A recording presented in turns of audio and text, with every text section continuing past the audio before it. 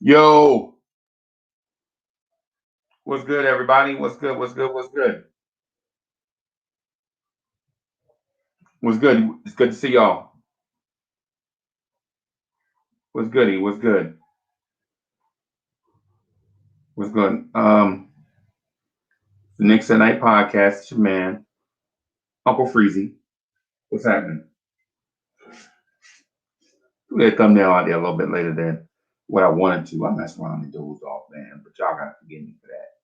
Welcome, welcome, welcome. Right?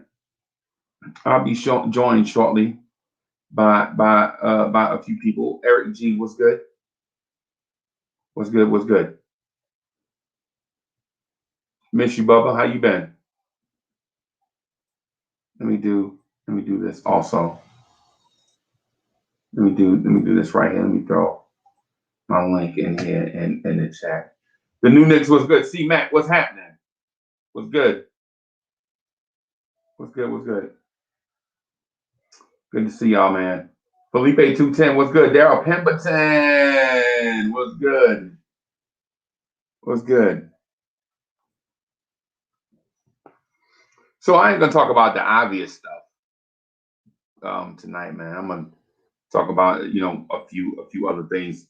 Felipe 210 is in the building. What's good? Eli M. What's good? What's good? What's good?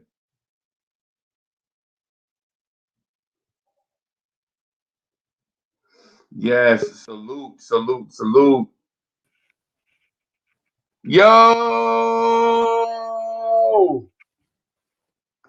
What's going on, Frizzy? Look who is in the building, Hoodie Cap. Let me do my. I'm liking the outfit. I'm liking the attire. Yes. Mets fans, stand up. It's the Mets spring training joint. Of course. I'm getting a good vibe from him. Eric G. Eric My G, what's good? brothers. What's up, Hey, Kev? man. What's up, Freeze? I'm chilling, man. Frizz, I gotta say something. I was checking out the morning show, right? Right. After recapping last night's show, and I like to say that whoever this lady was, I don't think that she had any effect on me whatsoever. I was. We can tell that I think Rob was affected even before she got on the show. You seen the movie? Rob was a little saucy before she showed up. What's that movie? Is it Batman and Robin? The one with Mr. Freeze and Poison Ivy? Yeah. You know how Poison Ivy would like manipulate manipulate the men in the room. But that Freeze like, nah, I already got a cold heart. You're not getting me. No. Yeah. I was like Mr. Freeze last night. Because I was like, I kept thinking, like, what is she even in here talking about? Because she was looking back on it, like she was trying to be slick. Like she would say something and put it out there. And then Rob and State would like go at each other. And she just like sit back in the cut. And I'm sitting here like, I think we really need to get back on subject here because we're not really going anywhere. And to ghetto intellect specifically, I am a big fan of the Knicks morning drive. Big fan. Me too. And you own it. That means I'm a big fan of you too. It's just I know, and if I have to represent Knicks tonight, then I'm going to do everything I can to bring the A game between ghetto intellect and free keys. And I respect and admire both of their opinions. But I believe wholeheartedly that I can stick in their ballpark about most, not all topics, because I don't get easily persuaded. And as I told you before, I am not going to waver from my beliefs. I don't flip flop. I don't. I try to keep it as factual as possible. And I'll admit, and I'll be the first to admit that I'm probably one of the more emotional panelists on either shows. Right. But I keep it real because I love the blue and orange, Right. Mets and Knicks. Right. Yeah. So yeah. Yeah.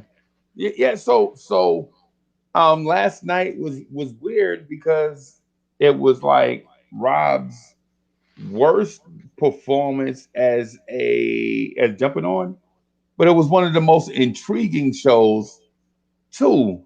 It was like watching a lion eat an antelope. You know that it's crazy, but you can't turn your eyes away from it. You know what I'm saying?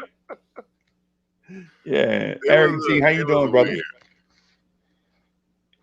I'm doing good, man.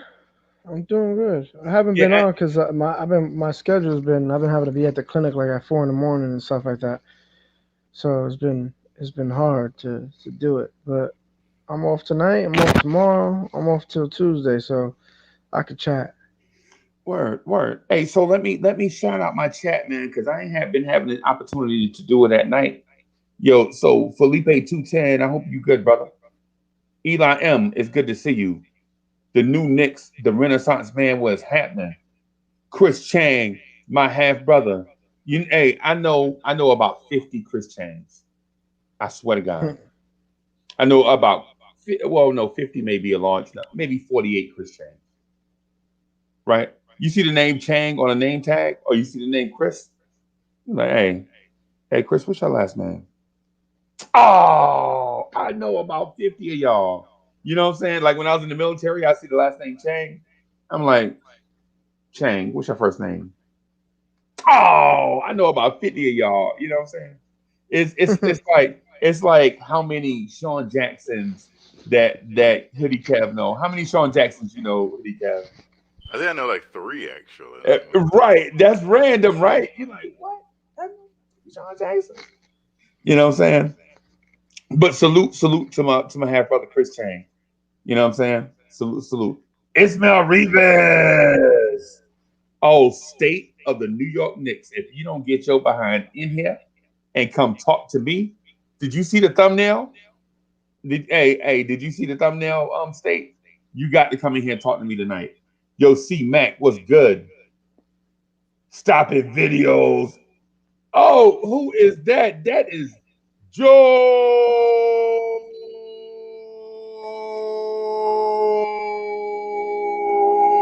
Madden. What's good? Delano Steele. What's good? What's good? What's good, baby?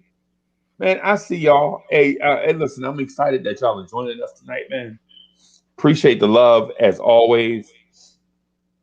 Appreciate the fact that y'all coming through, spend some time with us.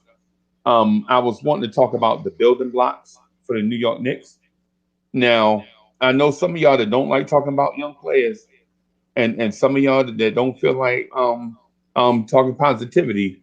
Y'all might feel like this ain't the joint for y'all. I'm telling y'all it is, and I want y'all to contribute.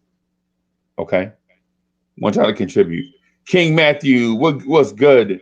King Matthew says they re-sign and use this bum Alfred just to hold starting spot away from younger players like DSJ Franklin quickly so they could trade for roles and make him our starter.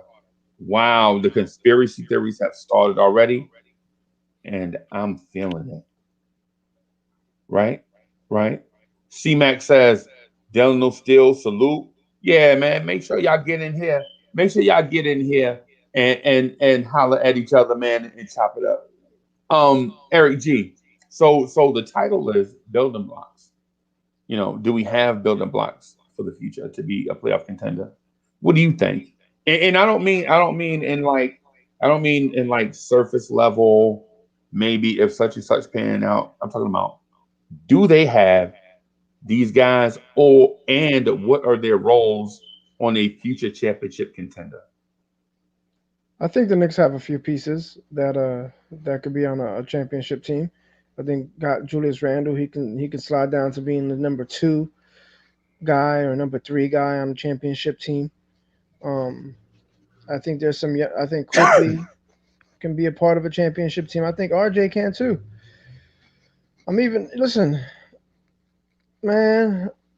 I'll I'll take Frank playing some defense and doing what he did, yesterday. I thought he played extremely well, man. I don't know what y'all thought, but I thought his minutes were extremely valuable yesterday. I thought he saved the day yesterday. He I had thought a he hell saved of the he day had a hell yesterday. of a game defensively. He slowed down, healed a little bit. There was a couple plays where he broke down passes. I really liked what I saw from him. I don't know why is in the building. Hoodie Kev. Hoodie Kev. Yes, sir. Do you believe we have building blocks for a championship contender? Who are they? What are their roles?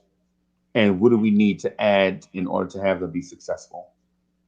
Freezy. And why are you watching Netflix behind us? It's actually a Bill Murray movie. I've never seen it before. It's called The Dead Don't Die. Is that Netflix? No, I have. Believe it or not, I'm old fashioned. I have regular cable. Oh, okay. Um, I pay a lot of money to have literally like everything. So, because the thing about me, just on a side note, I'm the kind of person like I don't know what I want to watch until I see something. I'll be like, oh, this movie's on. I want to watch this. If I go into something like I really feel like watching this, I'll never pick out anything. So that's just me. So I have cable. I just go to the guide and pick something up. But to your question, Freezy, I've spoken to you numerous nights about my dream. Numerous. Numerous. Numerous nights about is that I mean scoot over. I want you two to be like, oh, I see Yeah. Bill Murray in the background. Yeah. How we get a strike for a movie we're not even watching, right? Yeah.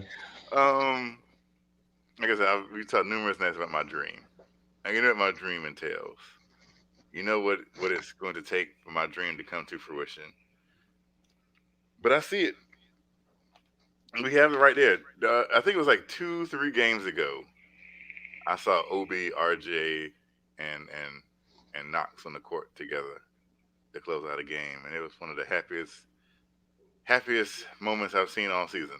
You know Knox shot 100% with Frank on the floor.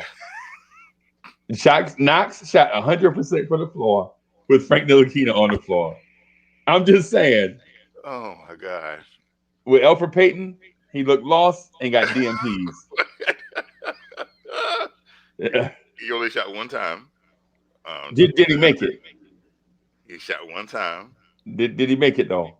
I mean, it's one thing. I can see if he had like 8 or 9 shots. So not only did he make it, it splashed in there. It didn't rattle home. It didn't get a lucky bounce. That was a confident stroke. Most of his Cash shots are money. like that. Look at the Cash tape. Monet. Look at the tape. He's what we like to call a net popper. Okay, his Okay, shots okay, pop the nets. And okay. if you know basketball, street ball, you know what that means. Right. But yes, that is my dream, and it will happen. I believe that the big three of RJ, Knox, and Obi will lead this team to a championship. The big three. How about Wow. okay? He called them a big three. Yeah. All right. Did you know? Did you know that Draymond Green and Klay Thompson and Steph Curry were going to be big threes before they were? No, you didn't. But they blossomed into that. Boom. You know what? Not I, none of them are I don't. getting DMPs.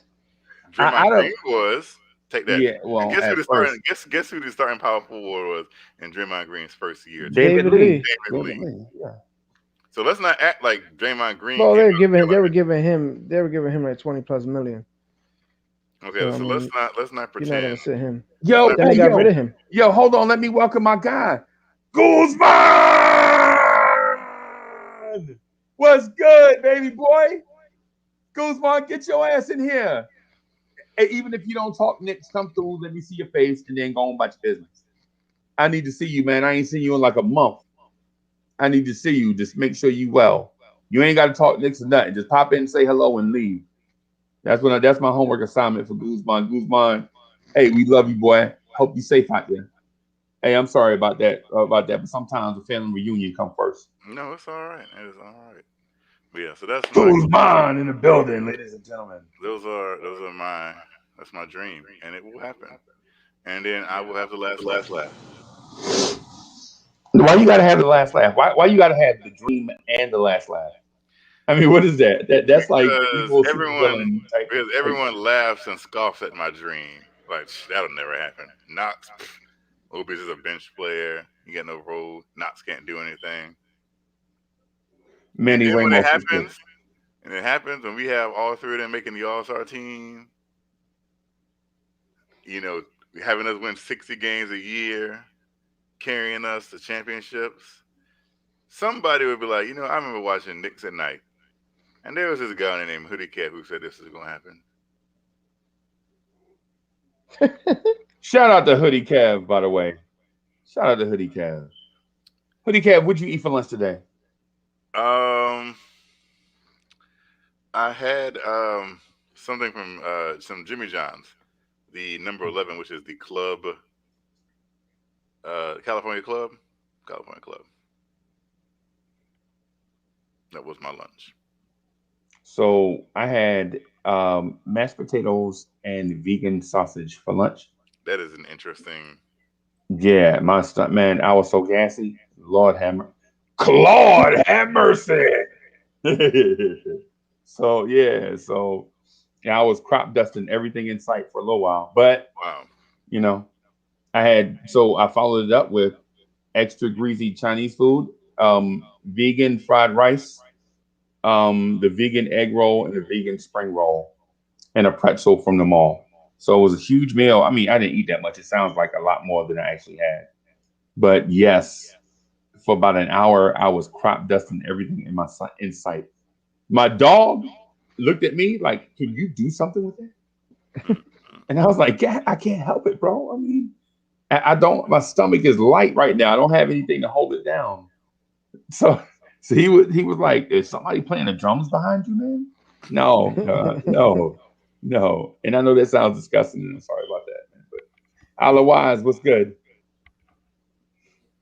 What's good? And so here he is down here, right here behind my feet. He just got the mandatory wash after he had been running wild in the streets for like 2 weeks.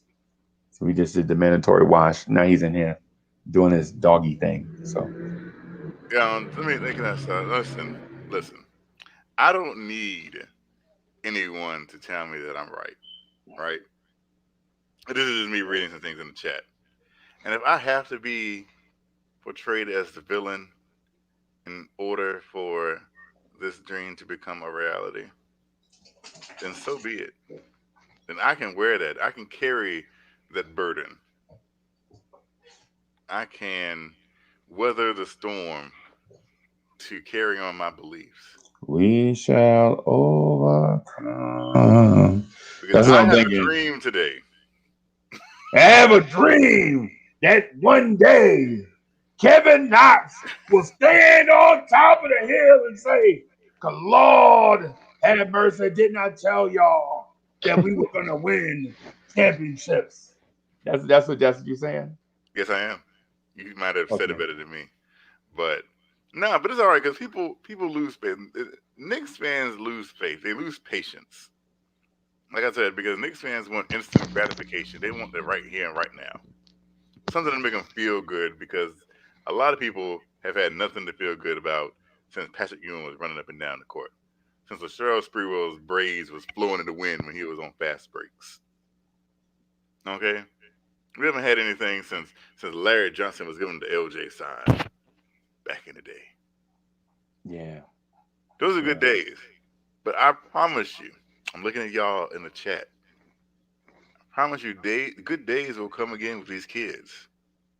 With the RJs and the Knoxes, the Obies, the Quickleys, the Franks. I do think good days are coming, but I don't think that it's going to be all the kids. It probably won't be. But they have a big three. It's going to be like that three big of them. three is Obi, RJ, and Knox. I'll put anything on it. Anything. What? Hey man, am I gonna have to buy you lunch tomorrow? I feel like this is where we're going. I am just calling it how it is, how it T.I. is, as we Southerners say. Okay.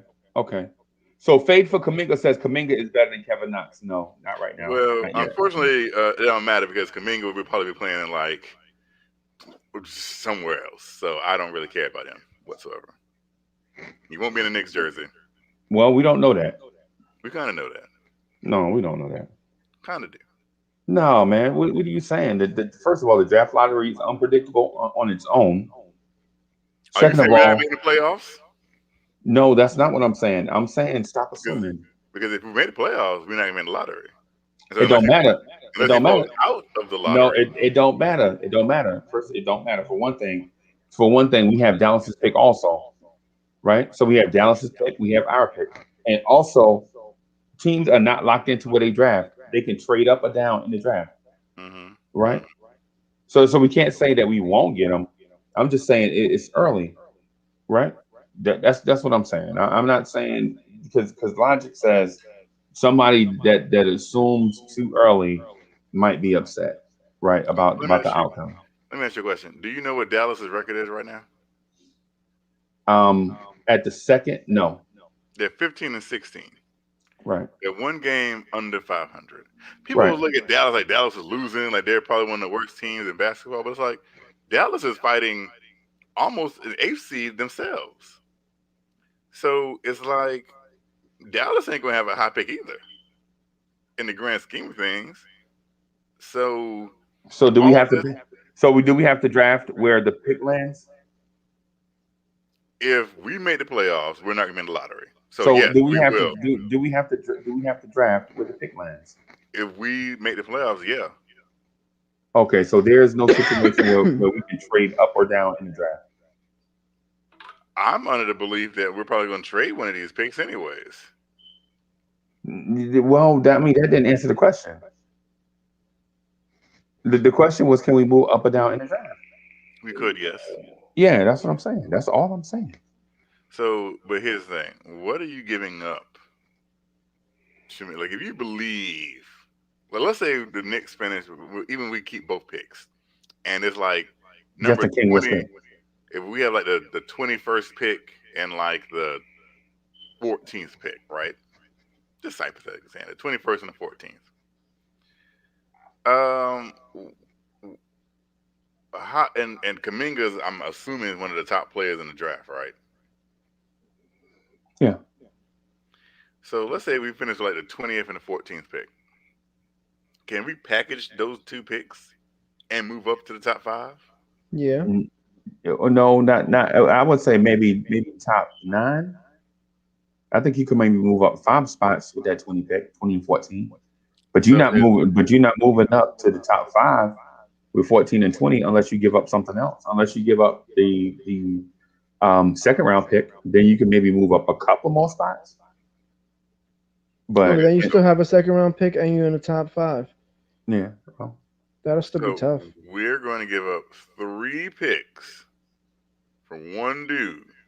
That's what you're for saying. no, what I'm saying, no, Kev, what I'm saying is the possibility is there. Okay, yes. Yeah, the possibility is there, is what I'm saying. I don't think the Knicks are gonna do that, but I think they're gonna I use. I know, I think know they're not drafting three rookies. I know they ain't bringing three for rookies back sure. after they That's why brought I'm in two saying they're gonna rookies use last year. this. They're gonna use these draft capital to make a trade for one player that's a like a veteran player. Yeah, yeah. Not. I'm not saying like all the first round picks, but they're gonna use some of these picks because they're not gonna have. They have 10 picks over the next 3 years. They're not gonna have 10 guys on the roster. Like Carl Anthony So Towns. they're gonna make a move for somebody. Carl Anthony Towns. Even though I like the team as it is right now, Carl Anthony Towns. I still think they're gonna make a move.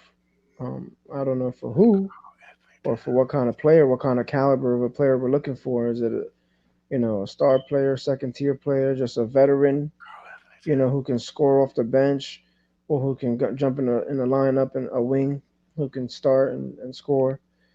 I don't know, but those things are probably gonna happen over the next month. We'll know more then. Boost Mobile was good. Yo, so look who was in the building. 19 con man NYC 84. Believer of God and Moses of Elijah's favorite person. What's goody? Hey, man, child says Towns is soft. SOF capital T. He can be soft, but guess what? He's gonna give me 25 and 12. Yo, Gregory Castillo. Yes, I'm still on the Malik Beasley train with you. I'll take him if he becomes available And he for was just sure. suspended 12 games. That's okay. That's even better. Now the price drops Hmm. So he's suspended for 12 games for what? for something that He already had happened some last year. domestic abuse, gun charge, Okay. mess, Okay. legal issues. That's all right. Now it don't cost that much. I don't want anyone with those kind of charges or baggages on my team. We can probably find talent elsewhere.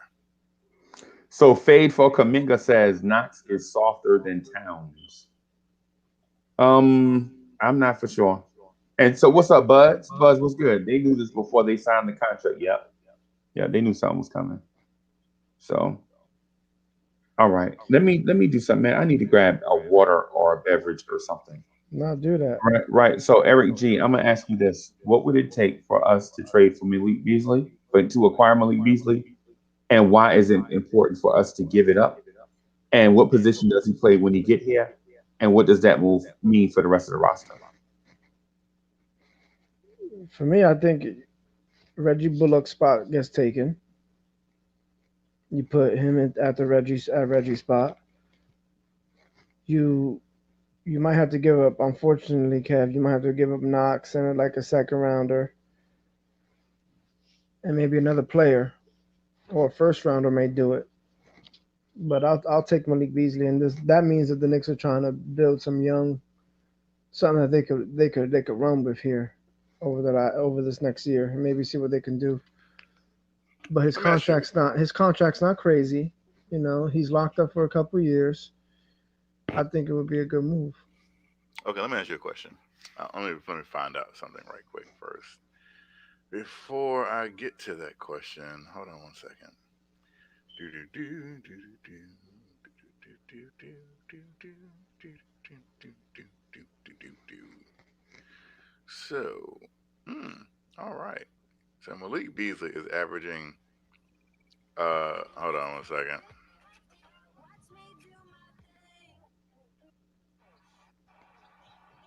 So Malik Beasley is averaging 20.5 points, 4.6 rebounds, 2.5 assists.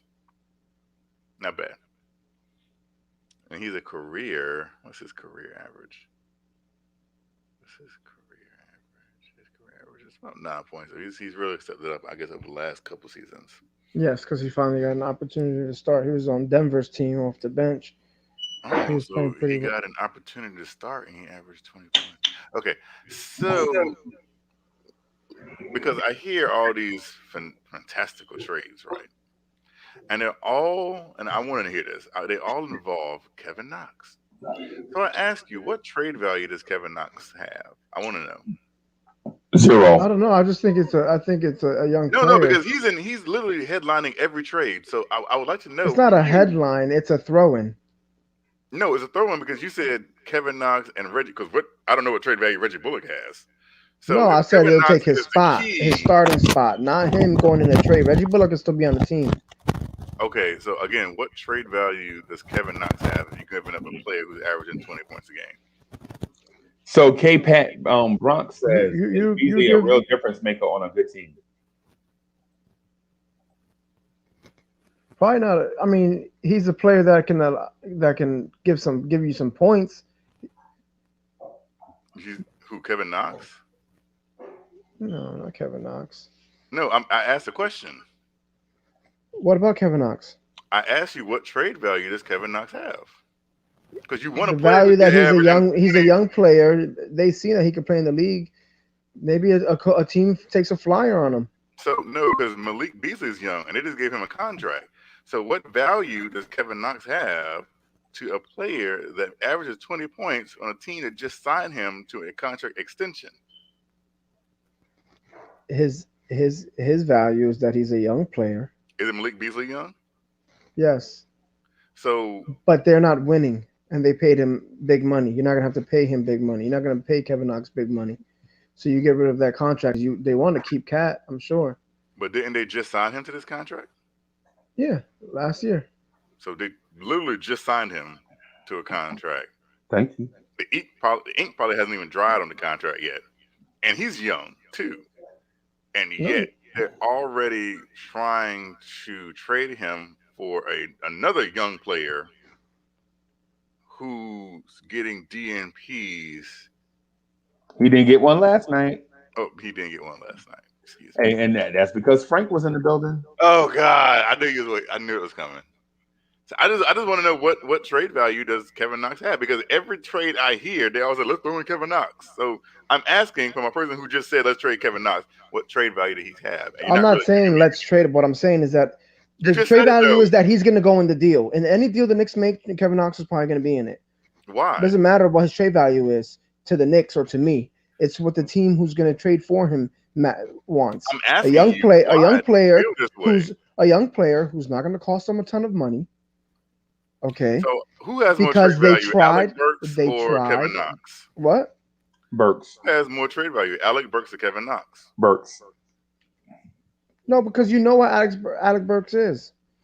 And Minnesota, Alec Burks is the kind of player you bring on if you need some scoring, and you're a team that's you're a lip playoff team. You know you're right on the Eric boundary. G, let me ask you this: would you do this deal? Would you do this deal? Yes or no? Right? Alec Burks to Philadelphia for Matisse Thybulle. What was it? I mean, he's Alec Burks for Matisse Thybulle? yep. No. Mm. Well, maybe because Alec Burks is already an older. He's not older, but he's been in the league. You know what you're gonna get from him. At least Thybulle, you could build with him. He plays defense. He could hit a three. I mean, I he may think fit State that wants system, to but link then we with put ourselves in the same position we're in now. Play good defense, can't really score. I mean, I think the next step for the Knicks is to be able to score at a more consistent level. So we need some scoring. I just Ironically, Matisse Thybulle is the shooting guard that can't shoot. Hmm. don't we already have one of those? Um, who Bullock?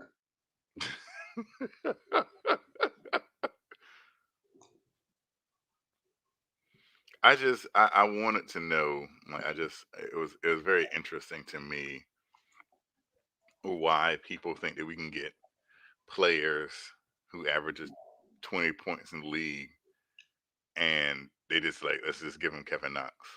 Like Hey, what? let me shout out Decius Thomas. Decius Thomas in the building. What's good, Knicks Night family? The panel, the chat, and the Knicks family. Devin Cruz, what's good? Hinton Murphy, what's up? Hinton Murphy, what's happening? What's happening, man? I see Did you put you. the link in, Freezy? I forgot. I think State wanted it. Oh, State better not be coming in here trying to talk about these vets. State better not come in here be trying to talk about these vets. There go the link right there. Right? There's the link right there. I'm sorry. Hey, go ahead, man. I just want to shout out my people, man. I see my people be coming through. I be wanting to holler at them. No, that's love. Like I said, I asked this question, right? And I've asked it a couple people, and no one seems to be able to give me a reasonable explanation. It's like overpaying can't shoot, and it's like, well, okay, Right. elaborate. That's all I want is someone to elaborate why a team, any team, Every time Alfred Payton shoots a jump shot, a broken backboard goes to heaven. oh, Can you imagine the look on a backboard face when it knows it's about to be broken? When it see Alfred Payton lift up on the floor to shoot? I bet you backboards literally crap their pants when they see Alfred Payton take a ball and jump in the air. They're like, oh, that was a jump pass. Okay, good. Good. I thought I was going to the upper room here for a second. not the upper room. Yeah. The upper room. Yeah, I man. I So let me do this, Kev. So Matisse Thybulle for Alec Burks, and then we'll answer Kevin Knox. Why is Kevin Knox always getting traded? Alec Burks from Matisse Thybulle. No, I wouldn't do that. Personally, I All right. wouldn't. I really feel like the next and only move would probably be adding a big man to this team. Um, even though it probably won't be Karl Anthony Towns, but I wish it would be. Some things is unfair. Alec Burke Alec Burke for Alec Burke and Ty. I mean not Ties, but yeah, Alec Burke and Ties for Jackson Hayes. in New Orleans. Yep.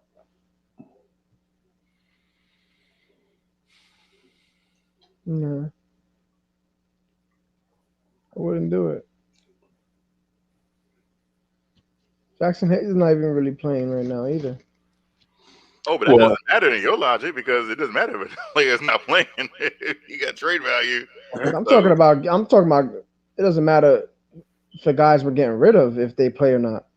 I'm The telling you, guys. The Jackson Hayes increases the athleticism on that second unit. Can you imagine a front court of Jackson Hayes and Obi Toppin? It's Lob Central all of a sudden. Yeah, I get it, but I don't know that it's gonna bring what the Knicks need to that unit. Kevin Knox, Obi, and Jackson Hayes. Hoodie Kev gets his all white skin front court, and then they all have the potential to shoot and to bang it on people. what is this? Christopher Williams in the '90s or Mario Van Peebles? Mm-hmm. The only light skinned actors in the '90s. Yeah, it was more than that, but yeah, okay. No, that was like it. It was like Mario Van Peebles and Christopher Williams. And Will Cuba Gooding Smith. Jr., Who? Cuba Gooding Jr., Trey, He's like brown skin. whatever. He ain't Christopher Williams light. Right. So Alawai says, "Free, you think Tibbs would let go Taj for Hayes?" I think so because I think Jackson Hayes adds an element of athleticism to that backup unit that Taj can't bring. And then plus you can teach Jackson Hayes to do new stuff. That even though if you teach it to he still might not be able to do it at his advanced age and his diminutive size for a center. Taj is 6'9", 232 at playing center for us.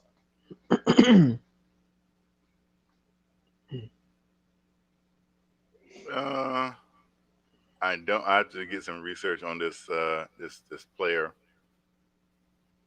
Otherwise, said Christopher Williams was in one movie. I agree. Exactly, and he made a great statement in that movie. He also had a very good album. Yeah. I bumped Christopher Williams now. I rock some Christopher Williams.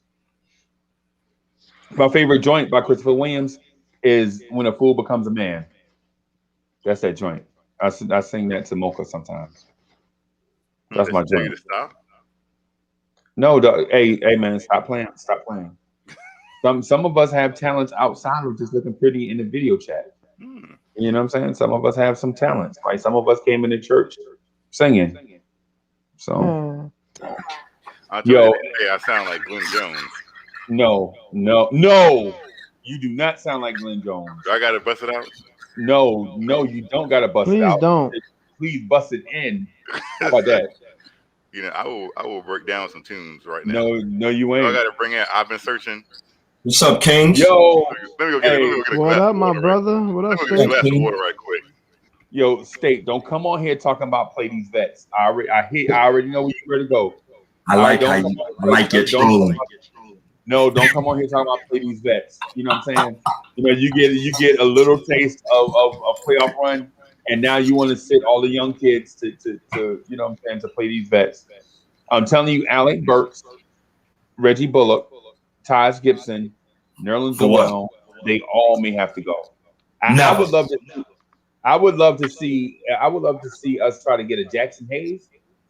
I would love to see us get a young point guard from somebody. Maybe Mo Bamba.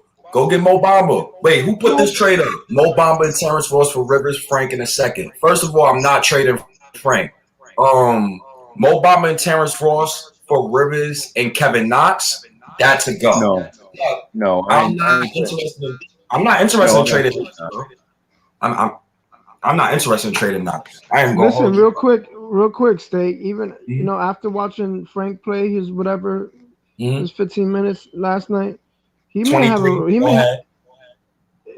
15 good minutes. I mean, like where he was 23. started. Go ahead. He was plus 17. Go ahead. You're not He about to was. hate right now while I'm on I'm here. not hating. I said I really think that you didn't let me finish before you coming down my throat. No freaky. Mm-hmm. Listen, No Pause. freaky. Pause. no freaky though. No Pause. freaky. Listen, all I'm saying is I think Mm-hmm. Frank may have a little role now. He done played himself into the rotation here. Mm-hmm. I love Frank, and He has some intangibles. Some things don't show up on the stat line that he facts. did that could help the team. I keep telling people, yo, what I seen last night, it opened my eyes to like a lot of things what this team could do. That's why first of all, we got a top 5 young core in the league. I don't care what nobody say. On top of the fact that we got the best coach in the Eastern Conference. I don't care what nobody say. He's the most accomplished in the Eastern Conference. So we got the best coach in the Eastern Conference. Brad Stevens is a fraud. Bud is a You fraud. bugging. You bugging. Brad is a Stevens, fraud. if Brad Stevens had this young team, this team would probably have 7 more wins. No, we won't. Yes, we would. No, we won't. You're I like Yes, we bugging. would. You know why? Because Thibodeau is made for New York and Brad Stevens is made for a small market. Boston ain't a small market. But not a matter of fact, you're right. I'm so wrong with what I just said. I'm talking about a market that the media don't bullseye in on. Like, you get what I'm saying? Like, the media the targets on your back. I think Thibodeau got so many friends in the media that they don't really target him like that. So that's another reason why. I do you one better with Brad Stevens. I'll tell you this. Mm-hmm. I believe if Tom Thibodeau had the Boston core, they would Right. have 5 or 6 more wins. And if Brad Stevens was here, he'd have 5 or 6 more wins. And I'll explain to you why I say that. Right. So for one, Brad Stevens is an experimenter. So if you're a young player, you're never counted out because he always comes back to you. He always wants to figure out what he can do to unlock a young player. And it's not, and this is not just in Boston now, because he did the same thing at Butler. He took Butler from an afterthought to a perennial power. Remember, they lost to Duke in a national championship game on a buzzer. They had a shot in the air to tie the game. That's right? a fact. Mm-hmm. Right? And so he took young guys that had a whole bunch of talent that couldn't necessarily figure it out, and he turned them into superstars.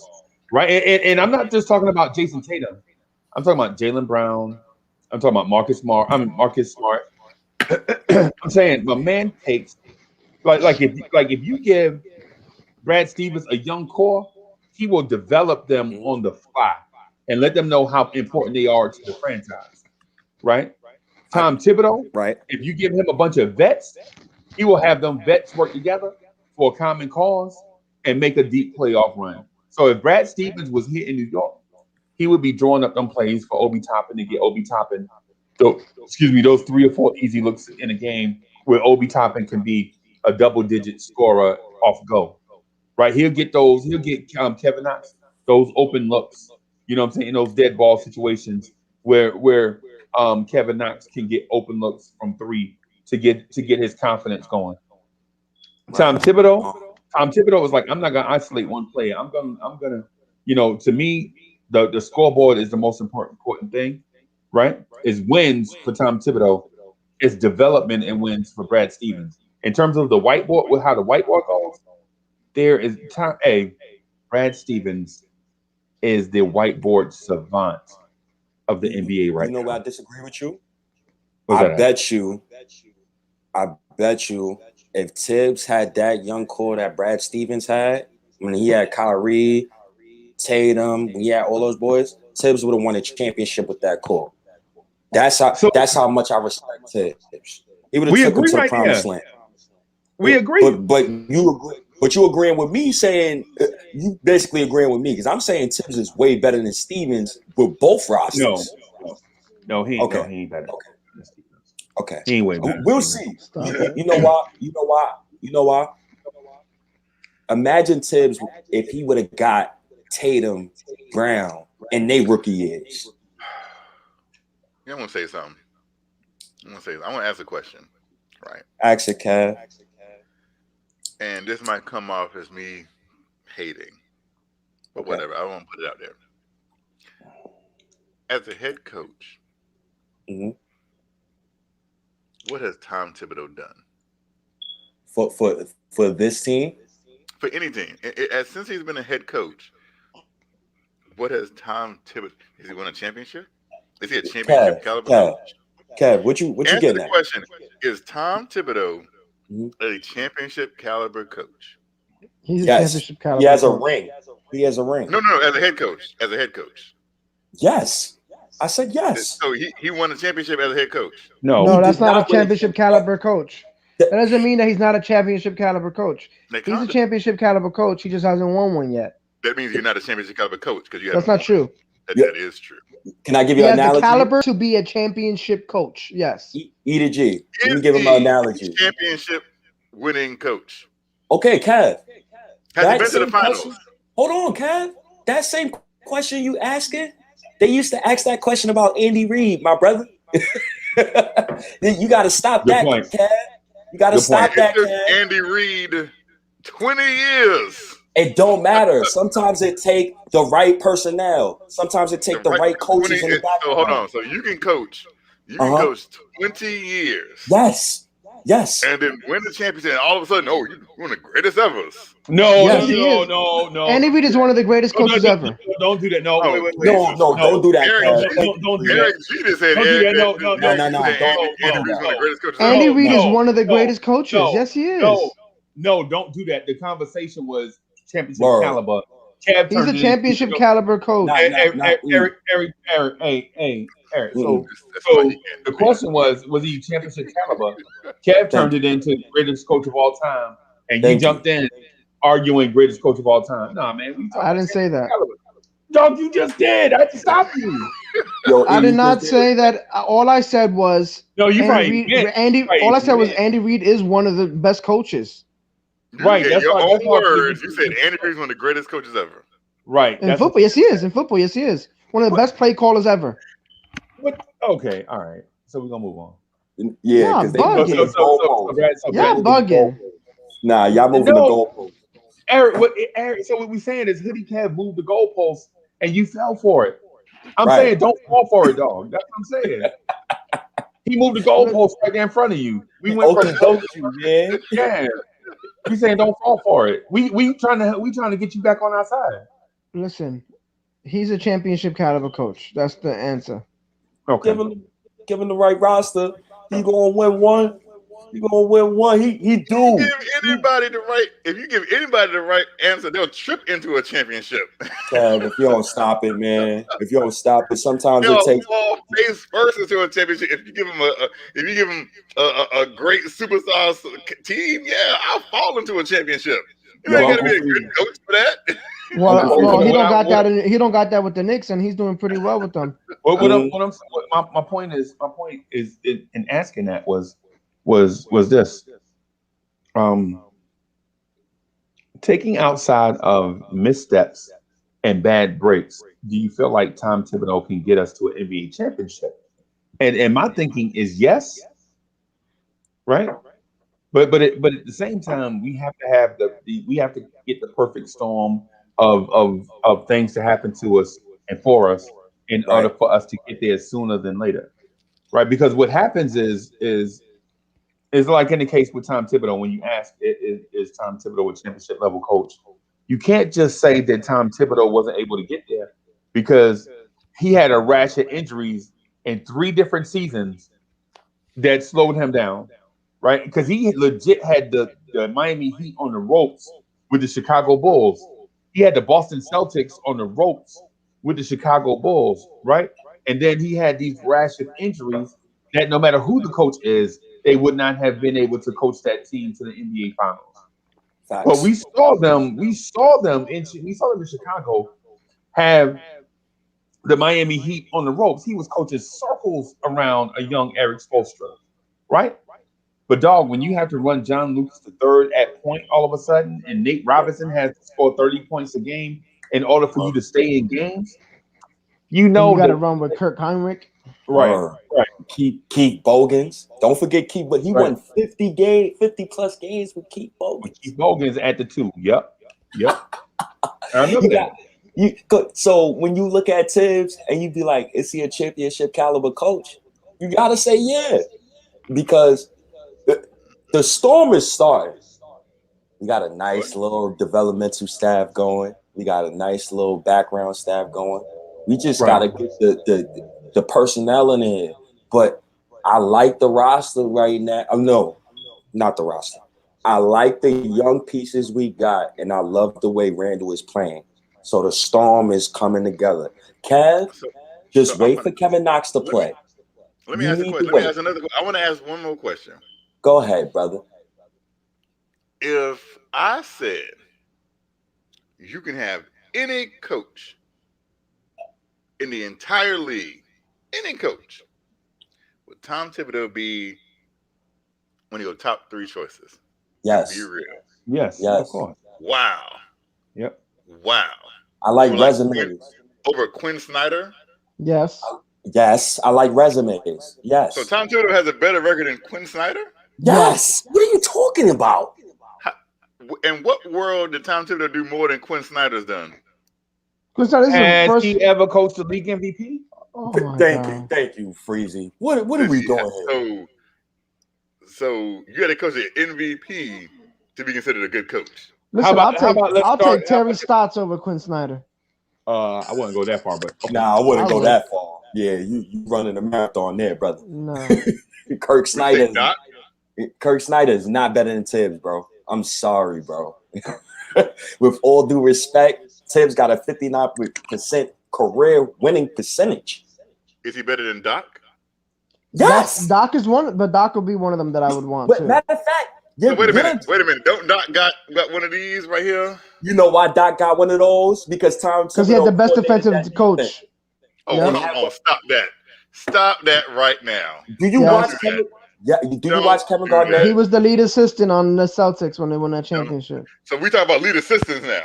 That's what I'm telling you, he ran the defense. Okay. They're important, bro. What are you talking about? So now it's the lead assistants. It's not the head coach. It's the lead. First it was MVPs. Now, so what's the way the goalposts going now? No. You just like to run it. That was the lead assistants. I don't you know like to what just else. run your mouth.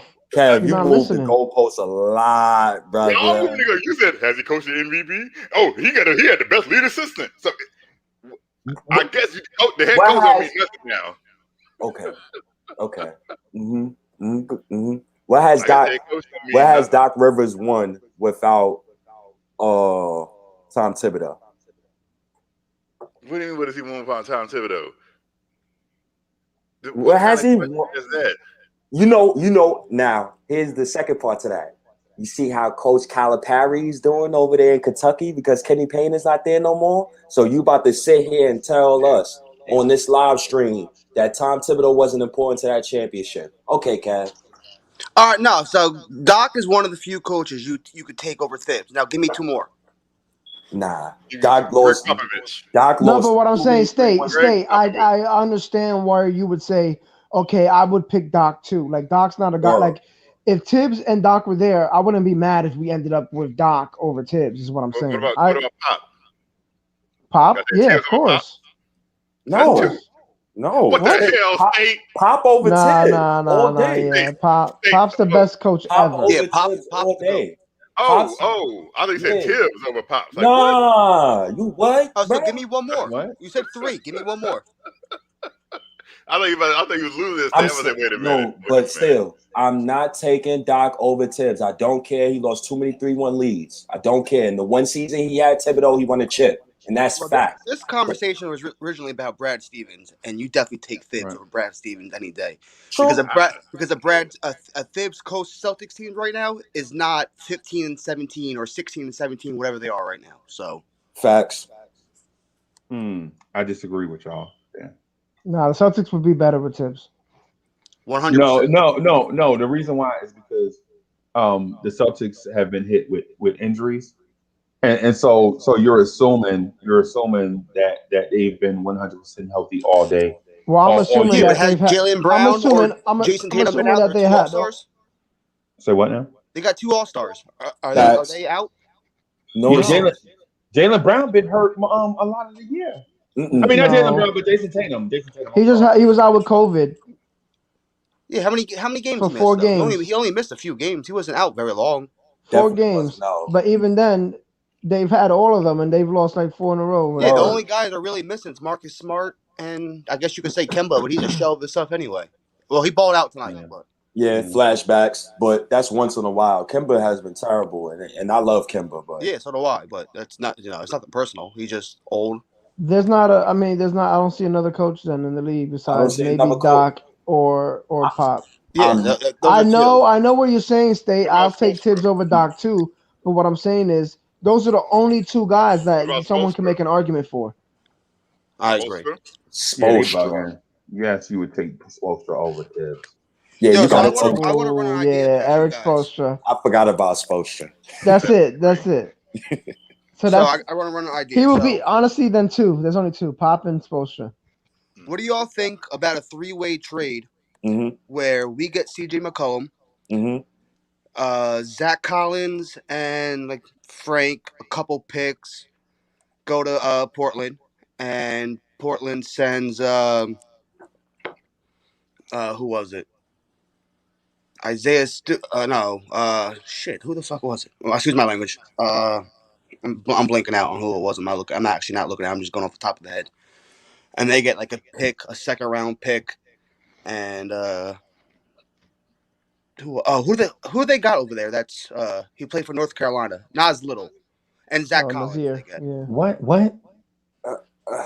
Okay, so Nas Little and Zach Collins, Mm-hmm. the 2022 top 10 protected Knicks pick and a Mm-hmm. 2nd rounder goes to the Hawks. Mm-hmm. The Blazers get Zach Collins, Frank, and both Mavs picks.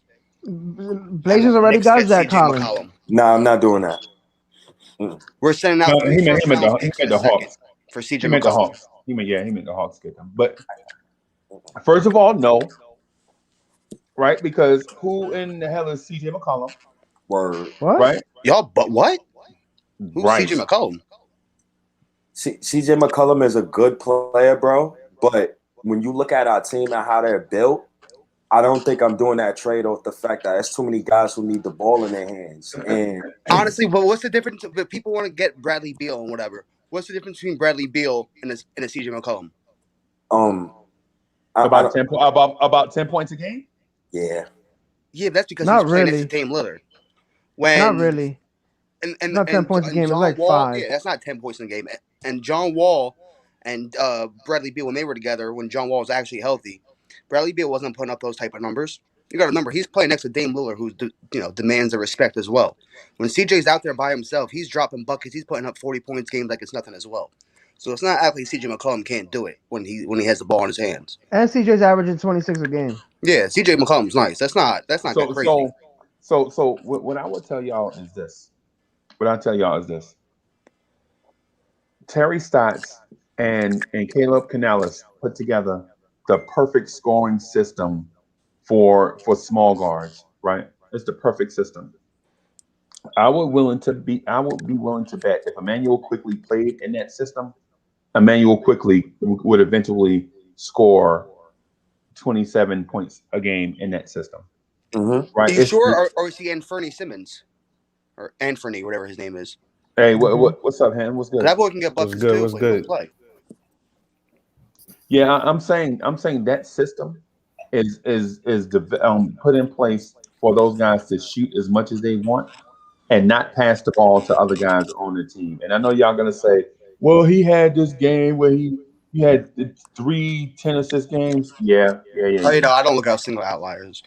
Yeah, But yeah, I mean, yeah. it's a very ISO oriented offense for that backcourt. Yeah, because what happened is Drew Holiday in New Orleans had to devise a defense to stop Dame Lillard, right? So what it is Dame Lillard used to like to drive to the basket and go to the basket, right? And what happened was Drew Holiday shut that down, and then they also blitzed him at the top of the key when Portland wanted to run their pick and roll from 23 feet. As soon as the big man would come up, three guys would shoot up top because they knew Dame wouldn't pass, right? And guess what happened? Dame wouldn't pass, right? So Portland came back the next year with like, Dame, since you won't pass, we'll just have you shoot from 26 feet. Hmm. You know what I'm saying? Nah, I mean, yeah. I mean, it's a stop it. fact. It's a fact. It's a fact. That series with New Orleans was 2 years ago. Dame's been doing this for 7. No, Dame was not doing this for 7, and it was not 2 years ago. Yes, it was. That New Orleans series was 2 years ago before Anthony Davis got traded. Okay. It's 3 years ago now, but 3. Right. But I'm sorry, not including this season Why wouldn't you include this season? because we're not in the playoffs yet. same thing. No, it's Yeah, not. yeah. 2 years ago. But like the time, like you gotta remember this season been pushed back, so it is 3 years. You can't go by off. I'm talking about 3. I'm talking about seasons, not years. Yeah, but Calendar like, years. So I it's mean, I been hear 2 you. seasons. That was 2 seasons ago when that happened. Anthony Davis was only on the Lakers No, 1 no, year. it wasn't because 2 seasons ago you got to think. Julius Randle was in New Orleans and they didn't make the playoffs that year. Right. So here's One. my point is Dame Lillard wouldn't pass, so they started giving him the green light from 26 feet. Who's going to dispute that when you see Dame Lillard shoot the ball from 26 feet? Why would That's you a even? bad. That's not. It's not because he don't pass. Yeah, but what does this got to do with CJ though? Their offense. What I'm saying is their offense is a 2-man offense, right? Everybody else. But you think CJ can't fit in our offense? You think CJ can't play what would be what Reggie Bullock or Alec Burks is supposed to be for us? You mean play complementary basketball? No. Why No. is he plays complimentary ball in Portland as it is? Nah, First it's of all, he's ISO not. ball. It doesn't work for but- him because he's always injured. Like he's in critical situations. He's not even going to be there anyway. He has a bad back. So why would you even bother with him? Word. Right. I'm good. True. I'm good. Right, and then and so I want to point out the numbers before this thing. So where is it? All right, so okay, so CJ McCollum has been averaging 20 plus points for 6 seasons, right? Yeah, and efficiently at that. Yeah, And he's gotten better at the 3. yeah. Our team timeline doesn't work for him. He's older. He's Same probably age looking to or win the same championship. draft as Bradley Beal. He's really not that old. But Bradley Beal is 27. 28. And Exactly. CJ McCollum is 29. He's going to be 30. Yeah, but he's 6 months older than him. He's 6 months older than Bradley Beal. Yeah. So I would pass on CJ McCollum. I would pass. Tibbs gonna have to change the whole defensive scheme. Now he got a high CJ. Now we don't got a guy like Frank off the bench who gonna protect IQ and Obi. Now Obi, unlike Freezy, Freezy thinks this team is gonna sell vets and tank this thing away from the rest of the season. I don't believe so. I think this team's gonna look out and add something. No, that's not what we're saying. No, you want to trade Taj Gibson and Alec Burks and all these people for Mo Bamba and Jackson Hayes and whoever. Jackson Hayes is garbage, son. Jackson Hayes is a center. Garbage. Garbage. What about Taj Gibson? So I don't want Taj Gibson either, but Jackson Hayes ain't the answer. So what's the answer? Neither is Mo Bamba. The answer is rocking it out with these guys right now. If we're going to get someone to take minutes away from somebody, then I'd rather just go get Andre Drummond if we're going to really do No. Oh, if Drummond could play 26 minutes and Mitch plays the other 24 or whatever it is, 22, man. Why not? Drummond is a bum, man. I put up That's not going that far. Come on, no. He not a bum now. He not a bum, but he put up empty calories. Nobody ain't got time for that. And plus, Mo I'm not Bamba, relying on him to be a number 1 option though. That's not a game plan. How are you acquiring him? Are you getting him through? They're cutting him because if not, I think they eventually. They gotta cut him. I don't think no one trades for him. No one's taking on that salary. All right. So who you cutting off the team then? Who you cutting off the team then? He could take Theo Pinson, Iggy's spot or Theo. Spot. No, they're on 2 ways. They're on 2-way deals. No, they're on 2-way deals. Doesn't matter. This season, you can have 17 guys on your roster. Yep. Because of the COVID stuff. All right. They extended the roster. I'm keeping Theo. I'm keeping Theo. No, Too. I That's do my fuck guy. with I love Theo off Theo. the bench though. Yeah, I love He be Theo. That's my guy. vibing the whole. He be having the guys ready. Yeah, I love but I that. could That's drop Jared important. Harper. You know He's what I mean? nah. He's on the I G can get League. rid of Ignas. I don't care, man. These guys are never gonna play here. Let's be real. How do we know that though? Because we know that, man. Let's be real. Nah, that's just assumption now. You I can't mean, do that. it's a good assumption. You got to remember, 20% of second round picks and stuff like that stick in the NBA. I can only imagine what undrafted guys go, like Jared Harper. But second round picks. Where's Jared Harper anyway? Where's Jared Harper at? G League. He's Killing G in the G League. Yeah, he's Okay. doing work. I know one that's he's kicking balling that in be the G kicking League, our but that's butt the every G League. time It we is what play it him. is. Who's You know that? what? Van Fleet. Wow, What do you do? She's not going nowhere. But I love it. I would take him. Nah, Tibbs like big guards, man. Yeah, I like big guards too. I don't like small guards. Yeah, but I Alfred Payton's not like how big is Alfred Payton? He's Alpha- 6'3". Yeah, He he's ain't small. 6'3". He's about what Payton's 6'2", 6'3", bigger something like than that. an inch bigger than Van Fleet. No. Yeah, No. Van Vliet's like 6 foot. Yeah, Van Vliet is little. Yeah, Like but 6'1" or something like that. Van Fleet No, play he with ain't no heart. 6'1". Nah, he ain't 6'4". Like Kyle Nah, not Lowry was 6'4". like 5'11", I think, with the real measurements. They you gotta remember those measurements like 2 years ago that everyone thinks are accurate most of them are way off. That's why most of those dudes supposedly shrunk. They ain't really shrunk. They just finally measured them without their shoes on. Yeah, they changed it. They used to measure with shoes, but I still think I would have took Van Fleet would have fit on this team perfectly. I would have He too. plays He would defense. have had to overpay. Excuse me. You wouldn't take Van Fleet in? Yeah, but Nah, not for Toronto. for that price. Yeah. Nah, I'm good. I'm good with Derrick Rose. What, for 20 Oh yeah, I million? love Derek. We should have went and got Malcolm Brogdon. Not listed. Nah, I I'm can't. good. I'm good. Yeah, I'm Don't sick get of off I'm me. sick of these players who's getting paid this bread and they not those type of players. Brogdon The only only makes he players makes like 20 mil a year, fam. What are you saying? he's cool. 20 mil, okay, but he ain't accomplished nothing. These dudes be getting 30 No, million. but like it's Hey, a good wait. option, though. Before you make it just opinion based, how about you hit it with some stats? So Fred Van Vliet got his bag, right? Right. And his shooting percentage from the floor went down 0.7 percentage points. He's shooting 40% from the floor and 38% from three. When last year he was shooting 41% from the floor and 39% from three. Sure, he scored less points. This year he's scoring 20 a game. But Didn't he's he only shooting. end up getting like 20 mil a year though? I don't know for sure what he got, man. I don't know. I don't think. Who are you talking about? Fred Van Fleet. Yeah, think he he got got 4 for 4 for 85. 80. Yeah, 4 for 85. Yeah, that's 21 and a 21 quarter. and 21 and Yeah. a quarter.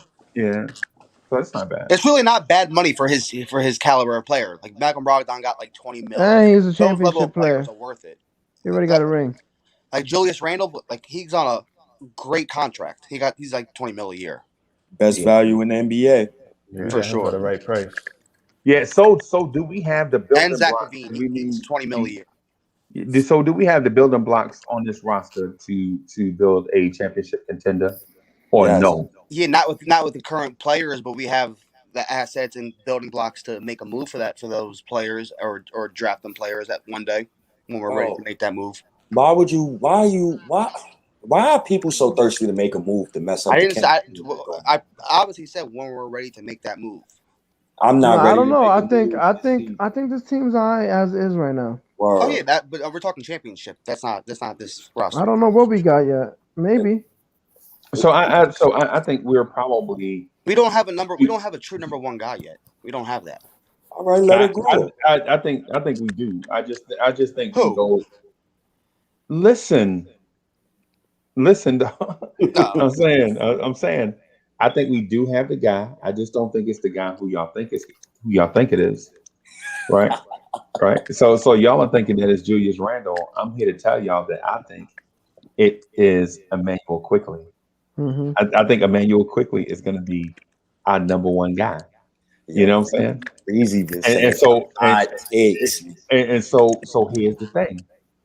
Here's the thing. In order to be the number one guy, you have to have a certain type of makeup, right? And a certain type of work ethic. And you have to have at least one thing that the league can't stop, right? You have to have at least one thing that the league can't stop, right? no matter who you are, what size you are, what position you play, you have to have one thing that the league can't stop, no matter how they adjust to it. And here's the thing: I think quickly has that one thing that the league can't stop, right? And I think he does have that mental makeup to be a number one. And I also think that he can embrace this role and take us to a place that we hadn't seen yet. Now, is he ready right now? No. No, no. But how many people are ready to take on the number one guy role their first day out of college? Not Not many. many. Yeah. Not many, right? Mhm. So here's the thing. All we need to do is let this young fella cook. Let him cook, right? At his own pace. Don't force him, right? Don't force him to be who he's not, right? And don't get mad at him because he's not who you think you want him to be yet. Be patient with him, right? And so what you do is you play out this season, right? You play out this season. Let him eat in his role currently. Next year, you let him go into camp and battle for more minutes and Mhm. more shots and all that stuff. And if he shows you that he's ready, give him a little at a time as the season goes on and let him progress, right? And so towards the middle of his second year, then if he's ready to take over that role, you'll be like, hey, bro, we're gonna let you take over this role for the next 5 games. And if he maintains where he is, then you're like, okay, so we'll let you continue in this role for the next 10 games. And if he shows that you can do it, you're like, okay, we're gonna continue to let you, continue in this role for the next 20 games. Right.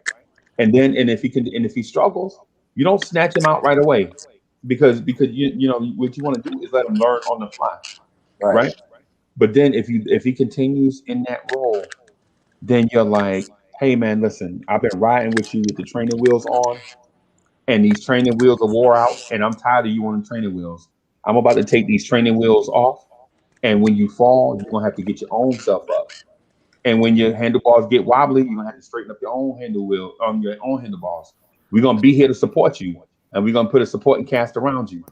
But now we're gonna try to focus we're gonna let you eat in this role. And then when it gets too big, then we're gonna ease it back some slowly. You know what I'm saying? We ain't gonna take it all away. We're gonna ease it back slowly, but our main thing is have you develop into the guy that we think you can be. My thing with starting quickly or whatever is as soon as you make that decision, that's it. You can't go back. You know what I'm saying? You can't go back. If you start once you give quickly the starting nod, the job, him being a young guy, and if you believe in him enough to give him that starting job, you can't you can't say, okay, after 5 games, he had 3 bad games in a row. You know what? We got to pull it back. You got to let him. That's when if you give him the keys, you got to let him drive the car. Just like RJ. You RJ got to let driving it the go. car You got right to now. keep going because if not, you're really gonna mess up the mental part of his development. Yeah, Hey, Devin because Cruz. you're So gonna let me. you're gonna have to he's gonna go through the same thing RJ's going through this year. Exactly. So you should expect that. Right, right. And so the reason why I said it in that way, it's the same thing, same approach that the Phoenix Suns took with a young shooting guard that they have. Right? They're like, we don't know if you're ready to take over this thing full time, but we'll let you, what I'm saying, Portland go down too. this road. Portland Yeah, too. right, CJ McCollum. right, Portland. right, right. We'll He didn't let even you play his first year. right. It's the second year either. You know what I'm saying? Not But not his second year he played. I nah, think man, I McCollum He think came off the averaged. bench. He no, I played think seven. his second year he started, matter of fact. Nah, he came off the No, bench. no, he didn't. Y'all hold on, let me make sure. Yeah, he But I didn't. know he didn't play at all. It took him a couple years. Yeah. Yeah, His Making second year in the league, he averaged 6 points a game, and he only he came off started. the bench. He only his started. third year. His third Yeah. He year, came off that's the when he bench. went from Yeah. 7 to 21. Yeah, his third year. That's when they His, let him Yeah, go. he took the hey, hey, jump. hey, how old was he in his third year though? His third year, he He was was 23. 24. He was He was 24. And 24 years old. Right, it's right. funny how you say he's 24. Quickly is 21. Knox is 21. RJ is 21. That's what I'm saying. I mean, baby Baby. steps, baby Baby. steps, man. That's Yo, what I'm saying, yo, baby.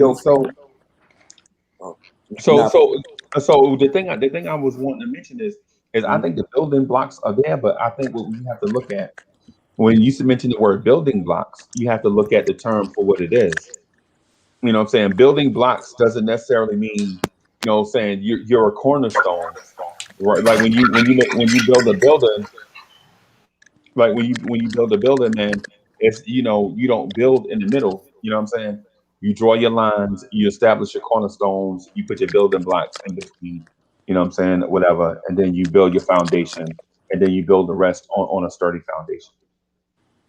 So Well, when So I we was saying talking about quickly. So we trade saying pieces, I quickly was is never gonna be talking about like quickly. I was talking about the loose end guys at the bottom no. of the So barrel. we saying that quickly is gonna be like Trey Young, Damian Lillard, like that kind of guy, where he's the number one, like that. No, I don't think so. I think he's CJ McCollum. That's who I've always compared him to. And if anyone from the thread knows, I was the only person on Nick's Twitter who said we were going to draft Emmanuel quickly.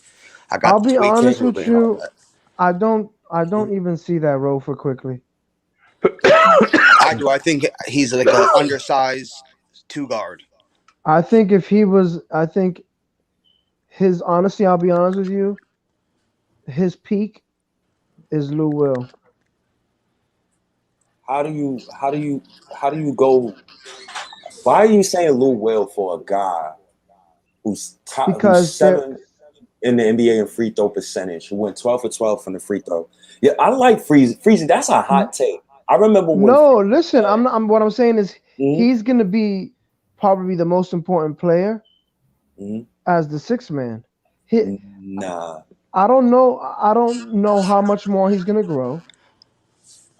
The only reason why I I don't like the Lou Will comp is because Emmanuel quickly can play defense. And that's something, if Yeah. Lou Will would play defense, he would be a two-way player and be able to start in the NBA. know what I'm and, saying. and to be honest with you, Lou Williams does not contribute to winning basketball. And I know y'all love to say, man, he can shake anybody and shoot and score and do. But Lou Williams is not the kind of cat that is going to dedicate himself to do all the winning things a team needs, right? And it's not just, and I'm not just saying that because the Clippers. I'm saying I saw this dude in Philly when he had Iguodala and Vucevic. They had Iguodala, Vucevic, and I believe Mo Harkless together, And they had Drew Holiday. and Drew Holiday, right? And my man, even then at that young age, would not just do the winning stuff. Like dudes are wide open, right? Instead of him passing that ball to the dude wide open, he want to take a contested jumper because he feeling himself, because he feel like he can shoot. That's not winning basketball, man. Because even if the dude you pass to misses the ball, you still got to develop chemistry. People got to be able to trust you. You know Yeah, what I'm but saying? all young guys do that all over the league still. Nah, man, no, because Frank did not do that yesterday. Frank's a Because young he guy. wouldn't shoot. I hate to be like the negative one, but I've seen quickly the exact same thing that Lou Will. You just claimed Lou Will did when he was young, and you ain't say not one thing when quickly did it, but you want to point out that Lou Williams did it So, What? so, because he so, was young. so, so, Hoodie Cat, where's your example? Don't just say random There's stuff. plenty of games where we seen quickly Point take a when, contested shots and other name people it, are wide open. name it, name it. I have every. Let me go back. I have every Should, single should, Knicks game recorded this season. So should I Give play me a the minute. Jeopardy music while you wait? Shall we play the Jeopardy music? Do, do, do, do, do, do. I think what Kev talking about is when Quickly comes off a pick and roll, he's looking to score first instead of pass. That's no problem with that. Playing him beside Frank allows Quickly to To play do his that, game. yeah. Playing Quickly beside Burks allows him to play his game. So I don't see the issue with that. Quickly reminds me of Mike Bibby, one of those. He reminds me of one of those type point guards. He don't Right, right, like Tony Parker, one of those type of. If he reaches his ceiling, right. the floor probably Lou Williams, but it quickly defends. Lou Williams never defended, so Yeah. I Yeah, don't know about In that. right. aspect, yeah, I'm talking about just the way he plays his offensive game. You know. And by the Yeah, way, I saw him he did take an 18-foot jump shot and he hit it. So for the those folks that say he always just do the floater mid range, he hit a nice mid range shot yesterday. Mhm. That's like All his net. second one of all season, though. I don't yeah, care. He did it though. I You know. gotta He I was love agree. It it. was confident enough to nice. I do like it. to see it. yeah. So the thing with Emmanuel quickly though is he does stuff like you remember the criteria I mentioned. Like in order for you to be a number one guy, you have to have a move that's unstoppable. Like the league can't stop. right? So the thing is, with quickly, we're on pick and roll, or whether catching the ball or attacking the basket off the catch. Quickly can get into his floater. Now, don't nobody make all of their floaters, right? Nobody make all their floaters. And I'm not saying that it's unstoppable. What I'm saying is getting to his floater is unstoppable. You can't stop him from getting to his floater. You know what I'm saying? They do when they zone him up, though. When you see them in the zones, that's when he does have problems. Well, yeah, they play a lot of zone. When they zone up, And that's you'll see. and that's when they other start- guys. That's when other guys got to start hitting shots because that's the Yeah. only thing that breaks the zone. When Yeah. other guys hit shots. What want to know what's funny? You ain't see us get zoned up yesterday, right? You know hot. why? Because Too now hot. all our guards can shoot now. Mhm.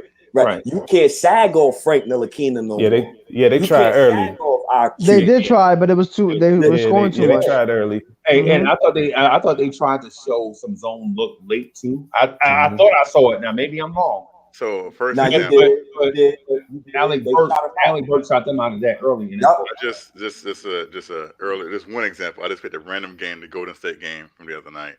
Okay. With 10 minutes and 30 seconds left in the second quarter, Emmanuel quickly takes a jump shot with 2 men on him, and Alec Burks is wide open in the corner. Yeah, he does take some knucklehead shots, So but that's have what your game. Please go That's back. what a 'cause rookie does. I'm literally going through it because Freezy just made a statement.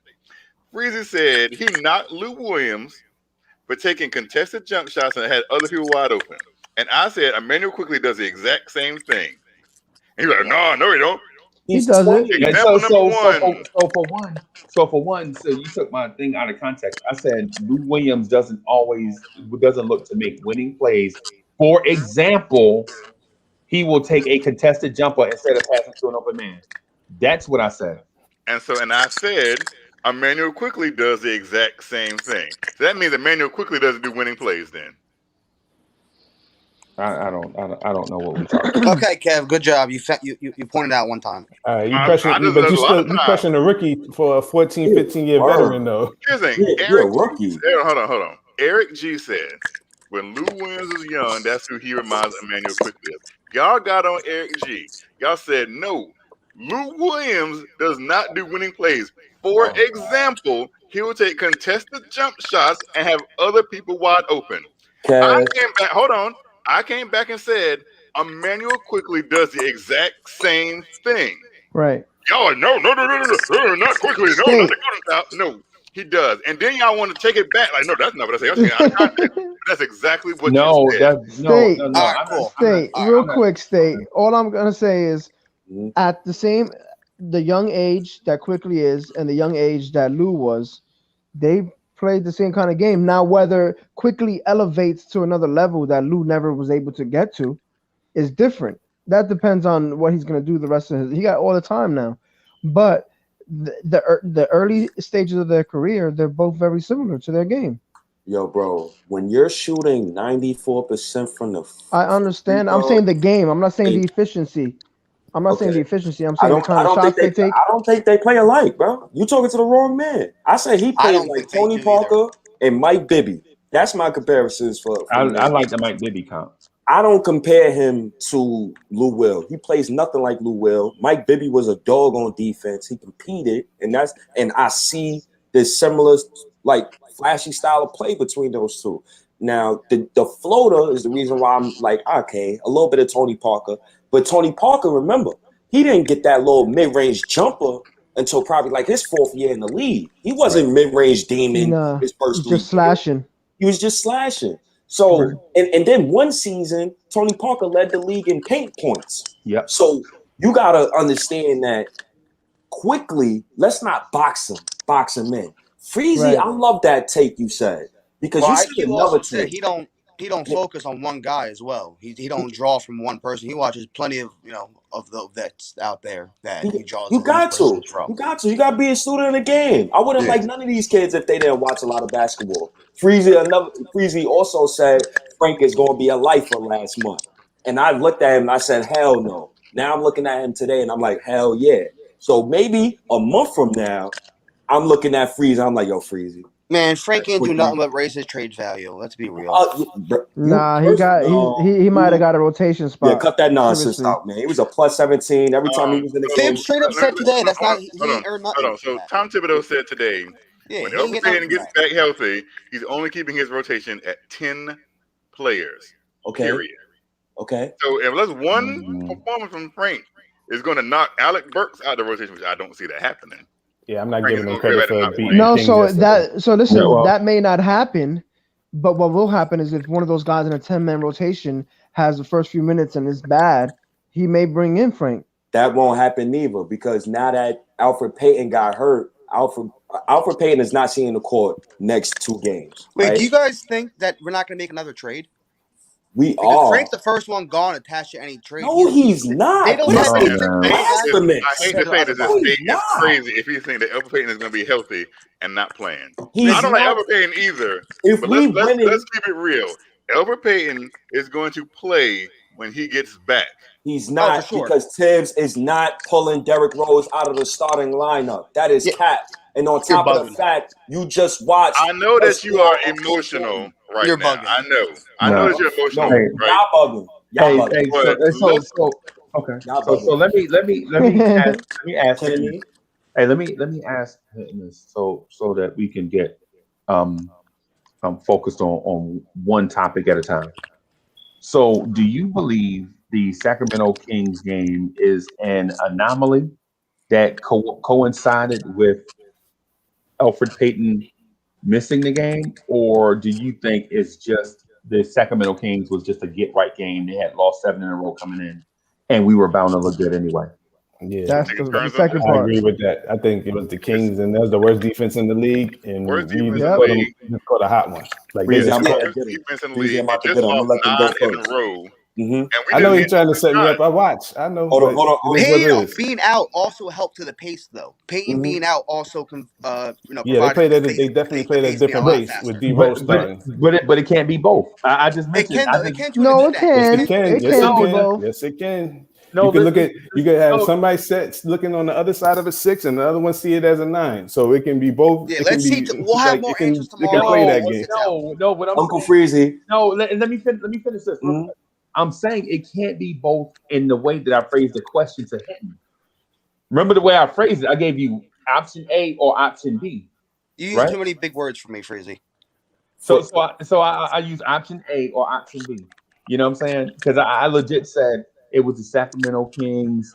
Elfrid Payton Yes, was it was. out, and Mhm. and basically the team looked different because of the flow of the game or whatever. Or is it option B where Sacramento had lost 7 in a row and it was a get right game for the Knicks? That's Well, that's what I we was had saying. won like 4 or 5 in a row. And we went to Sacramento and lost to them. Mm-hmm. And who was the starting point guard of that game? Elfrid How many Payton. points we No, scored? man. I'm talking about. Listen to the way that I phrased the question. I'm talking about is the way I phrased it. Is it option A that It's Sacramento had a bad defense? Elfrid Payton was out, and you saw the Knicks bring in guys. They got into a certain flow, and they got into their bag against the Kings. Or was it just a get right game because the Kings are trash? But Payton has been playing well, so I don't even want to slander him because he has been playing bad recently. Oh my God.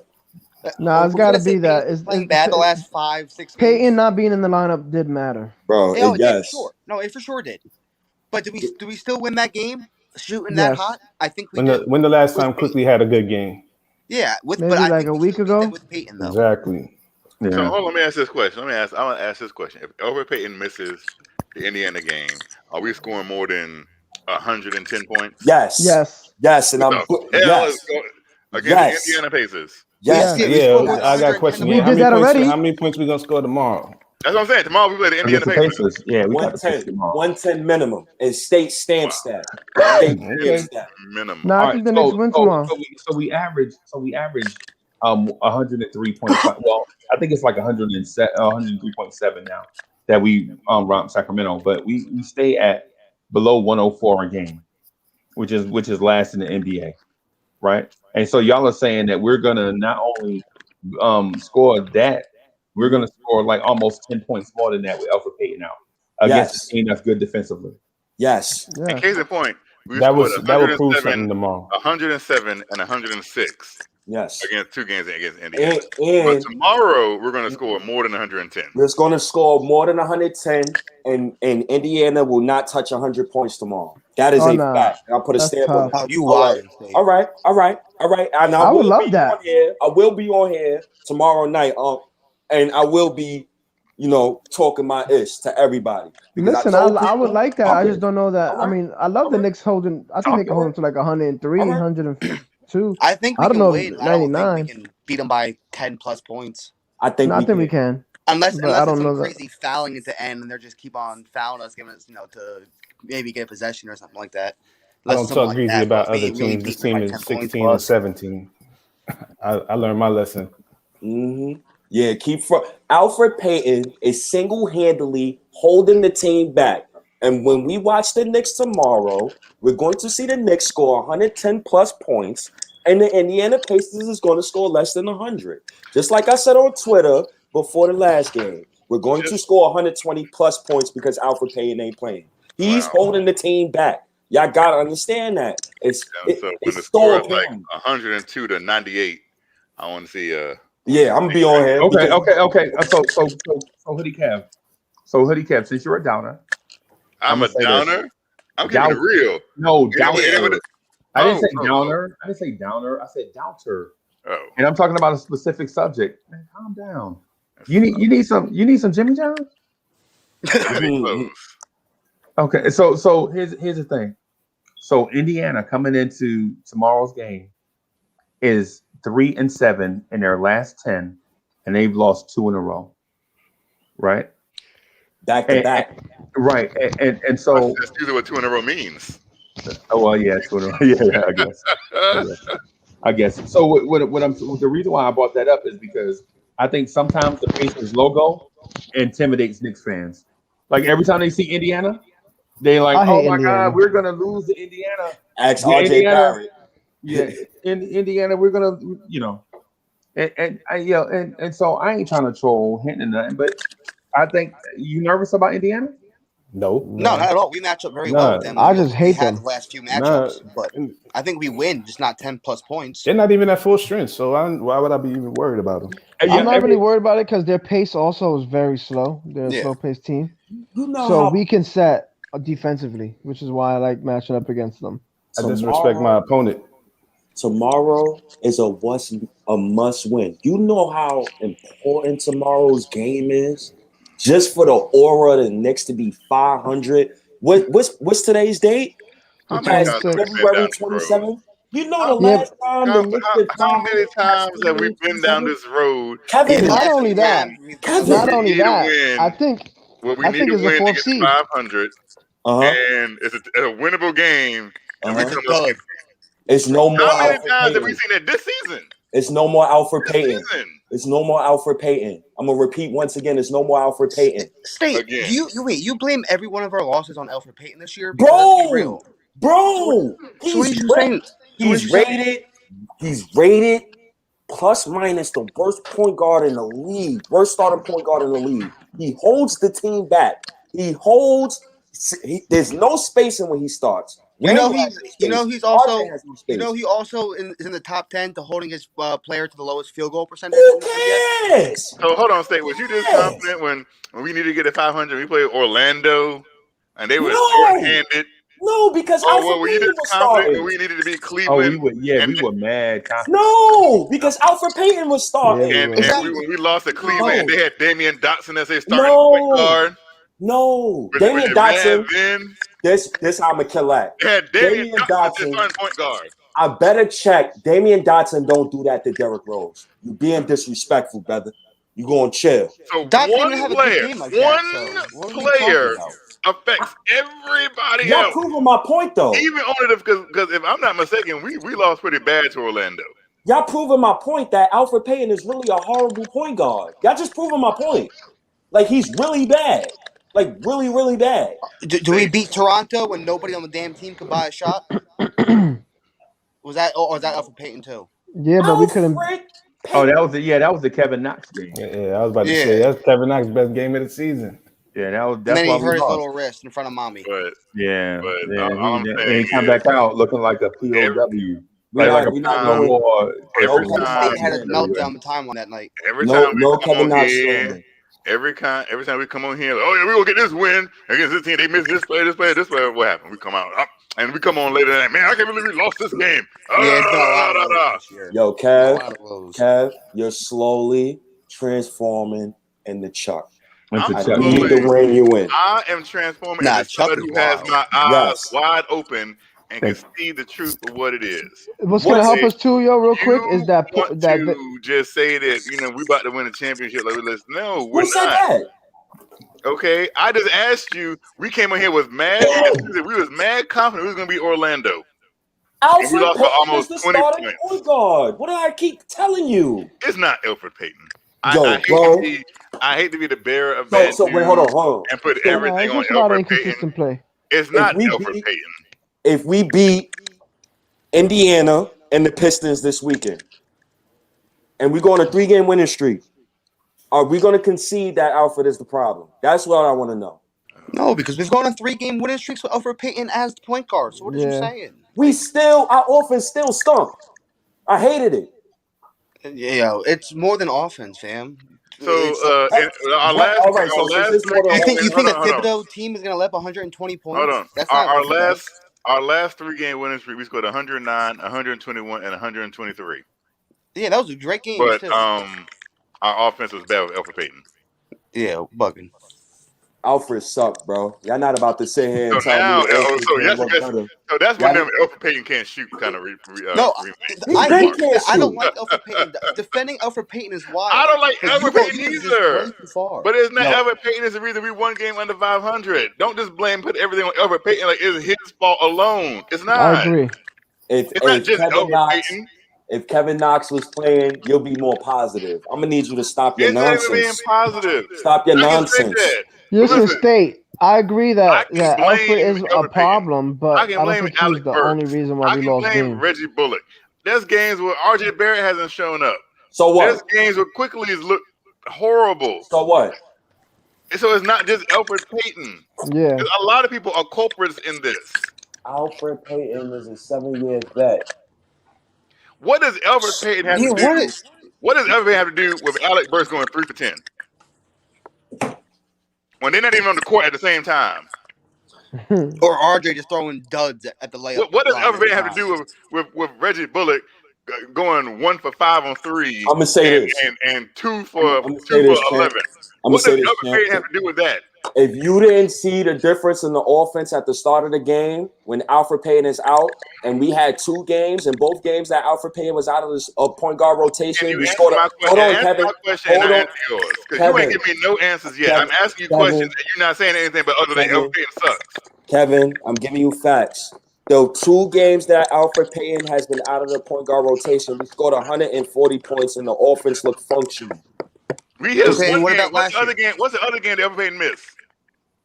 Was the offense looking functional? We scored 123 points last week. We still last in the league in offensive rating. Don't give me 1 game anomaly.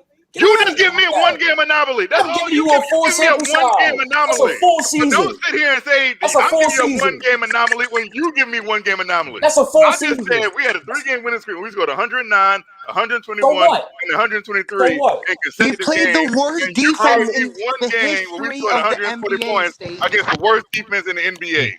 The history of that sounds more like an anomaly than anything else. I don't care. And a game where Reggie Bullock hit 5 threes. I could give y'all stats. I could give y'all stats. 5 threes. I could give y'all stats. Reggie Bullock hit 5 threes. But you want to give me an anomaly. But you say I'm giving Kevin you Knox not playing because Alfred Payton is the sole reason this team is bad. Okay. He's a reason they are. They're not, but they're not bad. Hinton, you got anything to add, brother? Sorry, brother. Nah, I'm enjoying the smoke. There's nothing. It's crazy. Somebody needs to go to the fire department because he is on fire. I have set State of New York Knicks podcast on fire. You on fire because Kevin Knox not playing, so you just emotional about everything. And you turning into Chuck. Because you turning into Chuck. You just negative Nancy. But answer my question: what does Alfred Payton have to do with Alec Burks going 3 for 10? Bro, if you let me Let me do this real quick. I'm gonna just do this real quick, man. Every time Alfred Payton shoots a jump shot, a broken backboard gets their wings. Every time Alfred Payton shoots a jump shot, a broken backboard goes to heaven. Right? These dudes screaming at each other about Alfred Payton. I just wanted to hey everybody, how y'all doing? Peace to the chat. Legion of the Knicks podcast. I see you out there. Man, Child was good. Greenhouse was good. Chris, I see you. Julian Blum is in the building. Kodak Vlogs was good. Stop It Videos. I see you. All Future Gaming was good. Was good. Was good. I see y'all. I see YouTube watcher out here. I see you. I see you out here. Juju 92 was good. I see y'all. Prince Poti was good. Was good. Was good. I just need to do a reset real quick just to make sure that people in the virtual chat didn't think that we forgot they was out there because we got real emotional and in our feelings about Alfred Payton just now. And I know there are a bunch of Alfred Payton fans out there and they probably enjoyed that. But just wanted to say peace to everybody in the chat. And maybe we could talk about, something other than Kevin Knox and Alfred Payton. Yo, Legion, real quick, Legion of Knicks. I appreciate you showing me love on Twitter, brother. So I just want to say I that. just want to say one thing. So right? I was going to say before Kev cut me off real quick. I know he can get back into Alfred Payton and Kevin Knox. I just wanted to say, so last night we saw beautiful basketball movement and people sharing the ball last night. RJ had some great passes. And so we hadn't seen that in a while. And I don't know if that's strictly because it was the Sacramento Kings who are absolutely garbage on defense, or if it's because the ball stopper at point guard was not there to stop the passing. The Chad Pennington of our offense was not there to dump down to check down to the running back every play, aka Alfred Payton coming across half and passing the ball straight to Julius Randle. Right, so teammates passed the ball in between each other and actually cut with conviction and moved around the floor, and teammates got open shots because there was actual ball movement, some ball movement happening against the Kings. So I'm trying to figure out: is it just because Alfred Payton wasn't there, or is it because the Sacramento Kings defense was trash? Anybody want to chime in on that? I'll say just that Can you happens answer that question? even when the second unit's out there. Like when Alfred Payton's not out there and the second unit's out there, the ball movement's a lot better. So that's definitely a factor of Alfred Payton's not playing. Like when you see just the second unit out there, and when Alfred's sitting, the ball movement's so much better between Burks and Bullock and Rose and Quickly and Randall and Noel and Taj or whoever's out there. Buds, let me throw this at you. You know why I disagree a little bit, but I agree but disagree. When the past few games, right, it was times where people would get annoyed at Derrick Rose and IQ because they wouldn't pass the pill and Obi wasn't getting the ball. And then when I watched the Sacramento game and I watched Quickly, Frank, and Burks, I'm finally seeing Obi getting the ball on fast breaks and stuff like that. So you know why? Because I saw it during the game. That's not what happened. Rose threw up a ball. Obi did not jump for it. Rose was pissed off. He was clearly saying, "Yo, you got to jump for it every time." We were frustrated there was with a game Rose. where he was not throwing up because Obi, when he's running down the court, he'll throw his hand up when he's not in position to catch a ball at all. But this, they threw it up to him and some contested stuff, and he's been going up to catch it. And shout outs to the chat because people saying the same thing I'm saying. The Kings beat us last game. Rose and Quickly didn't hit shots those last games. That's why we was frustrated. Like that was right. Like they did not hit any shots. Rose and Quickly was trash. Like they hit like 10 shots together. They were bricking everything. And then in the Kings game, Rose showed up in the first quarter. He was hot, so he had damn near 20 points in the first half, and then the Kings never recovered from Quickly's explosion in the second quarter. They never recovered from that because they never got close after that. So that game really was over in the first half. But well, they did cut the 3 in the third quarter though. Yeah, but then Frank Ntilikina worked his magic. Yeah, you know what I'm saying, and I'm not saying, and so I'm trolling some for the Frank fans because the Frank Ntilikina fans need some love because they ain't had nothing to cheer about in like a month. Yes, bro. I love Frank So, Ntilikina. so I will do some Frank love. So yeah, but I get what you're saying. So it took the Kings everything they had, all the energy they had left in the game just to cut it to 3. And once they got it to 3, you could tell they didn't have any more fight left in them. And we just stretched on them after that. You know what I'm saying? They was just out of gas. You know what I'm saying? Trying to catch up. So I mean, I feel you. I understand what you're saying. Because we took the fight to them off the go, and then it just took everything they had in order for them to even just get back in the game. So I feel you. And Rose did have 11 in the first quarter. He did. So I understand where you're coming from. Yeah, I think he went 7 for his first 7. The word. He was blacking. And also, people, I want you to know that Rose, IQ, and Burks can't play together. Like, it's not a good fit. But No. IQ, Frank, and Burks could play together. Like, and Obi Toppin. I just wish Burks passed a little more. But I like what he's doing when he's coming off those screens. I wish Kevin Knox do that a lot more. Like, just come off the screen and let it go. So I would like Knox to sit and actually watch what Burks and Bullock is doing.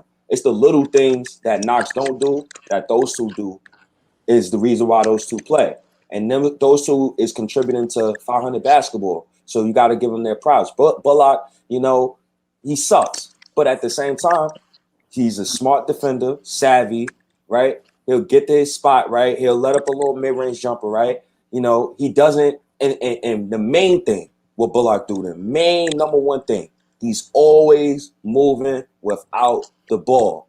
Kevin Knox has to learn that skill in order to become wait. So wait a minute. So moving without the ball and being in the right spots cleaning up your point guard are two different things, right? That's true. So moving without the ball doesn't mean just running around. See, because Kevin Knox does move, and occasionally in ISO situations, you'll see him spot up on the opposite side, right? Because in ISO, when Randall is posted up on one side, it doesn't make sense for Kevin Knox to be running around. Yeah. But here's the thing: if Kevin Knox can learn how to play with a point guard, like knowing where to be, like in the point guard's vision, like Kevin Knox should be able to do this. Be able to create a passing lane for his point guard to pass to him through the defense, moving without the ball.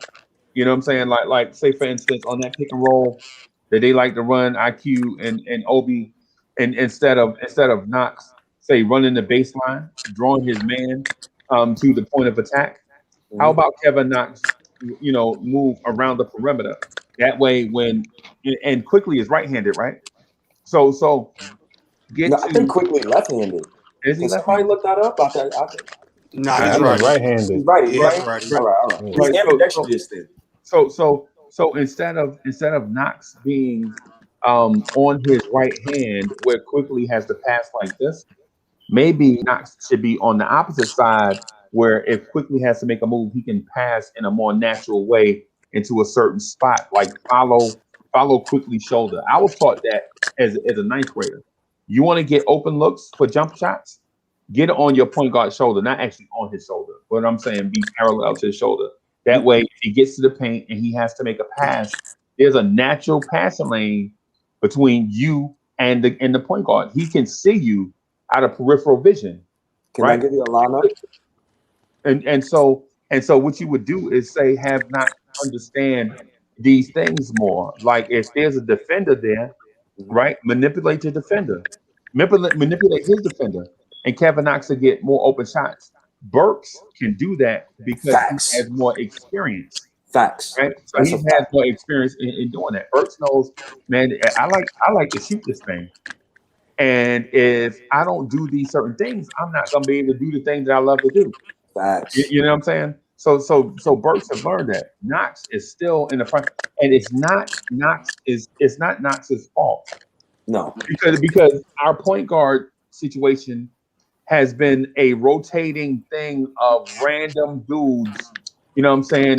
So Knox is trying to learn how to play with these dudes, but our roster is always a revolving door, right? So once we close the revolving door, and once Knox learns these little things, you'll see my man step up into his bag and do more stuff. Because the thing is, people think that Knox is a shooter that's a little bit athletic, but Knox is an athlete that can shoot, and there's a difference. You know what I'm saying? There's a difference there. Now, you know what I'm saying? Everybody that comes in that you see knock down that corner three is not a great shooter, right? Knox is a great shooter from anywhere. His preference is the corner in the Knicks offense. You know, is the corner because it's the easiest spot for him to figure out and to get open in, right? But once he learns how to get open around the floor, Yeah. like a Davis Bertans does, like Bertans is like, look, man, I'm not even a power forward. I'm just a tall guy. They put me in this spot because of my size. I don't really want to screen and go down there and bang and rebound and block shots, but I'm 6'10", so they put me here. So what I'll do is I'll fake it. I'll fake it till I make it, because the main thing I want to do is get the wide open 3-point attempt, right? That's what Bertans wants to do. That's what I'm asking Kevin Knox. Can Kevin Knox do that? Can he fake it a little bit? To be that guy that wants to set screens and block shot and rebound or whatever, just so that teams have to honor what he's doing, so that he'll get those wide open 24-footers. Because I'm confident that Kevin Knox, given a wide open 24-footer, will knock that down at an alarmingly higher rate than what we anticipate. Me too. And not just from the corner, but I'm talking about from everywhere. Everywhere. Yup. But he got to get confident, Freezy. Like I said, he got to watch Burks and watch Bullock and watch what they do. Knox is taller than both of them. And he got longer wingspan than both of them. So with Knox, it's literally all about the mental. Yeah. Because he got all the game, man. That dude could run the floor with anybody. If he put more into his mental part of the game for himself, he will be a good player. And he is a good player, but he will be a player that you can't take off the floor. Right. I think fans got to chill, because I'm looking at the chat. They saying trade Knox, trade. We was doing the same thing to Julius Randle over the summer. Y'all was, not me. No. Calipari told you that it was going to take some time. So it's going to take some time, right? Oh, y'all bugging right now. The man gets beat backdoor every possession. Bro, that's true too, though. Burks then got beat backdoor a couple times too, and Reggie Bullock. Don't do that. But stay on topic. Stay on topic. We weren't even talking about defense. Yeah, but exactly. But you guys keep going on about offense. If he could play a lick of defense, he would not. He would. What I'm saying is that we have to address these topics one at a time. Because when you have 7 open topics at once, you get a whole bunch of dudes talking over the topic. I just thought we was talking Knox. We were talking about Knox moving in the, Knox moving in the open on offense.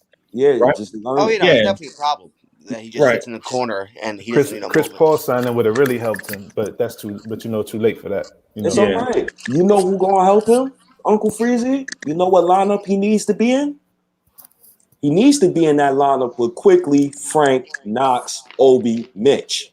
That's the lineup where Knox gonna flourish. I've seen Knox throw alleys to Mitch. I've seen him throw alleys to Obi. I've seen him throw alleys to RJ Barrett. Like, we've seen little flashes. Because he's unselfish. He's very unselfish. But I've seen Knox jab step, one dribble to the basket, double pump dunk. So it's there. But you gotta wait. And you also saw Knox dunk on Ben Simmons and try to dunk on Embiid in the same game. It takes time. Yeah, shooters, just shooters, the dude that in that skill set, shooters don't dunk on people. Shooters will shoot that 3 in somebody's face. What I'm saying is Knox is more than just a shooter. And I'm talking about offensively. I'm talking about offensively now. Now his passing is suspect. I think his court vision is terrible. Nah, I think I disagree, because he's on a lot of Mitchell Robinson highlights. He's a lazy passer.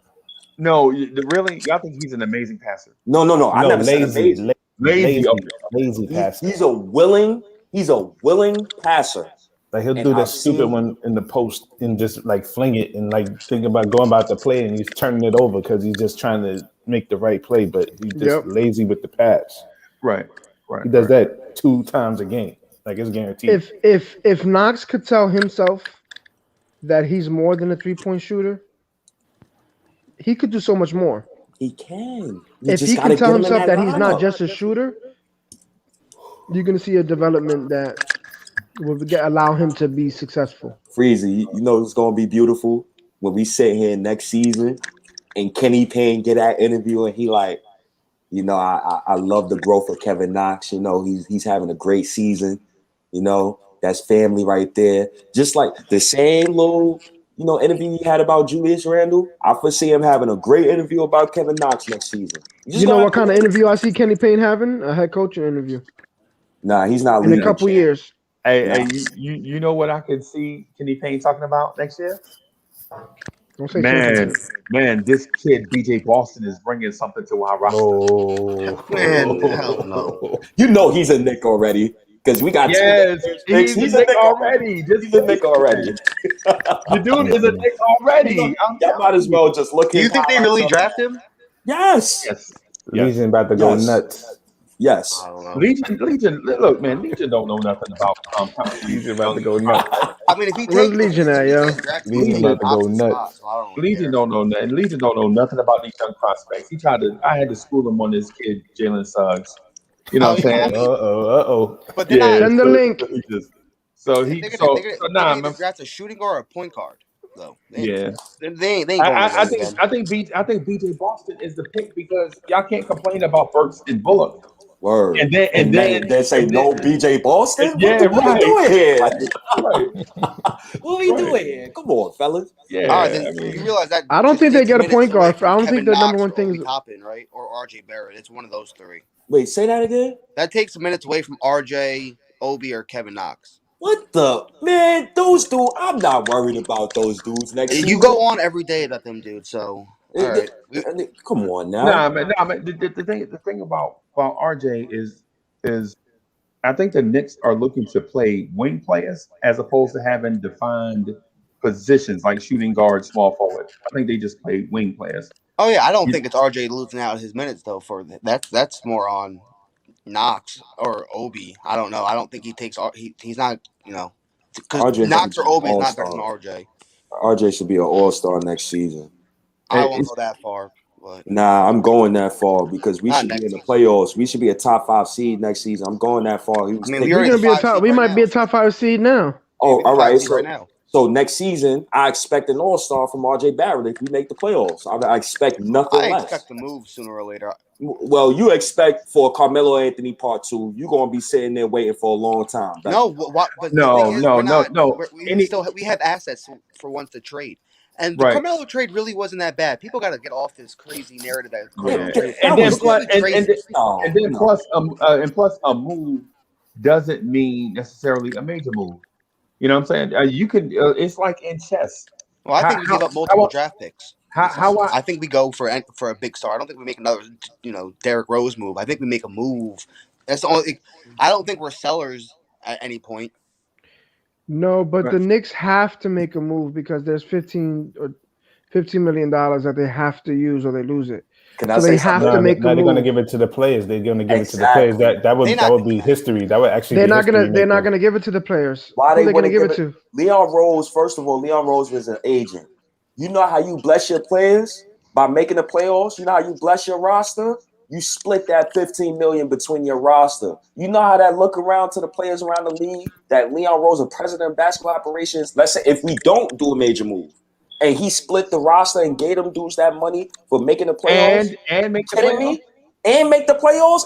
And Leon Rose split that bread. Man, get out of here. You know how many dudes are going to want to pay for the Knicks? You know how the image change like that? That's like $1 million a piece. So what? So what? I'll take $300. It's cool, but okay, I'll take a $300. The player's perspective to come here because they gave a one-time thing $1 million. That goes a long way. What president or owner would give back money? Think about it. It's not really giving back money. That guy, they know they have to spend that money regardless. Yeah, so why not? That money is in escrow at the beginning of the season. Yeah, they gotta go somewhere. Yeah, James Dolan don't have nothing to do with the rest of that money. It's in escrow from the beginning of the season to make sure players' paychecks are on time. Word, So- dudes rather spend money and go get a stupid contract. Like, I'm not doing all that. Don't break up the chemistry of this team. You've bro. heard so many rumors that you hear William Worldwide West is trying to get Bradley Beal to get over here. You hear all these rumors that are monitor CJ McCollum and Bradley Beal and Fake Victor news. Oladipo and Zach LaVine and Fake whoever. Buddy Hield. They brought Worldwide West. They brought Worldwide West and Leon Rose here to get somebody. They're not coming here to attract talent. Yo, Buzz. When you thought Leon Rose was coming, you thought Devin Booker, you thought Donovan Mitchell, you thought all the names he's attached to. You didn't think of him developing guys. They're doing everything at once. They're going to do that along the way. Yeah, I'm gonna be right back, man. Hey, can you moderate? They're going to develop guys along the way as well. But they're going to try to get a star here to help Julius Randle and then playoffs, and then you see RJ Barrett come up in big time clutch plays like Jason Tatum to break out. Maybe the star is already here. Maybe Julius Randle is a number one. No, Randle damn sure ain't no number one. Nah, he's not. He's a solid number two. Number one. Solid number two. I thought. Listen, man. I'll tell you right now. He's showing me some stuff, bro. Well, he's showing you a lot. Yeah, but he's still not a 3-level scorer. No, what? He is a 3-level scorer. Yeah, he's a 3-level scorer. Not he's like the one way, of 3 players. I'm talking about like a real ball handler that you're going to get the ball to at the end of the game. But that's because of the kind of position he plays. He also has to body the big guy. That's what I'm saying. But we still need the 3-level scorer. Like you're going to need. Yeah, you go get a dynamic point guard or a dynamic wing player here. Another one, yeah, absolutely. What I'm saying is, I think Randle is a star. I just think we need another one. Eventually, I agree. whether that's one of the guys on the roster already growing into that.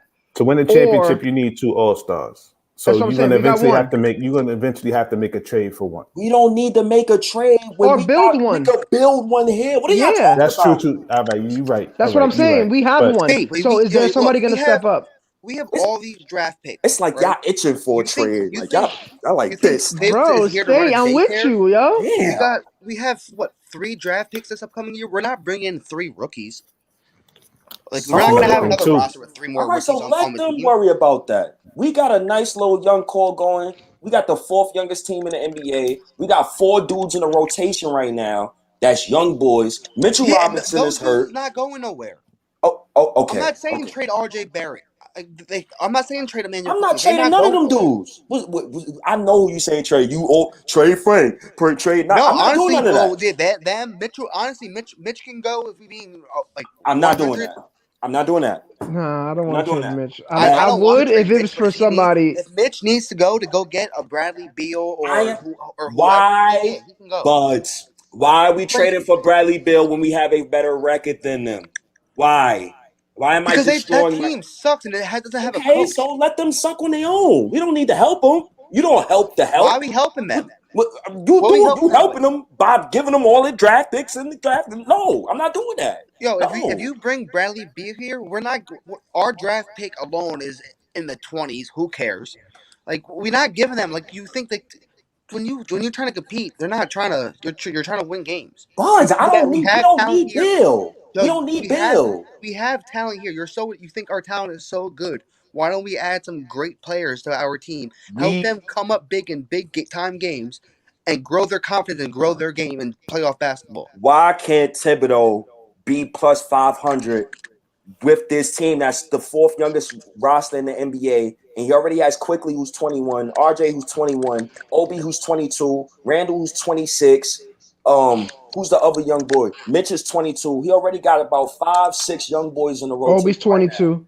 Okay. Yeah, listen. If the Knicks make the playoffs and not like so many draft picks. Hold on, if the Knicks make the playoffs and it's not like a play-in where they only play a game or 2 or whatever, they actually make a series where it's a 7-game series and they play hard with this team not making a trade with just this team and they do that next year. This team is going to be much better. They gonna be just because of the experience. Okay, now next year, what free agent you trying to bring here? Because you may not have to. We don't have to because if this team gets that experience, how do you make your team better? The young core is developing. You develop. You make your team better by making the playoffs. Yes, if the young core give them the experience. Thank you. If we make the playoffs because Obi, Frank, RJ, So Mitch what are we Quickly. gonna be? Robinson. What are we gonna be? The Orlando Magic who just makes the 7th seed every year and gets Bro, No, bounced? because they're the paying upside, No, guys. there's because that's more Orlando. We're upside. the number They're one market. They paid Markel Fultz. They paid Vucevic. What do They you, paid Aaron Gordon. We haven't paid any of these guys. We built these guys, drafted these word. guys, and they all on their rookie contract. What are you talking Yeah. about? And, So you and go. it, So you go and add to it. You don't just stay with this. You try to Yeah, go when get you better. need to, when you're oh ready for the next yes, step, we're give the kids building. We're the building. development. We don't need to trade the whole shebang for Bill. No, I'm good, bro. How do I'm you think good. you get stars here? We can build our own. We've been trying that for years. We tried it already. I don't want to do it that way. So Listen, stop Brad being Johnson, hold on in the Kevin chat. Knox is not becoming a star, You yo. don't know that. You don't got the time stone from Oh Doctor my Strange. god. So cut it out. Always want to Yo, Listen, trade real quick he in was the stars. chat. absolutely lying. Stars. Brad Johnson in the chat said the Knicks are not making the playoffs. You Brad crazy. Johnson, kick a brick. All You right. Yeah, he we is making bugging. playoffs. Kick a brick, bro. You kidding me? We got four dudes in the rotation right now that's under 25. And when Mitch come back, it might be 5. And if Knox get in the rotation, it might be 6. And then we got Knox not Julius coming. Randle, who's 26. And this Yep. roster don't got upside. Are you kidding me? It is Yeah, so RJ 26. is 20. This roster got so much upside. Yep. That's like Golden State going to the playoffs, right? And they lose. And then they trade Klay Thompson. Come on, Yo, yo. you bring Come up on. one time that it No, happened. Like dude. We that's tried not it it's not a already. common thing that you draft 3 All-Stars No trade, and you champ. keep them together and you win and you go on a dynasty run. We drafting ours, champ. I'm good, champ. Randall, salute the You make it Randall. sound so easy, like it's a common thing, Yo, yo. State, Bro, do you keep him? Do you sign Randall to an extension? you want to know what's You don't funny? have to worry about that yet. You want to know Yeah, what's you funny? do. Yes, you do. Because the You No, more got you to you think wait, don't. the about more it gets everything. expensive. Yes, it do. And you want It to know gets what's expensive funny? regardless. We make the No, you playoffs. can do it right now. If we He's make the not. playoffs this He's year, one. You can't do it right now. You got to wait till a certain gotta part of the wait. We can season. resign him and then bring it. Resign him. Make his contract Extend guaranteed. him. Bring him back, right? If we make the playoffs with Randall, He just made an All-Star. You think he's taking anything less than the base max? but we the team that took a chance on him. So why he wouldn't take 25 million? Yeah, but he's Well, not an getting a extension max wouldn't nowhere kick in else. until after his $20 million year. Like an extension doesn't wipe out next year, so he would No, still it play just on adds 20 mil to next it. year. What? So you give him it just adds to it. Yeah, you just add, but he's still No, getting a you max just regardless. He's not making you anything make less than that part of the max. deal, Buds. You make that part of the deal. You add Word. this option year and you make it part of the deal for the extension. That's all you do. I'm not trading. I'm What not do you gutting mean you my make it own. part of the deal? That's not how anything works, Yes, yo. you do. You take the option and you make The it part the option's there first year. regardless. Yes. You take the listen. You take the option and you make it part of the first year of the extension. You could do that. Yeah, that's what I said. That's how it works. But that's not part of the extension. The extension starts after that. Buds, you giving me No, shades of Isaiah Thomas. What is you I'm getting saying? Like you're not even flashbacks making sense though. because you know He's why I'm getting a making max sense? regardless. We He made traded an Tracy All-Star. He gets a McGrady for max. 2 first-round picks. We traded for Andreas Bargnani. We traded for Melo. We trade. I'm sick of the trades. Let's start building from within. Get it out the mud. Randall came here from free agency, and he said, I came here because I want to be a Knick. And when he came here, he produced. He did not do the Jerome James. He did not come here, get a contract, and got fat. So what we gonna Hey, do so is in the build. immortal words of Curtis Blow, don't you talk all that jive about things that happen before Kidding eyes me? alive. Hey, so what I'm saying is, State, I understand where you're coming from with the trade scenarios and stuff. But come on, dog. You talk about stuff that happened like 8, 10, I got 12 years nightmares. I get ago. nightmares. I think You know what I'm about it a saying? lot. I get nightmares, Yo, bro. you know, the people that are in car accidents, you know what they do? They get back in the Get back car. in the car. Look You know what what the I'm saying? Raptors did. every day. So yeah, so I mean, I understand what you coming. State is just saying, hey y'all, I don't want to do it, but if we got to, let's just be smart.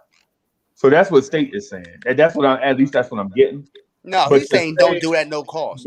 but to say don't do it, man, come on. I gotta disagree because you can't break up chemistry equals championships. No, wait. I understand what you're saying. Okay. What I'm saying is this: Mhm. to not look at the trade market as hustling backwards.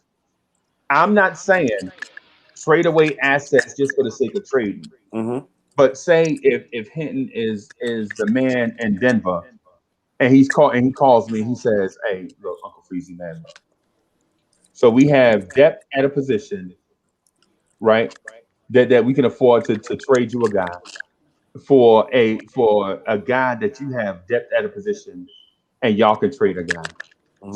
Say for instance, his deal is, hey, Uncle Freezy, I'll trade you R.J. Hampton for Alec Burks and Reggie Bullock, No. right? Yes. I would What? be, In I a would be heartbeat. in my mind, I would be like, let me, even if I don't want to do it, I would be asinine not to even go back to my boys to have a discussion about it and get that pitching. You know what I'm saying? Wait, Because Reggie Bullock and who? Alec Burks. And so but Buzz, what I'm saying is that the personnel don't matter, right? What I'm saying is if another team makes an offer that that's at least worth considering, I'm not saying no right then. I would at least go back to my guys and say, hey, what do y'all feel like we can develop RJ Hampton? Can RJ Hampton fill in some needs for this team? Can he I be our don't think they're asking that question. They're not asking can we develop them. They're asking how does this player make our team better right now. If we're Buzz, trading Reggie Bullock and Alec Burks, we're not going to take a Buzz, piece. you're not letting me finish. Just let me finish what I'm saying. Go I ahead. mean, I understand where you're coming from, Yeah. but you have to ask a lot of questions. You can't just ask this one question because Oh, of because if course. because if the one question, say the one question is no, and then you close the door to that situation, you close the door on a bunch of other possibilities. Can I add on to that? Yes, sir. How many trades you think is on the board right now? A few. You mean under Exactly. consideration? You mean under consideration, right? Mm-hmm. Right. Yeah, I agree with you. That's I agree with you. You know how many phone calls is made every day about trades? And Hell Oh, yeah. some yeah. that they already got done, maybe. Like they just waiting on. true. All they gotta do is say, let's go. Right. True. True. So you got to think about that. I Right. trust Leon Rose, and you know why I trust Leon Rose? Because he was Carmelo Anthony's agent, and he's seen firsthand with that trade, Carmelo Anthony, how it decimated our team, and He's the one that decimated our team, though. okay, He did and you're that shit. and you're making my point. He's seen it, right? That's how So he say, thinks, though. That's the no, point. no, That's no, how no, he no, thinks. no, That's no, what no, he no, tries to no. do. That's not the point. If he's seen it, he's learned. That's the point I'm getting at. You learn Right. from your mistakes. You get what I'm Right. saying? This is why he hired Kenny Has he Payne, learned, Mike though? Woodson. Look at what when he got hired here, he made All Dolan the spend rumors we have money. heard is people in backdoors trying to make moves. But bro, That's what agents do. if you believe fake news, that's you. I haven't heard You Leon don't Rose believe the speak for fact that months. William Wesley and them are trying to get Hey, Bradley Beal to and New York? and You don't think No, that's true? No, You I think that got was to put out leave. by the ops. Hold on. no, First I off, don't. You William crazy. Wesley. Hold on. William Wesley cannot do that. And if that he did do it and it got out, the NBA, Adam Silver would be on the phone with James Dolan like, "What are you doing? This is illegal. This is called tampering, and you can't do it." An executive for an NBA franchise cannot go back channels with another player trying to get him out of a team. That is right. tampering. He Right. cannot actually do Yeah, that. you Oh, get a fine I for it, know but it's you can do illegal. it. That was definitely put out by the ops. And Doesn't so mean if that's it gonna stop actually him. happened and the media knew about it, we would know like that you can't because you can't do that. So that is not. I'm pretty sure if he did, I'm pretty sure he didn't. Because if he did, it would be all on the news about how the Knicks just got caught tampering with Bradley Nah, Beal. there was a story about that. Yeah, there There's was, definitely a story about it. No, So Fake I'm saying news. if it was but true, it was from sources, and no names were confirmed. Like Facts. nobody legit stood up and said, "Yeah, I said it." Yeah, but nobody's gonna do that. yeah, no one's R- gonna do that though. That's never how sources work. Right, but the thing is though, so now you have to take a chance on believing it or not. So some of y'all believe it, and some of y'all don't. But there's so much. This whole season's been about going, and it's every time there's anybody out there potentially Knicks are attached to him. So I know, but this well, when Leon came here, it was never a bad. It was the first thing that everyone said was we finally will have a chance at a star for real because he has all these connections. That was the big draw to bring in super agent Leon Rose here. No, it's not, bro. Yes, it was. That's Yo, people stop it. like you who No, that's stargaze people all the like time. everybody. That's it. Hey, No, that's so people like you who stargaze. states. So here's a scenario for you. So the guy from Minnesota calls and says, "Hey man, listen. We have to shake this thing up. We need more defense, and we need more of a veteran presence for this young Minnesota Timberwolves team. So I want to give you Jarrett Culver and Jaden McDaniels for Reggie Bullock, Taj Gibson, and Alec Burks. Would you do that? You gotta switch Taj Culver's because been there's so no bad. way. Unless they sending There's Nas no Reed. way Taj. There's no way Tibbs is giving up Taj. No Yeah, way. it's not happen. So you gotta Unless put they send another Nas name. Reed here, then no deal. But Jarrett Nerlens, Culver funds. maybe Nerlens. Nas Reed coming here. I'll take Nas Reed. I like I'll Nas. take Wait. Nas. Yeah. I love Nas Reed. So y'all killing me because y'all just said no way Tibbs is giving up defense for blah blah blah, and then you No. Tibbs. No. I said Tibbs would do that trade, but I don't think the Timberwolves would do that trade. But that's a hell of a trade. Freezy, every time you talk a trade, it seems like it's too good for the Knicks, bro. Because Culver's horrible, yo. Culver can be horrible. Jarrett Culver is garbage. But imagine Culver's Jarrett Culver next to Johnny O. That's what you got to consider. You can't consider players on other teams unless they under your management. I know that. That's the reason why I proposed it. I would take it. But that dude plays if you with a take high that IQ. deal, Minnesota might not just be the fit for him. Right. I think Jarrett Culver will develop under Johnny Bryant.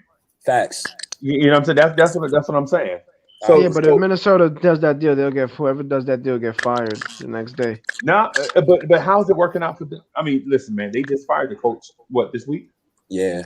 After he lost to Thibodeau getting coaches fired left and right. I can't believe Luke Walton still got a job. I was about to say the same thing. He might get fired after tonight. He should. Right. So Now they won tonight. I know, but they were up big and then they lost the lead and everything. It's too close to call. That's the So NBA. when I'm you lost 9 in a row. The reason why I even mentioned that is because there are trades probably, in the stratosphere or whatever.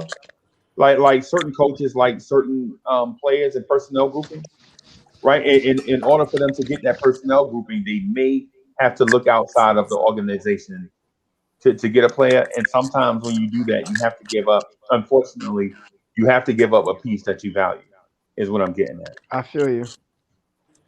Right. I feel you. Real quick, can I do something real quick? All right. Yeah, my wife's she works overnight in ICU, and she just texted me. She said she's watching the show. She watches the show every night, pretty much. So I just want to say I love you, baby. You're beautiful. My wife Adriana, you're a queen. I know you see me right now. Go keep saving lives, baby. That's all. All right. Well, I do the same thing. So yeah, shout outs to her. Keep saving lives. Wear your mask. Yeah. That's My wife right. work Don't in the come home with that. hospital, too. Don't come home with that shit. I work in the same area, same place. So I know you in the healthcare?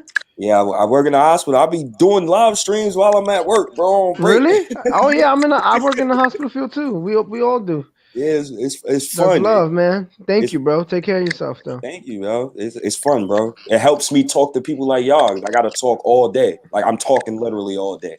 So you in New York? Me? Yeah. Straight what from hospital home. You work at? I work at NYU on 34th Street. Oh, NYU. Yeah, man. Nice little big pace, man. It's a nice man. I got some friends at hospital for special surgery. Oh, that's nice. That's nice. That's nice. State, you probably know my barber. Yo, why he look? I probably do, man. What's his name? Carlos. Light skinned dude? Yeah, Puerto Rican. Puerto Rican dude. He work in the morning? I don't know when he work. I think he work at night though. To ask him if you know Sylvester. He probably know. He probably know. But back to the Knicks. Freezy. I'm looking at this roster, Freezy, and I don't really want to make moves, bro, because I think chemistry wins championships, and I think we could get there if we the 4th seed the end of this year. That's because going into next season, now the expectation, now RJ gonna be like, okay, I got playoffs in me. All right, now it's time to get. And you got something to build off of. Exactly. Yeah, well, you guys talking about chemistry for bottom of the barrel guys. Like Kevin Knox gets made fun of by everybody on the team, yo. So what? What that doesn't matter. So what are you talking about chemistry for? As long as Julius Randle, RJ Barrett, Emmanuel Quickly, and like Mitch is here, who cares about these chemistry? That's on Like, you come because on. you don't like Frank and you don't like No, Kevin it's Knox. not. I do like Frank though. It's nothing about Frank. I like Frank. It's Kevin Knox I don't like. So I don't know what. And I'll trade Frank. I trade Mitch. Like it's not like I'll trade these young players who can be replaced any day of the week in their Bro, production. you talking some nonsense. This No, is you're utter Nah. absolutely complete crazy nonsense. saying these players are not tradable. Nah, you talking that No, chemistry is what- not what- tradable.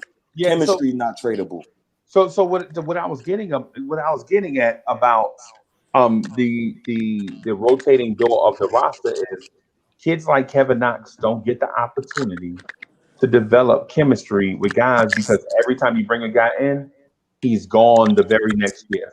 And so it's not Kevin Knox's fault and it's not the team president's fault. What happened is when you have to rebuild your roster and gut your roster, you're gonna have situations where you have to bring in placeholder guys until you get the long term guys that you want. I mean, we only got like Right. 6 guys under contract Right. next year as we do this year. It's not like a And, bunch of these guys are back next year. right. And ideally, and so that means if you have 6 guys, that means 9 guys are going to be coming in again next year, or 9 new contracts next year. I'm Oh not wait, doing that. you said 6, so that means 11. I'm sorry. I'm Yeah, not It's doing it's that. 11, it's 11. not many guys coming back next year that are still under contract at least, unless we're bringing them back again like we did Alfred That's Hayes. why. That's why I mentioned the thing when State said Kenny Payne talking about Knox.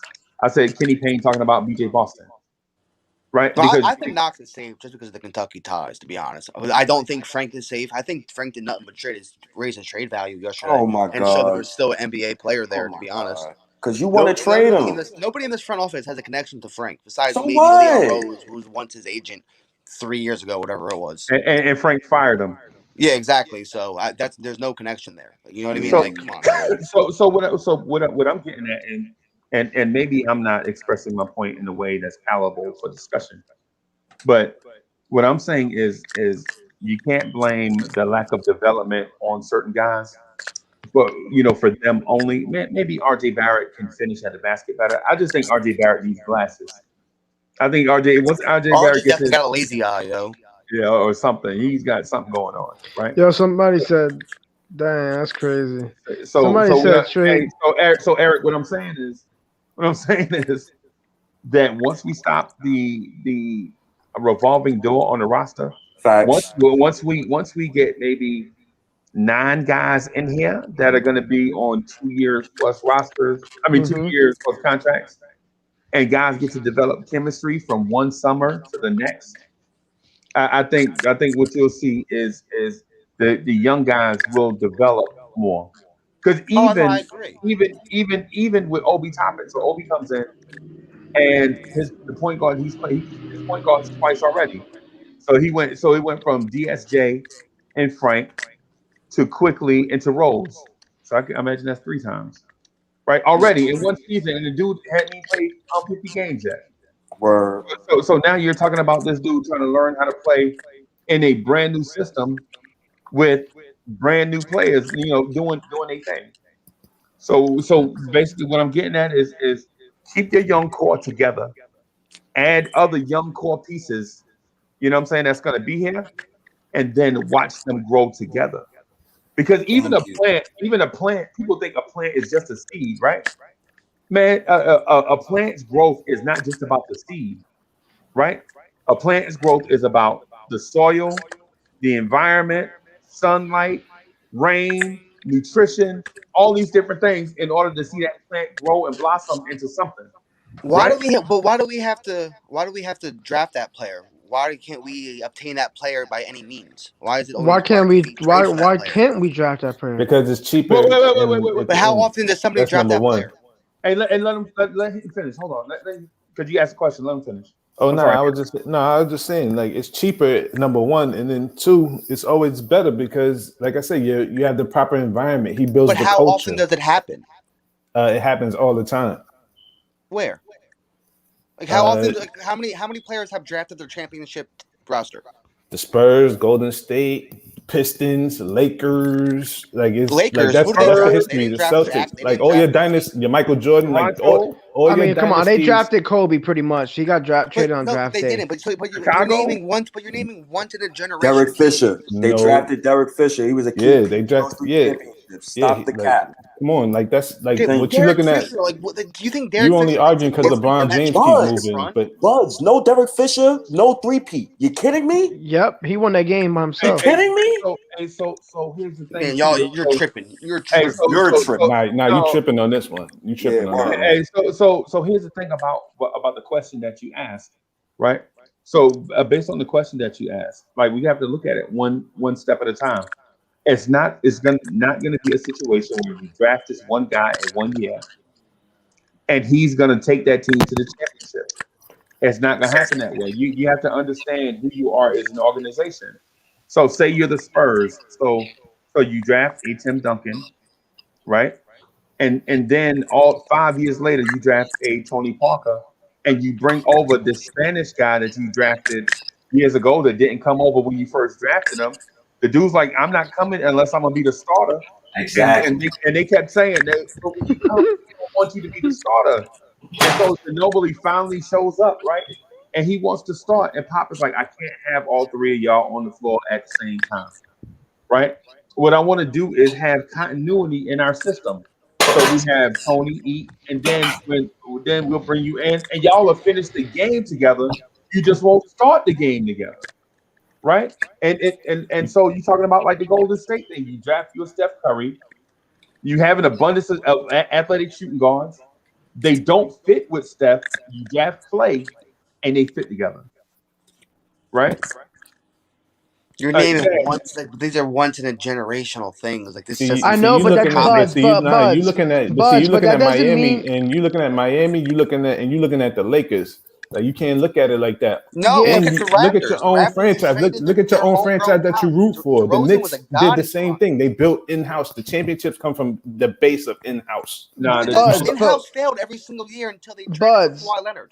Buds, But they do because they stop haven't fading. happened in so long. Just because these things happen once in a generation, doesn't mean that your pursuit of them stops. right. Everybody still wants to build a championship team, ideally through the draft. If they could draft superstars every year, they would. You could No one's still going do to tell you that but they were why going does to go out why there does and that pay for a stop, free though? agent But why does that just stop because we traded for a player? because we're not there. We're not a player away from a championship. Word. I'm not. But you still can add talent to this team. Nah, Yes. ain't enough talent in free agency. You could do that, and they Correct. did that. They got Derrick Rose on a good deal. You got to Facts. do it when you got to strike when you can, and you got Exactly. to So do if it a at the player right becomes time. available, you say you don't strike and do it.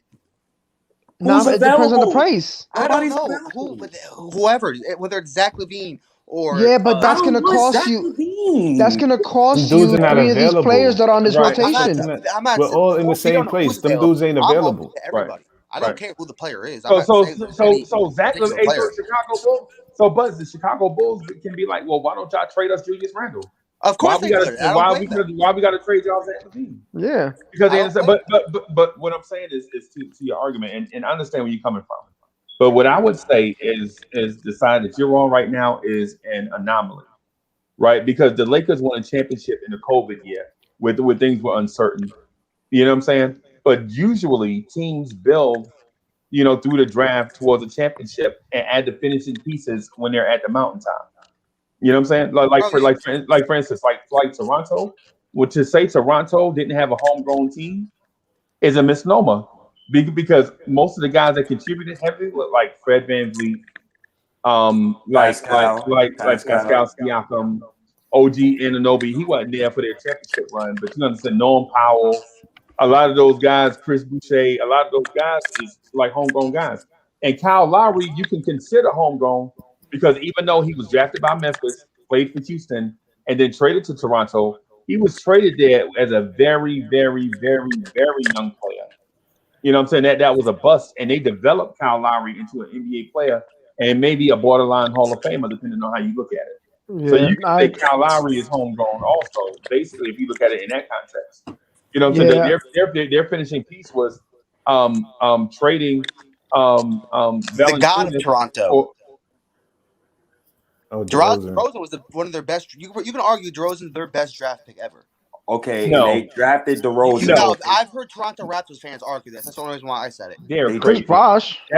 No, man. Vince Carter. Vince Is the Carter. best player they ever. Man, come on. Well, What did Vince Carter do there, though? And T-Mac. But And T Mac, remember T Mac left Yeah, the he left year. early. He Yeah, left he left year early. 2000. He left But he was still there. early. But he was still their draft pick. You know, they should have finished that off. They should They have did should have that. finished that off. yeah, Like the and Celtics. The yeah, Celtics, your Uncle Freezy, Terry Rozier, the Celtics right now. They should have right. finished it off. You Well, gotta go ahead. what I'm saying is I'm talking about championship winners, right? So I'm Mhm. gonna leave the Celtics out because they didn't win a championship in this thing that I'm saying. What I'm saying is so the Toronto Raptors beat in the NBA Finals a Golden State Warriors team that built through the draft and added free agents later. Like people legit think if it wasn't for KD, they wouldn't have won a championship, but they won a championship with before KD. KD. Yeah, I mean before KD, right? And they Mhm. lost in the NBA Finals because Steph Curry was hurt and Draymond Green got ejected. You know what I'm saying? And in the game and suspended the game, right? And so they added KD later as a finishing piece, right? Before that, the two dynasties were the Spurs and the Heat, right? And when you look at the Miami Heat team, they had a lot of finishing pieces, and Chris Bosh, LeBron James, Ray Allen. Wade was drafted there. But Dwayne Wade was drafted there. Udonis Haslam was drafted there. Norris Cole. What's my man? The other point guard. Chalmers. Chalmers. Yeah. So they And had a Chalmers saved them. yeah, Chalmers saved them a couple yeah. So playoffs too. yeah. So they had a whole bunch of homegrown guys there. And the Spurs. Do we have to recap the Spurs? No, we don't have to recap the Spurs, right? No. And then going back to before the Spurs, man, you're looking at like, the Boston Celtics, the Lakers, the Boston Celtics. People look at KG and Ray Allen coming in. Paul Pierce got drafted there. And Rajon Rondo was drafted there. Mhm. Facts. Tony Allen was drafted there. They had James Posey. They had a whole bunch of guys, man. Kendrick I mean, Perkins. Kendrick Perkins. They had Al Jefferson. Yeah, I Yeah, mean, exactly. But you guys talk our talent up so much, right? You talk RJ Barrett up. You guys talk Emmanuel quickly up. You think Emmanuel quickly is our next, general, our Walt Frazier or whatever. Why can't you add, a talent to them by trading? As long as you keep these pieces here and let them grow with talent here. But to be honest, can I answer that real quick? To be honest, the only way the Knicks are going to be able to do that, and I'm gonna be honest with you, because they're not ready yet for it. They gotta sign a free agent star, There's then not one for trade. multiple years. There's not All one. right. Well, then they got to do it a different way because you're not going to Well, trade we for one. signed our free agent star. We have our free agent star. We signed him. What? His name is No, what I'm Julius saying is to get Randle. another one. No, right. no, no, And, and, no, and, no. then, and then so here's the thing too. I want just to clarify what Bud said, and not trying to cut you off because I want y'all to eat. Mhm. But for one, no, we don't want to compare anybody to Walt Frazier. We don't want to be disrespectful. Oh no, Yeah, Right? blasphemy. Right. And so, but the thing is with Emmanuel quickly, what I'm saying is he has the potential to be that guy if these certain things go right. And I outlined those steps where if those things went right, they quickly could be our guy. Right. And we're talking them up in a sense that these guys are just seeds. They're in their earliest of developmental stages. Right. I'm not saying that these guys are ready to advance to the Western Conference Finals next year. Is not what I'm saying. What I'm saying is every plant, everything that grows has to start from somewhere. Everything that grows has to start from somewhere. You know what I'm saying? And then the more you feed it, the more it grows. The more the environment is right, the more it grows. Right? Is what I'm saying. What I'm not saying that these guys are destined to be the 1970s Knicks. What I'm saying is if we do it the right way, then we can see this thing possibly or potentially develop into something that's special. Facts. Especially if you look at who Emmanuel quickly is. Especially if you look at the drive on Obi Toppin's face. Obi Toppin wants to be great. You can tell, right? You can tell he wants to be great. You can tell RJ Barrett wants to be great, right? You can tell there is no man to see Obi, and I'll get away from that because some of this stuff you can't prove, and I'm saying it to add it to highlight what it is that I want you guys to realize that of my line of thinking, and it may not be absolutely right, but what I'm saying is when a star is born, it doesn't always start out on fire. When a star is being born, it's a collection of dust and a lot of small stuff that coalesce and grows and grows and grows, increases gravity until something ignites in it and it turns into a star. Yo, they said trade Buds to the Nets. Oh man, when you train Buzz at point, hey, you train Buzz, our guy. Hey, let's not talk about the Nets after what I saw Yeah, last night on this show. I mean, I don't really care what the trolls say in the chat. They're too scared to Can't be trade honest. Buds to the Nets, man. It's a Nick guy, man. Right, and plus we just having conversation.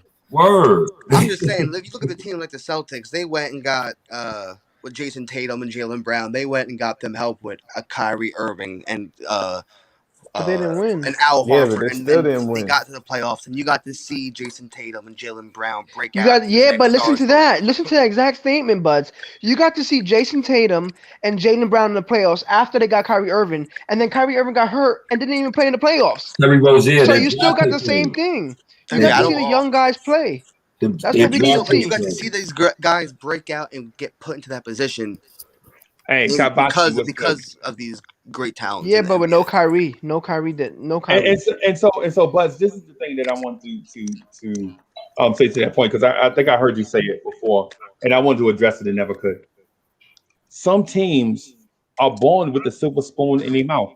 Like some teams legit are born on third base and think they hit a triple. Like the Lakers had the number 2 pick in the draft 4 years in a row. 3, yo. Right. Got gifted. It was 3 years in a row. 3 years in a row.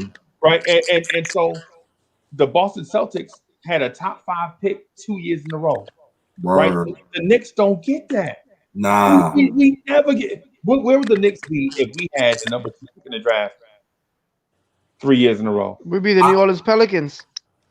I mean, we would have drafted DeAndre Ayton instead of Luka. We would have we would have did the wrong choices if we being real. We would have drafted Brandon Ingram, Julius Randle, and Lonzo Ball. We would have drafted the same three that got drafted at number 2. Yes, we would. Is that why we drafted Kevin Knox instead of Shea Gilgeous-Alexander? Or we drafted they drafted D'Angelo Russell. They didn't draft. We wasn't making the right choices. No, they did D'Angelo Russell. We don't make that. Yeah, we don't make that call though.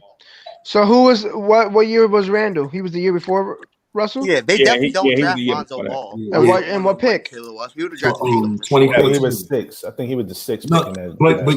But y'all missing the point. If Phil Jackson was still here, Phil, you know damn well Phil would have picked Luka. If he would have got any chance at a top pick, Phil would have tanked for Luka.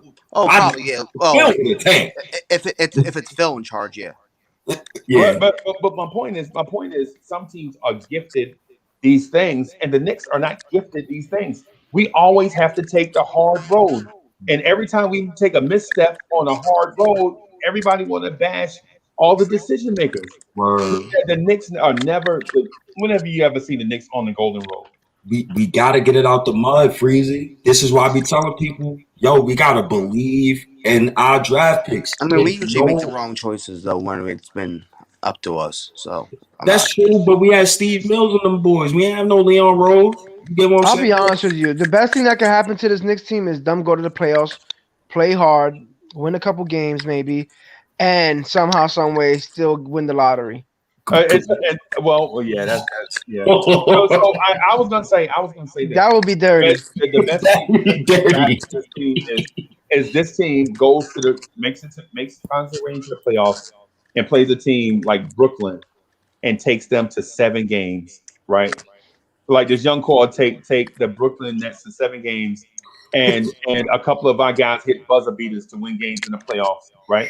Or make plays, and then Brooklyn goes on to win the championship, so that we can say we took the NBA champ to 7 games and lost, and now we have. You said that's the best case scenario that the Nets win a championship. What is you saying?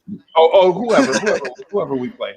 Whoever say Milwaukee. Well, they're gonna win a championship. So no, they're not. Who do y'all want? So let me ask y'all this question: if we make the playoffs with the young core, so basically you're saying young core. So you're saying IQ, Obi, RJ, Mitch. I said IQ already. So Mitch, who's the other young boys we got? Frank Ntilikina, Obi not playing. And hold on, bro. So if those guys get to the playoffs, right? If they're in a consistent rotation, because if we're winning, they're playing, but it's regardless. No, they're not. Frank's not playing. Alfred Payton comes back. He has All right, whatever. If the young boys is playing right, and we make the playoffs with that young core, that's gonna raise the ceiling of the team because it's gonna raise everybody's confidence. So now they know they battle tested. But the question I wanted to ask y'all was, what team would you want to see in the first round? The Celtics. So I'm looking at it. I see the Celtics. I see Indiana. I see Chicago. I see the Hornets, and I see Toronto and Milwaukee. What's the team that you would be like, okay, if we get them in the first round, I know we could probably sneak in the second round. Celtics, Pacers, Raptors. not the Raptors. I don't want to play the Raptors. I think the Raptors. I think we can get them. Nah. The Raptors could be had. They could be had. Yeah, but they're tougher than the other teams I'm talking about. Yeah, I want a less. They're a championship team. Yeah, they could win those games. Yeah, but when you talk about Boston, I think we could beat Boston. No, I think we could beat Indiana in a series. I think we could beat Chicago. I do too. I think we could beat Charlotte. Well, we're not seeing Chicago or Charlotte. We're gonna see the 1 through 4 seed. You guys don't realize though, this next half of the season, we could easily just drop out of the playoffs on one of these West Coast road trips. Yeah, you got 2 6-game West Coast trips. Yeah, we're in the playoffs right now. You know what else? We're in the playoffs right now. You know what else you don't realize? We can beat some of these playoff teams and knock them out of the playoffs. How about that? Word. That's a fact. You got way too much space in this roster, yo. Way too much space. Buds. It's what we've seen, Buds. We're watching it. What you rooting for them for? Like, what do you have? Right. And so the thing is, and I understand where Buds is coming from, right? But I just don't agree. Like the thing that I see is this: if other teams can improve, make improvements, and get better, why not us? We're already showing you that. I'm not saying we're bad. Y'all are tripping for like. I'm not saying we're a bad team or anything like that. We're not we're an average team, I guess. we're not a good team. We're a scrappy team. We fight. Okay, we're not 500 team. Like, come on now. Yeah. Top 5 defense, first in field goal percentage defense, first in 3-point percentage defense. We top in defense partially because we had the slowest pace in the NBA. Yeah, because Alfred Payton was starting, bro. Exactly, and we played last night, and they put up 120 points. That's not now Derrick Rose is playing, and we improved the pace. We're just proving our point. The Knicks will be a top 5 seed in the East this year. And so I'm gonna say this to Buds real quick. Hey Buds, listen, man. We lost some games this year on the whole, but I think we lost like 5 games on questionable referee calls this year. Facts. Right. And so I'll point out the obvious one, Portland. You know when the referees took the Portland game from us? That lady ref. Right. And the Miami Heat. Yeah, we lost. There's a couple. There's also a couple games where you watch it like, well, what happened? And so the Orlando Magic game when we were getting mugged in the paint by the Orlando Magic, and they didn't blow the whistle, and we breezed by Cats in Orlando, and they got the whistle, and so it was so blatant that when I was watching Orlando Magic broadcast, Orlando Magic guys are like, "Well, I didn't see the foul there, but we got to take what the referees give us." You know what I'm saying? And I'm like, "Come on, dog. Hey, man, come on, man. That's so shady. Just say that y'all getting calls. You know what I'm saying? You see y'all getting calls, man. Don't be acting like, well, the Knicks do play it's their reputation. No, dog, you can't blow the whistle on somebody's reputation. You got to blow the whistle on the play. You know what I'm saying? Come on, man. It's not, come on, man. And I'm not blaming Orlando Magic. Teams say that too, where Emmanuel quickly getting all these crazy calls. RJ getting RJ doesn't get no calls. Oh, am I kidding? But Julius lives at the line as well. Like, we get some crazy calls as well. So yeah, well, I mean, I hate that referee argument just because there's so many nights where the other team can make that complaint as well. But that goes in the skill. But not that the female referee, and y'all know which one I'm talking about. Oh no, she hates it. She hates us. The one that looked like Lisa Stansfield. Yeah, no, she hates us. Yeah, come on, bro. I kind of like her a little bit. Nah, bro. You probably like her music. You don't like her. Nah. I kind of like her with before she cut her hair. I'm talking about the ref. She was kind of, alright. But she started getting a little too rough. No, she was that good, like that last year too. She was Nah, wild. man, she was in the Pacers game. The Pacers game, RJ Barrett ran in front of Oladipo, and she called a foul. And RJ was like, "I was going to a different guy. I wasn't even going to try to block his shots." And she was like, she called a thing, and she walked away from RJ. I know she wanted to check him up. Right, RJ Barrett is legit. Garrett shoot out to the perimeter, run through Oladipo. Oladipo throws up a break. They call a foul, and Oladipo just going to the line, eating all game. Right? You're like, come on, man. I mean, yo, you gotta. So okay, so I know eventually the calls are gonna even out, right? Right? Yeah. But come on, man. But the Bam Adebayo played a whole game, went to the free throw line 16 times against us, and got 0 fouls called on him. Word. That's like But he was 13. Oh no, I agree. There's definitely nights where Yo, real where quick. it's killed. Listen, I'm not I disagreeing forgot. that, but I there's forgot also my nights wife where is we get watching. many She's calls. mad at me because I said the ref was cute. Well, yo, freezing in y'all, but I'm gonna peace out. I gotta get some sleep. I've been up since Yo, 5. hey man, nice being on with you today, bro. Yeah, all right. Hey, appreciate you. Yeah, check me out. I'm gonna probably be on Legion tomorrow because we're gonna be on the game, so that's where I'll be at tomorrow. Word, no doubt. graduation night. That's graduation night for the kids. Tomorrow's game. That's 500 basketball right there. Word. We need against a good Indiana All team right, boss too. man. Later. Hey, appreciate you, bro. I don't know. I have enough faith in our young talent. Apparently, y'all don't, but I have enough faith in the young talent we have on this roster already, and the loose ends like a couple first round picks and Frank Ntilikina and Alec Burks and Ignas don't matter enough to me to not make this roster better. It don't matter to you, but it's gonna matter to Thibodeau if he's winning games and Frank Ntilikina's in rotation. Come on, dog. He only reason why he even saw the floor. If we win tomorrow, Bugs, I want you to appear on this live. I Please. like Frank, so I don't know what your argument is, but he can go in a heartbeat. No, Like, because who are you kidding? talk about him and you keep mentioning him in trades, and I'm not doing that. Because he's the one that doesn't matter at the end of the day. So yesterday didn't matter? No, his play did not change the game for us, yo. So you capping right now because both times he got in the game, Fam, he had a double-digit points. normal Frank game where he scored 5 points and made a couple good defensive possessions. Like, what are you saying? It was a normal Frank game. So Frank had 3 steals in 23 minutes. And Cool, Frank that's was a normal plus Frank game 17. where he has 5 points and a couple good So defensive possessions, what? like I said. I don't look for him to score. I'm looking for Alec Burks to score. All right, so let me say this. So I'm against trading for a guy like a Bradley Beal, a Karl Anthony Towns, Zach LaVine. I'm with all them besides Cat. I just think you give up too much for Cat. Even though I like Karl Anthony Towns, Love Cat. I think he is legit a piece, right? Fact. Because he's an elite player at a position that is hard to find even good players at. And he's one of the best big man shooters in NBA history. Bro. Yeah, and you think Emmanuel Quickly is good enough to be our guy, so why isn't Emmanuel Quickly, Julius Randle, Karl Anthony Towns, and RJ Barrett good enough? No, I said They so. can't With Emmanuel grow Quickly, together. again, I said with Emmanuel Quickly, you may already have the piece, but you have to cultivate it.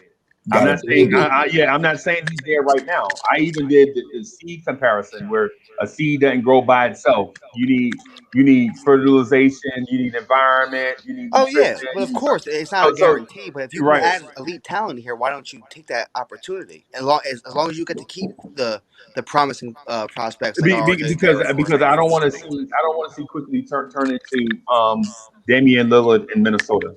Facts. I want him to grow. I want him to grow slowly. I want RJ to grow slowly. Let them grow. Let these dudes get up to speed. If we get to the playoffs and the young boys is in the rotation, that means a lot. It's only upside on this roster. There's no downside. We're going to win more than 21 games from last season. There's plenty of downside on this roster. When I'm talking about RJ, listen, RJ is 20 years old. Prospect is a is a can't miss thing. You act like prospects don't fail all the time.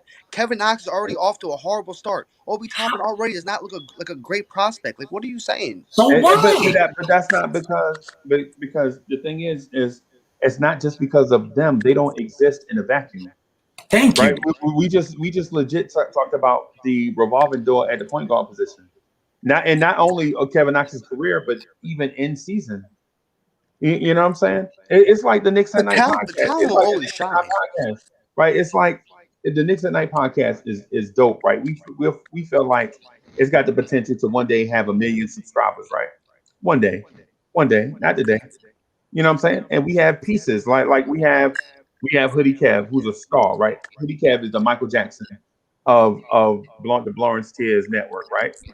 But some nights he'll have a bad night with Rob the Nick, who tripped over a Henny bottle and fell into it, right? So we'll have a bad night. But you can't blame Oh, Hoodie Kev. You can't say Hoodie Kev, you wasn't on your A game last night, right? Because there are other factors in a team situation. And Buds know this. I don't even know why he's trolling me, and I don't even know why I fell for it. Matter of fact, I ain't even because Bud's trolling me right now. I ain't. Hey, go I'm ahead, not Eric. trolling you. You're just saying that you wouldn't add talent to this roster because you think Frank Ntilikina might be something who's probably not here next year regardless. Like what? His contract's Bro, over. if you get to the playoffs, first of all, revolving door. Tom Thibodeau is not letting a lot of these dudes walk out the door if they get to the Next year, playoffs. only 6 guys only people under contract next year is Julius Randle, R.J. Barrett, Emmanuel Quickly, Mitch, Ignas, and Kevin Knox and Obi. As it is, everybody else is gone. Joe Kim Noah And Joe Kim, yes, the third highest paid player next year on the team. Yep.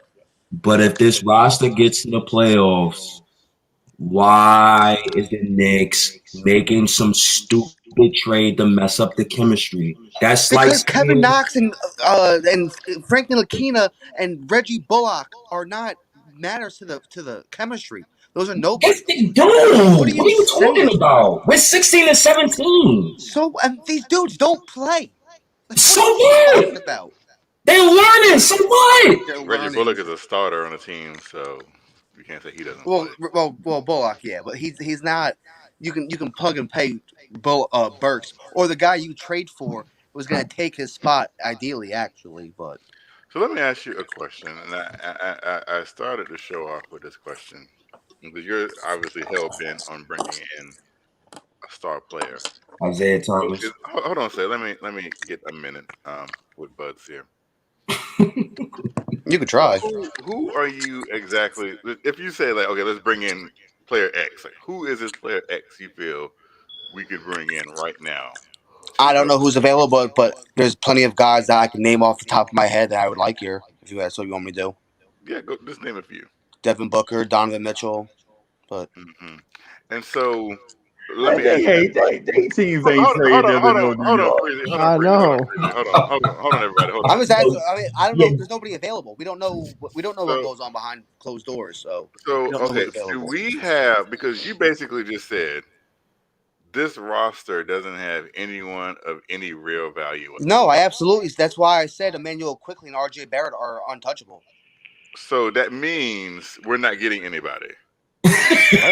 What? Why we have multiple draft picks? Those that you So always make the deal. No, hold on. you So always make the deal. No, no. hold I on. know what point you're about to make. I know what point you're about to make already.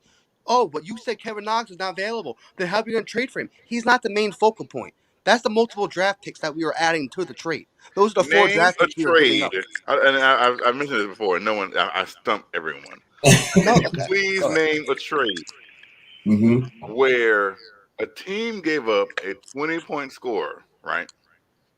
hmm And in return did not get a player who averaged at least 18. You really want Name to do this? I one can do it right now. trade. Christoph Porzingis. That's who it was.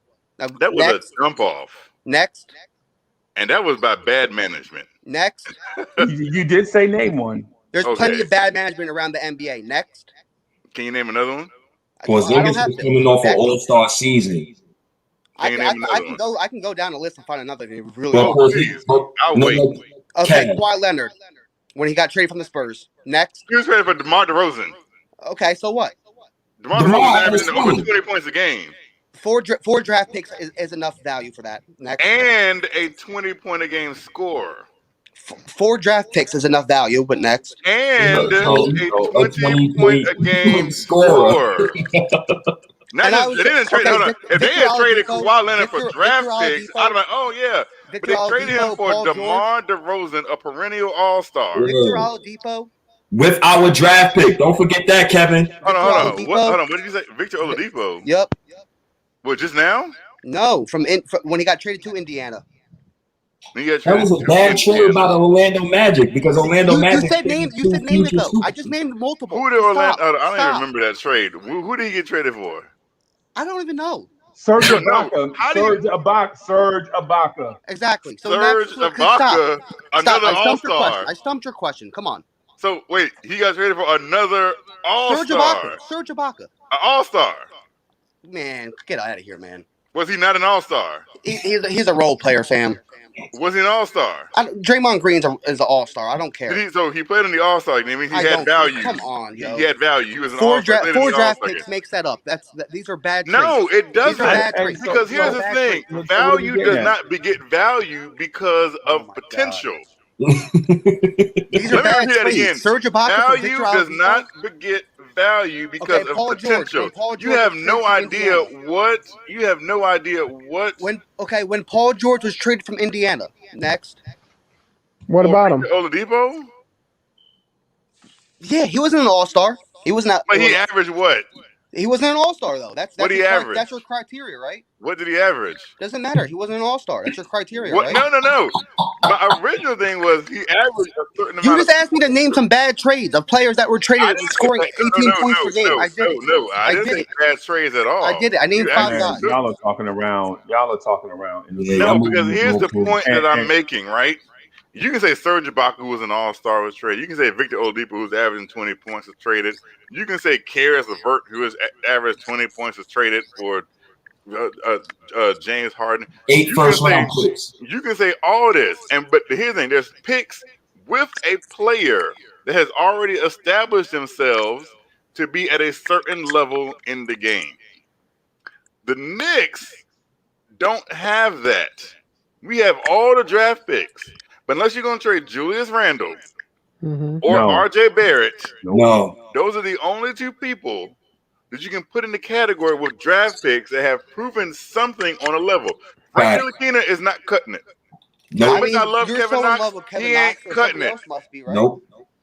That's why you have to sign somebody in free agency first. And so these whole trades that everyone keeps saying, let's bring in Bradley Beal for Kevin Knox and Frank Ntilikina is the most absurd thing. And they're still not going to cut it. That's not cutting it. Kevin Knox and Frank Ntilikina have yet to prove anything on a level. On a level that's going to get you anything of value in return. A franchise is not going to give up a player of value for nothing at all. You make this point every time. I just stumped your question. You did not stump my question. You just sat here on YouTube and made yourself look dumb. And I named plenty of players. You did Kevin not. Knox and Frank Ntilikina are not the headline deal of this part. Then who's the headline deal? The 4 draft picks. I'm not giving up 4 draft picks unless you said Kawhi Leonard was traded for DeMar DeRozan. No, when he was traded from technically he wasn't even drafted by the Spurs. He was drafted by No, you said when Kawhi Leonard was traded from San Antonio. Yeah, he was traded for DeMar DeRozan. Yeah, okay. So Victor All-Star. So when Victor Oladipo was traded to Indiana, or no, he was traded to where was he traded first? Houston. OKC. Traded from Orlando to what team? OKC. Oh yeah, OKC. What was that trade? For an All-Star and Serge Ibaka. What did Orlando get back in the OKC trade? What did Orlando get back from OKC? Yeah, when they traded Victor Oladipo. No, that was Indiana. No, Indiana. He was in OKC with Paul George at one point in time. No, he wasn't. No, they got traded for each other. Yeah, he was with KD and Russ. Nah, just Russ. Yeah, Russ, him, and Sabonis. It was just Russ? All right. Russ, him, and Sabonis. And Andre Robertson. and them cats. Steven Adams. Yeah, okay. And then Oladipo and Sabonis were in Orlando. Then they both got traded to OKC. Then they both got traded to Indiana. And they both became all-stars. Yep. Yeah, way down the line. Well, yeah. When that trade happened, what was it? Victor Oladipo was still averaging like 18 nobody points a young game. players. Yeah, he was still balling in Orlando. Yeah, Pacers won that trade, champ. Exactly. They're the ones that traded for him. But Victor So you Oladipo said in name OKC, bad trades that happened. I did. But no, I never said bad trades. I never not one time said bad No, trades. Yeah, you said name the 18 points per game scorers that were traded for Look, pretty much. Kev. Victor Oladipo was averaging 18 points a game when he was traded. That's my Kev, point. When can he I throw was this traded from angle? Orlando, they got fleeced. Orlando got fleeced. Can I throw this angle? Uncle Freezy. Imagine, Imagine your Uncle Freezy. Imagine, right? You go to your owner and you tell your owner and your shareholders, guys who's paying for the sponsors and all that, we're going to trade our 34-point per game scorer for a guy who's not in the rotation, for another guy who averages 6 points. And we're going to give you 4 first-round picks that we don't know what the potential is. You know what them shareholders is going to say? No. Are you selling the team? No. You know what they're gonna say? You know what they're gonna say? They're gonna say you fired. so off of that, You act like this guy. You guys act like this doesn't happen though all the time in the NBA. but Buzz, No. So the potential This trade. is as likely as drafting your all-star caliber guy. So the potential trades are always in the air, right? The potential trades are always in the air, right? We did trade Morris for nothing. Yeah, to be honest with you, the Marcus Morris trade is the gift that keeps on giving. In case I hadn't noticed, you know what I'm saying? We legit like traded Mook, and now Mook is down, and we traded up and we got Ed Davis and 2 second-round picks, then traded Ed Davis to Minnesota for a second-round pick, and so we basically got 3 second-round picks and Emmanuel Quickly for Marcus Morris. For half a year, Morris. Yeah. And Steve Mills almost stopped that. That man just deserves to be. I'm not even gonna say it. Yeah. Steve Mills is also the boogeyman who wanted to trade KP, just like Phil Jackson, the boogeyman who wanted. No, Steve Mills didn't want to trade KP. Yes, he did. Yes, he did. On a side note, Freezy, can you give me the lineups for tomorrow, please? Oh, for Saturday night. Indiana. The injury report. Yeah. No. We talking about the debate schedule. Yeah, let's hear that. So we got Mo versus Josh, aka Uncle Julio. SB Talk Sports 1 versus Zach. SB Talk Sports 1 versus Eric G. Tony Crow versus Hoodie Cab, and Chuck B versus Jonathan JD. I need ends in that, please. Wait, you said Jonathan JD twice? Or once? I thought you heard it twice. Oh, okay.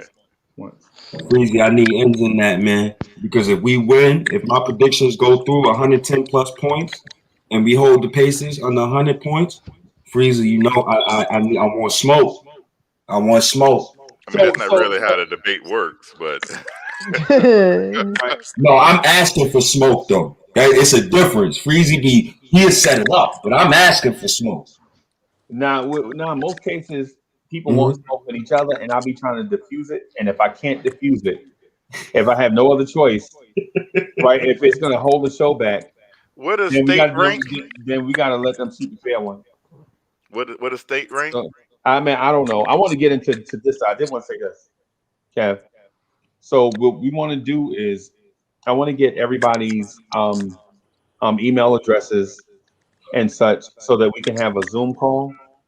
Because next week, not this Saturday, but maybe 2 weeks into March, we want to have these debates be mainstream. And I'm talking about with introductions, with theme music, with brackets, with all these different things. And so I'm shopping online for a Lawrence Tears debate champion belt. I don't want to spend $200 and mail it to somebody, and then they won't mail it back. You know what I'm saying? No, if you're in the family, you can't be doing that. Yeah. So I want to get because the belt is gonna be fire now. The belt is gonna be fire, right? So but if we get a belt, if we get a belt, I'm gonna ask the champ to instead of debating every 2 weeks, I want to have the debate champ debate once a month. Oh, now you said that when I lose the title. Okay. Thanks. No. I mean, does that mean you can regain the title? Yeah. I mean, eventually, yeah. But Yo, I'm saying if it would I have ever been win nice. that, I'm saying it would have been nice to do this when I was still the champion. Hey, listen, that's because you selfish as hell. You got to think about the debate league I first. if am I ever win the selfish. if I ever win that belt, I'm gonna wear it every time I'm on this Yeah, thing. and guess what else, Eric G? Every time, hey, Eric G. Every time you come on, I'm gonna be like, ladies and gentlemen, introducing the current Lawrence Sears debate champ and whoever that person is. Hmm. Right now, with Sports Vibes TV. My thing is, like I said, I'm not pompous enough to do that. I don't even wear the hoodie on every show. Okay, I bring the hoodie out on special occasions. So you gonna bring it out tomorrow night after we stomp on the Pacers and we I mean, graduate to it's 500? debate night. Of course, I'm gonna wear the hoodie All tomorrow. right. Cause when we graduate tomorrow night, Freezy, and we become 500, the first time we become 500, Oh it was yeah, 7 years. No, Actually, I'm going back. we've been 500. The first time we've been 500 past February 27th in 7 years. wow. This is the first time. Tomorrow, today's game is important for me personally because that's graduation night for me. That's the monkey off our back. We 500 basketball now. Now let's stomp on the Detroit Pistons on Sunday, right? Because they're the worst team in the league. I mean, in the East. Dennis Smith Jr. is gonna want to score 30 on you. Frank Ntilikina is going to bottle him up. Not worried. All right. Hey, so Hoodie Cav, I've been also looking at hoodies. Lawrence Sears debate league hoodies. Hold on. If you give everybody my signature look, then it won't be signature for me anymore. No, Kev, listen, you gotta hit me out, man. Yeah, I noticed when we do these live streams, y'all jump on people before they even finish talking. You know what I'm saying? Nobody get to finish a thought on here, even though we have like 3 hours, 4 hours to chop it up. We just continually cut each other off. But listen, Hoodie Kev, what I'm saying is I'm talking about, I was looking, because I was like, yo, we should do a signature line. Like legit buy the hoodies and put Hoodie Kev logo on it and put Lawrence Tears on it. That'd be fire. Little kids all over the internet rocking a joint, coming in the live stream with a thing that's blue and orange with Hoodie Cab right here on the little chest part. Hell no. I think that'd be dope. Yo, Freezy. You know what game I really want to happen this season? I want it to happen in one of these games. What's that? I want a game where 3 of the kids each score 20 points. That's my one wish. That 3 of the kids in the same game. Sunday. All right. I hope Does anyone else hear echo? Yeah. Yeah, I hear echo. So yeah. Sunday. Yep, Sunday is when we gonna get it. Mm-hmm. You want me to predict the guys? Shoot it. So I'm gonna say RJ Barrett, Emmanuel Quickly, and what other young guy we have? I don't want to say Obi, and I don't want to say Knox. I don't want to say Frank. Why? Ooh, Frank give us. I would never. Nah, I can't say Frank giving us 20. Frank gave us 20. Then he's in the rotation, bro. If he give us 20 Sunday, bro, I might jump off my balcony, bro. I don't know what I would do. I would love to see. I want to see Knox play bad with Obi. I want to see that lineup, Freezy, that I was talking about earlier. Quickly, Frank, Knox, Obi, Mitch. If Knox scores 20 points in the game Sunday, the Knoxers will claim that day as a national holiday. But Burks or Bullock got to get hurt. That's the only way. Knock on wood. I don't want nobody. They at the altar right now. The Knoxers are at the altar right now, burning Reggie Bullock dolls at the altar. I'm a Knoxer, man. I'm one of them. I've been stabbing the Reggie doll pins. And then I'm like, damn, because I want to see Knox play with this group of point guards. You get what I'm saying? I want to see him play next to Frank. I think Frank will give him more opportunity. He'll give more opportunities. And I like the lineup with it's all kids and Taj is at center. I think that's probably my most favorite lineup, like I've seen from the last game. I want to see a trade, right? Right. Austin Rivers and something to New Orleans for Jackson Hayes. I really want Jackson Hayes. Bad. I don't understand why you're so stuck on him. He's so hard. He's not good. Like, I don't. I have a trade for you. A I'll realistic take Cam trade. Johnson from the Suns. They ain't It giving him might up. be weird, and y'all might be letting know because this person's injury history. But I would trade Rivers, Bullock, and Noel for Joseph Nurkic. Me too. Shit. Nah, they ain't giving you shit up. Nah, they Portland, ain't giving up. Portland on a tear right now. Portland on a tear right now. Portland needs bigger wing players. That's They got- where. Okay, they got a couple. They got a couple. What's the name? Is just underperforming. They need a better defensive wing player. Rocco underperforming, bro. Yeah, Robert Covington is tough. He's been but Robert's been bad this season. That's why I Yeah, think they'll. He's playing with that damn mask. That shit's messing him Yeah, up. and they playing him at power forward, which is dumb when he a wing player. Because they hurt. Because Portland don't have the right person. They playing him out of position. They Robert should trade. Covington. Okay. They should trade CJ McCollum for what's his name? Ben Simmons. Oh my God, why am I drawing a blank? John Collins. Oh,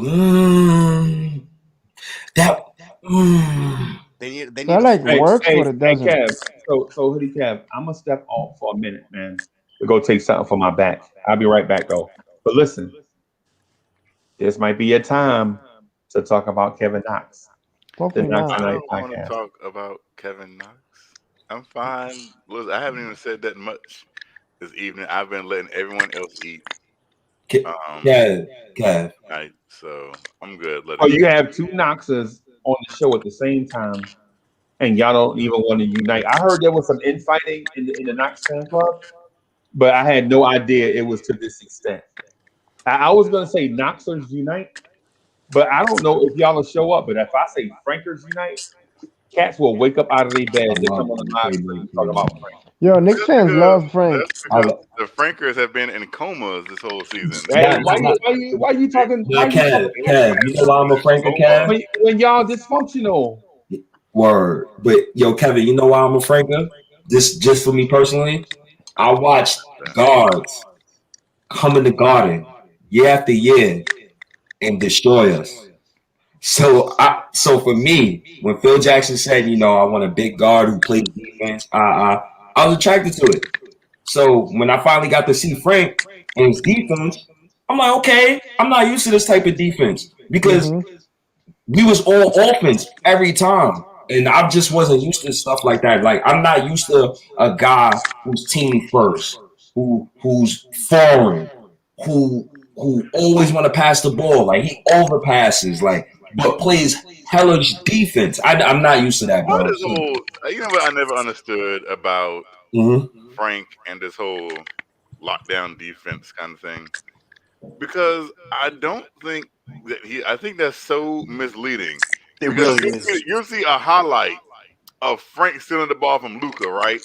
But gloss over the fact that Luka had like 32 points in that game. Do you know what stats are, Kevin? Because there's stats that Luka has the lowest field. Luka Doncic. Kev, we won't do that. We won't do that. Because there's stats that Luka has the lowest field goal percentage going up against Frank. 1. 2, those stats be miscued. Go to stats where Frank is the primary defender on that position. Stop tapping. You will not one time, and not even a whole game. When Frank matches up against Luka, Frank has turned more turnovers than Luka has field goals. And they won both games. Like Frank has 7 caused turnovers.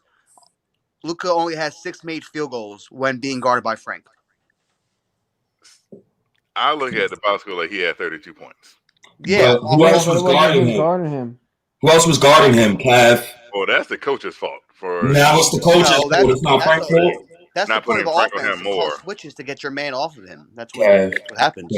If you don't see that Frank plays good defense, then I don't know. Yeah, No, well, he's that's good. He's strawman talk. overrated. He's not a top 5 defender in the league or anything like that. That's not what we He's good. saying. That's strawman talk. Stop the strawman talk. No, but no, the Frankers make that. I think he's overrated. People might he's like Gary Payton or something. Yeah, no, No, that's not what we say. But that's the issue with people when they talk to Frank. Is you see, yo, EDG, you hear this garbage they spin?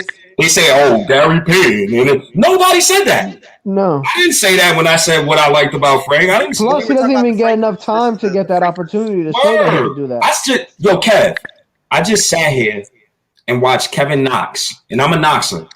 I watched him next to Emmanuel Mudiay, and I'm also a Franker. And I had to watch Mudiay steer the tank the whole season. Then the next season, I had to watch Alfred Payton steer a tank. So let me get this phone in on Super Chat from Christoph. Thanks for the Yo, what's up, bro? You said the Frank Hive is in disarray. How we in disarray? The Knox Hive in disarray, and I'm a Knoxer. I don't even know when Knox going to see the court yet. Listen, do you see? I saw Frank Ntilikina play defense on like four positions last night in one possession. Word. And Frank, every time he was in the game, he went up double digit points. So Kev, he was locking down Buddy Hield after he got hot in the first half. You want to know what's funny, EDG? Yo, they was trying to get around so many screens to get away from Frank, bro. Like, nah, man. Yo, there was the one play where Frank was Dean Fox, then ran over. D went to Buddy Hield. Then from Buddy Hield, he went down to Rashawn Holmes, bumped him, came back to Fox, came back to Hield, and Hield threw it out of bounds. Come on, yo. You can't teach that. That's wanted. And the Guardian went crazy. Y'all happy that Frank Ntilikina is going to end up like Ronnie Brewer? That's great. Y'all got Ronnie Brewer 2.0. That's wonderful. Man. You know what I don't like about what you be saying sometimes? Because you say blasphemous nonsense like that. It's the truth. But then you got me as a Knoxer who agrees with you and say things like Knox could be Danny Granger. Who was Ronnie Brewer? Ronnie Brewer was that long guard who played defense for the Bulls back in the day. Frank got a higher ceiling than Ronnie Brewer. He didn't really bring that much offense to the game. Frank got a higher ceiling than Ronnie Brewer. I'll take Corey Brewer. And that was all Ronnie Brewer was. That's what Tom Thibodeau used him. And then got a higher ceiling. How does he have a higher? What does Frank do different than Ronnie Brewer? Throw Mitchell Robinson lives. Throw Mitchell Robinson lives. Wow, that's amazing. And he disrupt the game. Ronnie Brewer disrupted the game.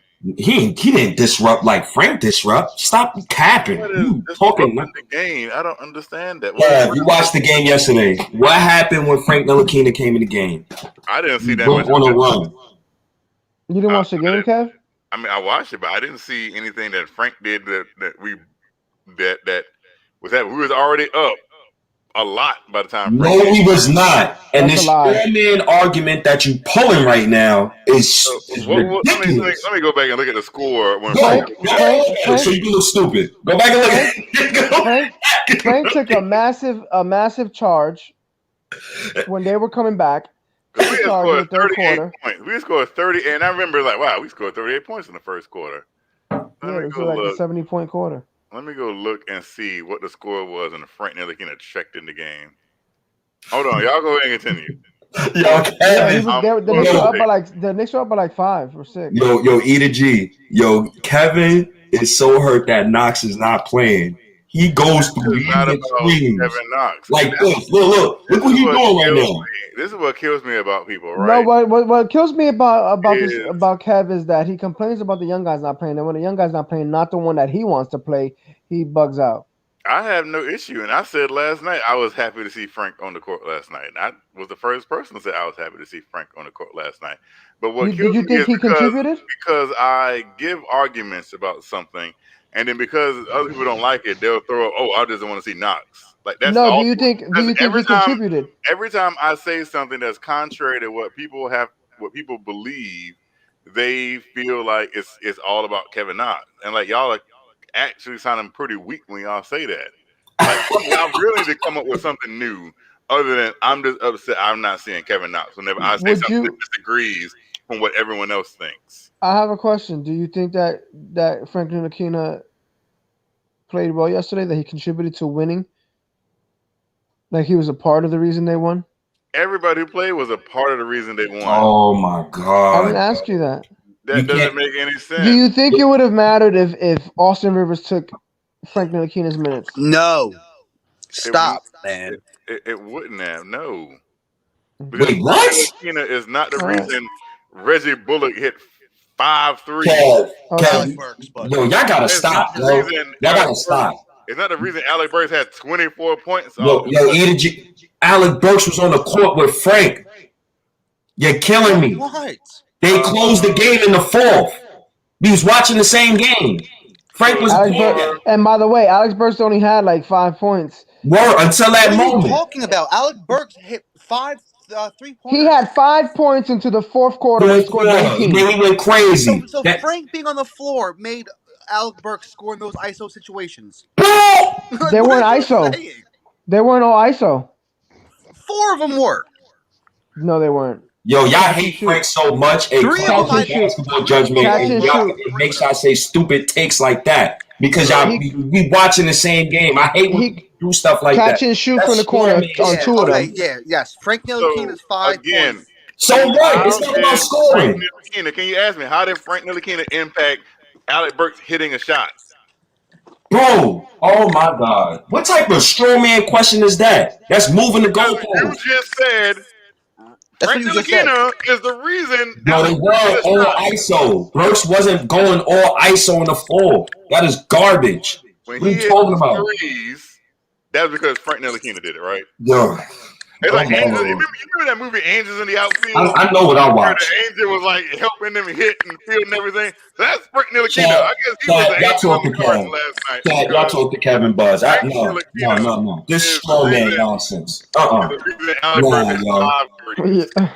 He's the reason Reggie Bullock Yo, was. State, don't leave me here like this, yo. I mean, I don't No, understand. y'all making dumb points. Like, come on now. Yes. No. What This is dumb woman about saying that he argument- contributed? Frank Nobody said he contributed didn't to winning. contribute. Y'all saying we won because of him. I didn't say No, that. we saying he contributed to the win. He's I a said plus he was a part of the reason we Yes, won. exactly. And that's exactly what Hoodie Kev just said when he said everybody contributed to the win. But Frank was a plus 17 for a reason.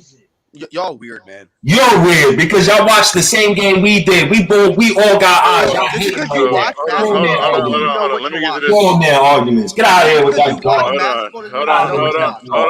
Hold on. Let me get this super chat. We all know it says keep it going, Strong Brad Kev. Johnson for the $7.99 super chat. It says keep it going, Hoodie Cav. Appreciate the super chat, Brad Johnson. Brad Johnson, man, you've been talking crazy all day. I wonder why you agree with Kev. I mean, if he gonna give the set work $7.99, he can say whatever he wants to. Yo, I I agree. I appreciate that. I never agree with Hoodie Kev, and he's right now. So Yo, Eda G, Kev, right, is slowly turning into Chuck. No, he's I'm not not. turning into Slowly. anyone. Here's my thing. I love the kids, and no one can sit here and tell me and come on this show and say Kevin does not want the kids to play. I'm a Frank fan, so this is a weird thing. I don't know. And what all y'all I'm think about. saying is, I'm not giving Frank is the reason we won that game last night. Y'all capping because Buzz just mentioned, 5 points and he just won the game. So y'all just saying right now that Frank had no impact on us winning that game yesterday. And y'all just said this straw man argument that if Austin Rivers took Frank's place, and we already seen a large sample size from Austin Rivers, that we would have still won the game in the same fashion. Nobody has said any of those things. That's a straw man debate. Any of those things. No way that if Austin Rivers took Franklin Ntilikina's minutes, that Alec Burks would have scored 19 points. No way. Thank you, Yo, Eda that's G. the Straw man. dumbest thing I've heard all night. Dumbest There's thing. no way. Yes. He would have been having the ball in his hand. He would never give him the opportunity. That's why we didn't what play. happens all the time, right? Because we haven't seen Alec Burks go off before. I know. Oh my I'm God. saying, yo. When's the last time you saw Alec Burks score 19 in a quarter? He's been injured. He just came off an injury. He's been back for a couple games now. He had to get back into a rhythm. When he started off the season, he was shooting like 50-something% from three. Okay, he got hurt. Yeah, then that was 2 games, and then he got hurt for 2-3 weeks. No, it was longer than 2 games, and he played the first 2 games, and that was it. That's exactly my point, though. This is only one game. We've Listen, seen it I'm before, not though. sitting here That's my saying that point. Alex Burks is about to turn into like Ray Yeah, I'm Allen. not saying. No, I'm not yeah, saying no. that either, though. But we're acting like we haven't seen this already from him this season, where he's hit multiple 3-pointers in a row. We've seen this from Reggie Bullock already, where he's hit these are 3-point specialists. They come into the NBA to do this for this reason. Like these guys have been able to do this throughout their career. Like this didn't just change because Frank Ntilikina was on the court for once. Frank on that second unit would allow them. They scored 71 points as the second unit. Let me get to the super chat. Y'all laughing, but you need a Yo, glue guy. let That me- don't happen with Austin Hey. Rivers because Rivers He is did all the Hey, other stuff in hey, Austin between the Rivers has game. gone off like that himself. Yo, let me get to the super chat. So thank you, Robert Kahn, for the $2 super chat. He says Kevin Knox for MVP / Defensive Player of the Year. Oh my god. Thank you, Robert Kahn, for the $2 super chat. Frank forced 4 Now y'all can keep turnovers, going. had 7 points on 50% shooting, and was it plus 17. He had 5 points. What are you talking about? So That's what? It's 7. not about scoring. That's a straw man argument. He Only had 7 Knox You points. just said look 7 at that. points. Yo, you mentally challenged him. You just said 7 points. You He had mentally 7. challenged. You saying his 7. You so what? 7 points. We won the game. We won the He game. had I'm correcting he you. had I'm 7 correcting you, points. bozo. Straw man. I'm correcting you, bozo. No, I don't Frank need you had to 7 correct me because you points. doing a straw man Hold argument. on. Frank He had scored 7 points. Bruce Bowen scored 7 points, but he won a chip. So what? Derek Fisher, he scored 9 points. So what? He won a chip. That straw man argument, that Yeah, garbage. Robert Horry. Y'all be killing me with Robert Horry that. has 7 chips. Greatest player Yo, of all eat a time. G. Just saying. When dudes talk about Frank, they basketball knowledge gets I'm a skewed Frank and they fan, start fam. talking with emotion instead of I'm a Frank talking fan since we were logically. in Pointless. It was a point. He was a plus 17. That talk that Buds and Kevin doing right now is garbage. Plus minus is the dumbest stat in basketball. Now it's the but we watched the game. We see why he got plus So what? 17. What is you saying? Just because you watch basketball doesn't mean you actually know what you're Oh watching. my lord, this It's like guy. watching you Oh watching god, basketball is like watching the Spanish channel, fam. I don't it's like understand. when you mention Frank, people IQ get lower because they trying to dumb the argument down and say that he only scored 7 points No, and I not love looking at the Frank. I'm whole just thing. saying he didn't make anybody do anything last night. So what do you? What? That's the argument. Yo, last night was the first time I ever seen Obi Toppin get the ball on a fast break, and that was from Frank. You're Come a lot. on, Okay, man. then you don't watch Knicks basketball because You don't watch Knicks basketball if you're gonna tell me any guard this season passed Obi Toppin the ball on a fast break. Yeah, I've nobody seen has done Kevin that Knox either. pass the ball onto Obi Toppin on the fast break. Yeah, because that's Kevin Knox. They got chemistry. But no, but your Yeah, argument those you two. said last No, night he was the said first guards. He time. said point I guards. said guards. I said guards. Name a Emmanuel guard on the Derrick Rose team. quickly could. hasn't done it. Who? Emmanuel Derrick Rose quickly did hasn't it done a it. couple games ago. Not Yeah, fast Derrick break. Rose didn't throw him an alley oop the other day. Yo, Alley oop, yes, not fast break. that was Oh so my God, rare. y'all That think was so rare. childish. Man, y'all don't like intangibles. Y'all like players who just put up points. That's why you want to lose like Bradley Beal, because you want guys I who like put up the Frank. box score. You just rant like a drunk uncle on the corner, yo. I No, like Frank. because you talking straw man argument, and Kev is adding on to your straw man garbage by All agreeing with this I'm nonsense. doing is 7 points. Come on, man. That was the dumbest argument I heard in a while. We're Y'all putting too smart for that. Y'all too smart for that. Y'all too smart to be Yo, allowing look at you. 7 points. You in Say a hole. You bleeding right now. You talking about who's soft? Come on, fam. Get real. bleeding. This You got me. to What are go you to the talking hospital. about? This me. What are you talking about? Take your meds, fam. Take my man. You just mad because nobody agree with you, Isaiah Thomas. You trying to trade everybody, every goddamn pick. Then you saying realistic trade. Yo, look how worked up you Swap are. Calm down, potential. tough guy. Like, look how Listen, what? realistic trades happen when you swap potential. Real life buds is not 2K. We don't have on the trade restriction, okay? You can't press start on this game, put Knox Frank and 4 picks and try to get Bill. That is the dumbest thing I ever heard. If you go to your shareholders and you offer them that, you might as well sell the team and move them to Seattle. Stop the nonsense. Y'all straw man. Okay, because they got a great deal for John Wall, right? They gave up draft picks for Russell Westbrook. Like, there's dumb franchises do dumb things all the time. So that argument is so played out that you don't find all-stars for cheap. Yes, you do. It happens all the time. They gave up Kristaps Porzingis for 2 first-round picks and Dennis Smith Jr. But I don't think the Knicks want to give. I don't think the Knicks want to get a all-star who's not going to get them to a championship level. Straw man think we gonna get billed for Frank, Knox, and a couple cookies. Yeah, a couple of cookies that are 4 first-round Yo, picks. we got a chat real quick. Christoph, State of New York needs a nap. $2.99. Thank you. Super chat. That man's cranky. Look how emotional he is. He's all worked up and shit. I'm always worked up. I'm worked up about the Knicks. I put in work. What you talking about? I've been live streaming all day. You pay your cable bill and talk about putting in work and that you support. No, meaning that I be at work. I'm putting in work. I'm doing live streams. I'm doing everything. I'm talking about the Knicks, and I know what I'm watching. You pay your cable bill. Tell them, State. And you pay your cable bill. When I'm watching this team, I'm watching something nice going on the floor. That's what I'm watching. What I watched last night, Frank. Who's disagreeing with that? Nobody disagreed with that. Everyone said Frank had a good game. So what are you saying?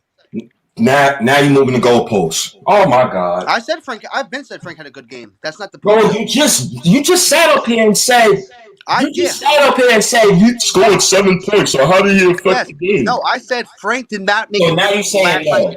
So now you're saying no. Rivers played. We still win last night. No, we do not, because Austin Rivers doesn't allow Burks to score 20-some points in the fourth. Yeah, Frank Ntilikina's really made the difference in that. Oh my God, you so strong, man, bro. Yeah, I don't know, bro. I don't know. Why the chat's going at Buds right now, yo? Because Buds is talking straw man. I don't care what the chat says. No, you should, because you being a straw man right now. Fans get roasted all the time for a reason. Nah, we need the chat though, Buds. We care about what the chat says. Yeah.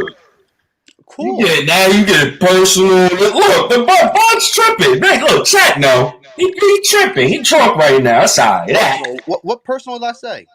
Like what? We're just what the chat is saying. Bud's talking greasy. I'm going to step off for 1 second.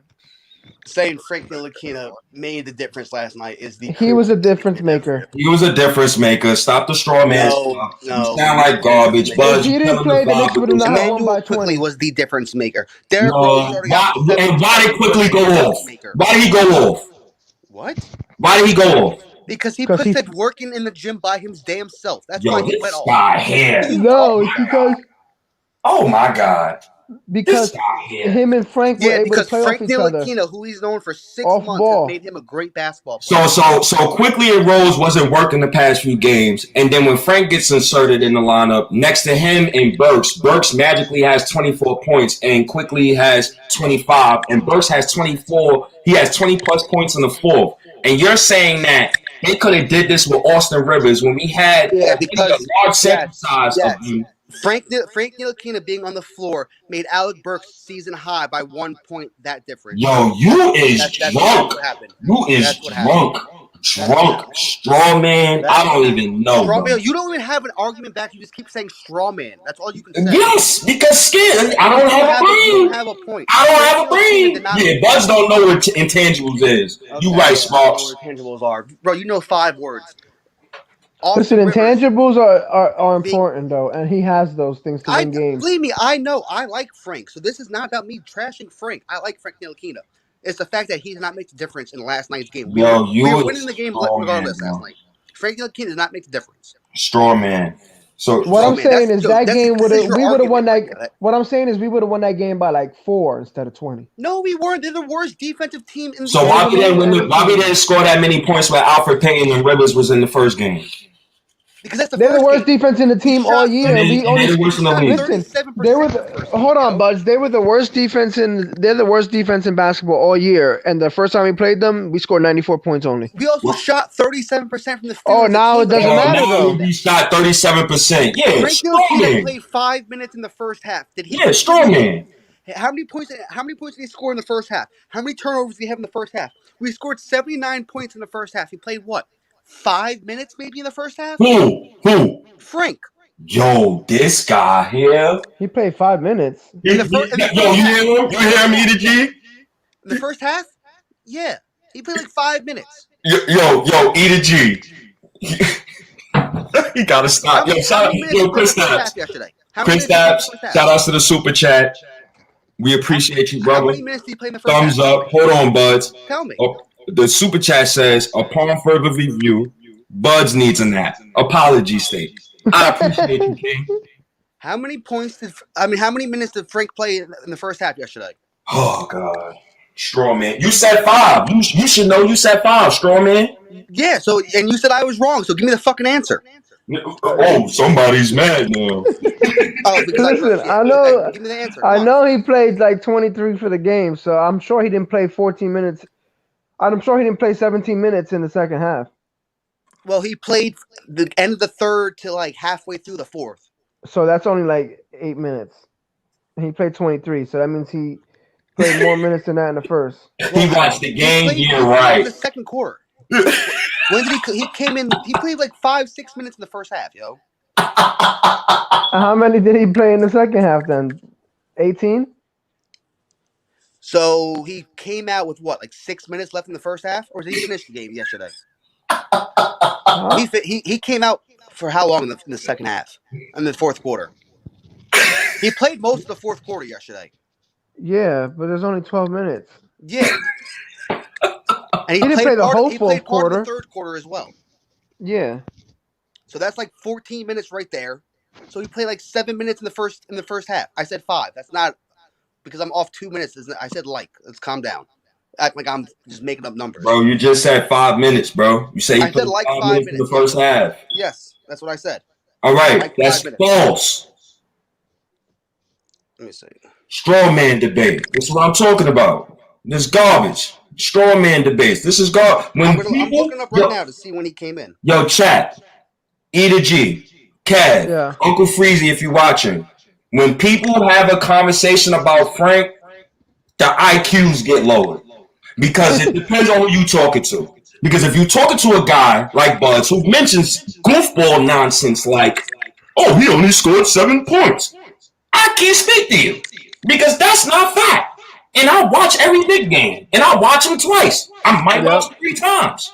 So you can't tell me Frank didn't have an impact on yesterday's game. And of course, you can't tell me that Burks would have had 20 in the fourth next to Rivers when we seen a whole sample size of them together. It don't work. First off, Rivers wouldn't have been playing. It would have been Alfred Payton in a normal world.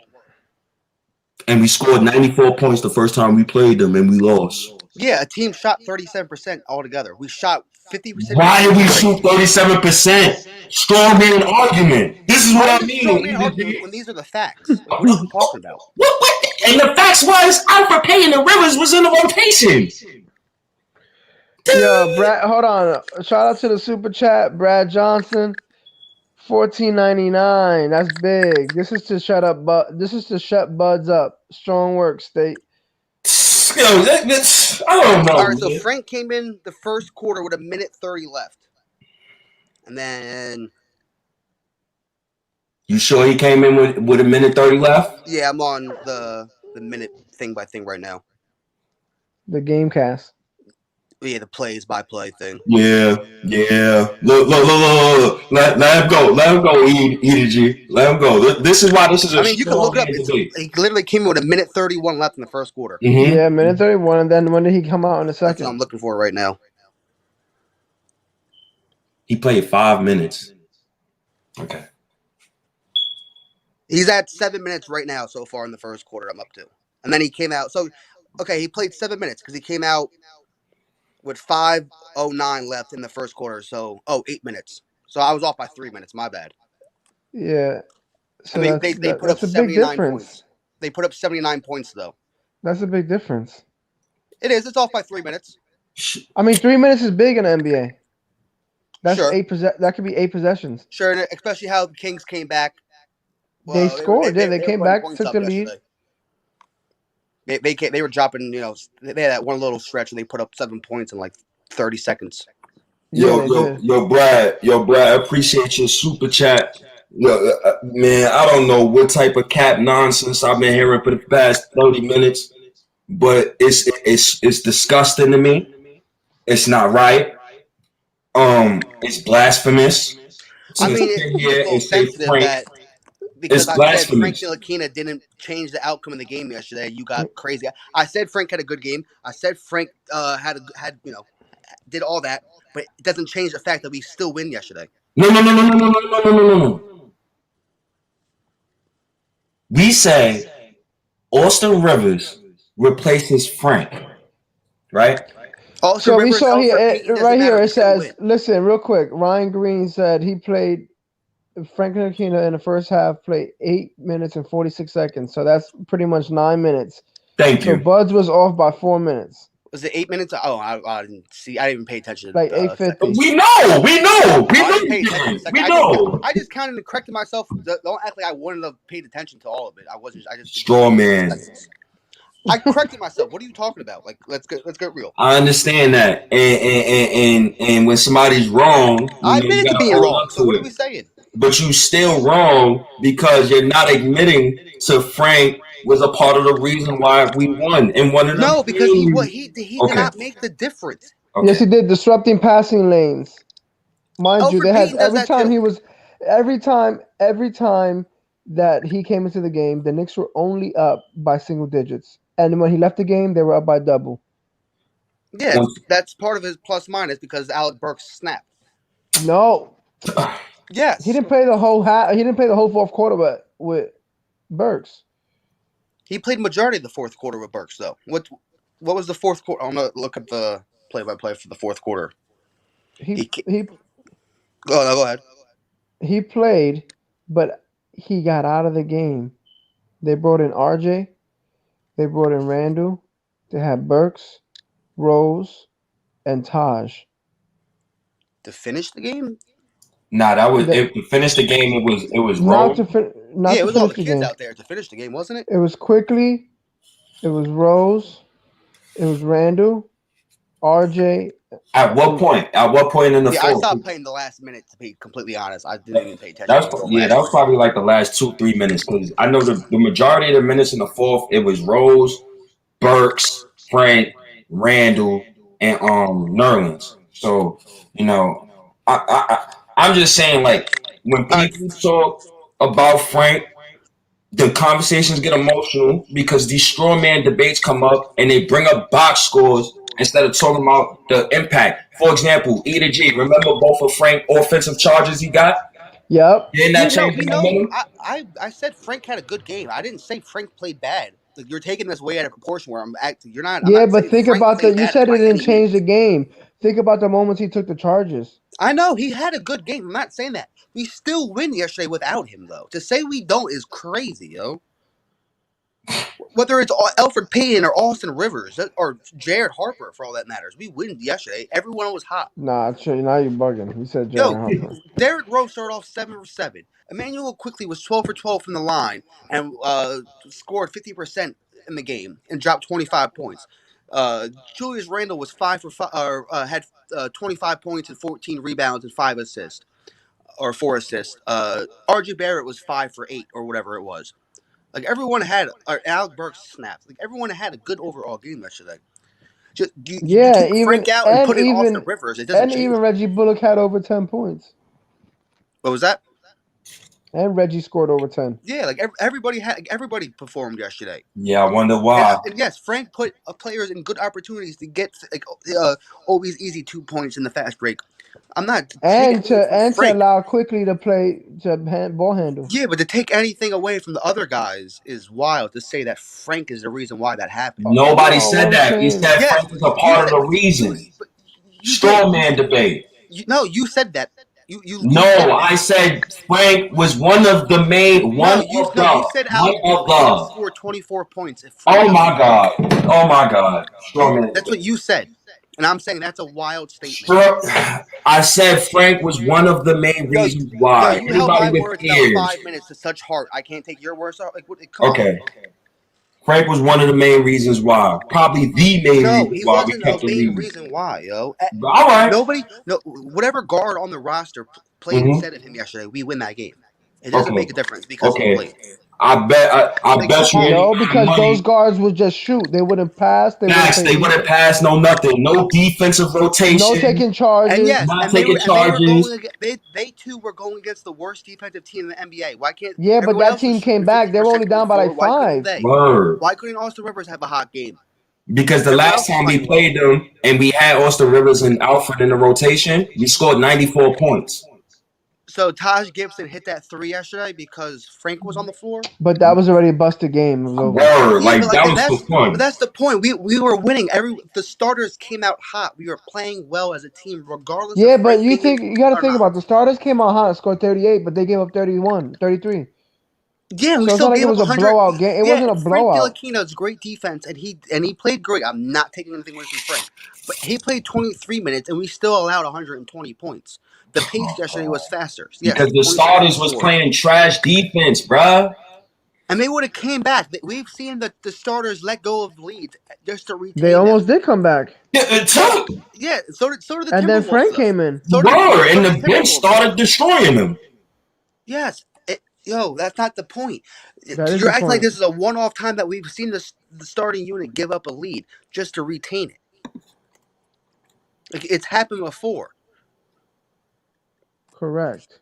Yeah, so Frank Ntilikina does not change that, yo. So Devin That's the point Cruz. I'm trying to make. You're acting like I'm trying to slander So Frank. He had a so great game. Devin Cruz just said, "I don't understand how Frank can have a good game and set people up, but he didn't impact the game."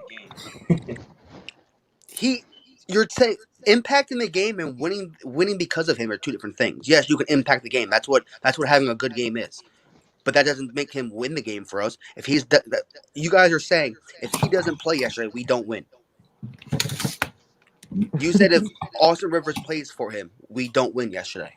In the fourth, that's a fact because Austin No, Rivers it's would not. not allow Burks to score that many points because he's ball dominant. Okay, maybe Reggie Bullock was able to get hot. Maybe Alec Burks was able to get hot. Julius Randle was able to get hot.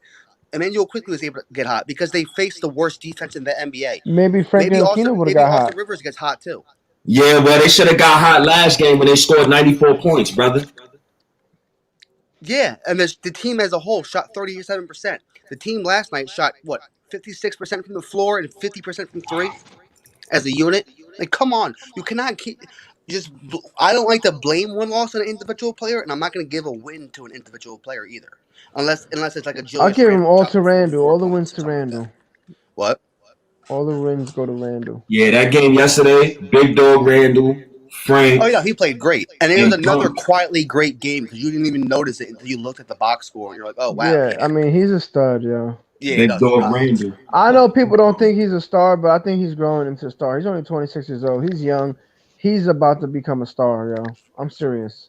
He's just gonna get better. I agree. I don't know if he's a star to get to a. He's not may not win you a Eastern championship, Conference but he's gonna final be or a something star. like that. He's gonna be a star. He's a very good young player.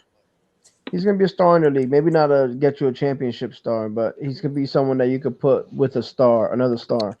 Do you think he's a star enough to get us to like an Eastern Conference finals behind him, or does he need help to even do that? I think we need I need a more consistent shooting. It's not his fault. You can't blame him for that. Well, yeah, that's on the other But players. I think if we get consistent shooting from his peers, then I think he can be a guy that could win you around. Oh, I mean, there's Quickly who's not consistent yet, and I think he can get there, but RJ Barrett's consistency scares me because there's going to be times where, especially in playoff basketball, where you look what Miami did to him. He's gonna have to be the one that's gonna have to beat the team. He gotta get the offensive bag up. You gotta learn some moves. That take time. He's shooting better percentages. But his shooting as a whole has always been inconsistent. Yeah, but he's gotten better this year. He's gotten better this year. His shooting percentages got way better. It's still gonna be a problem throughout his career. No, it's not. It's not a problem for Brandon Ingram right now. He was a disgusting shooter. Yeah. But Brandon Ingram was known as a shooter up until college, though. In high school, Brandon Ingram was known to be able to get buckets from anywhere on the floor. Well, these guys have all been shooters in high school. Come on. No, RJ wasn't even a shooter in high school, though. RJ was one of the best high school players. Yo, he was. That doesn't mean he's a shooter, though. Yeah, but he was hitting shots. He was doing anything he wanted because he won damn near every award. He was also completely more physically built than the competition. Right, but that's part of that's unfortunately he just worked harder. Yeah, no, I'm not taking anything away from RJ. He's one of the most accomplished high school players of all time. But how do I put it? He's athletically, he's not athletically good enough compared to his peers. Like Yo, he has. I want you to think about this. RJ's in the NBA. 3 years ago, RJ was a senior in high school. And he reclassified. We need Yeah, to no, I know. really just give him some time. But if you look, Guys work on their shot all the time and get better it's more at than it. that too. Like when you watch RJ get to the rim, I love RJ. As you can see, he's my profile picture. He's my favorite young player on the roster.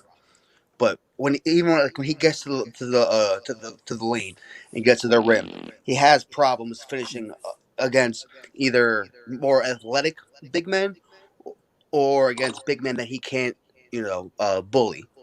Yeah. The thinner big man. There is physical limitations to RJ's game so far, and yes, there is ways where he can develop out of that.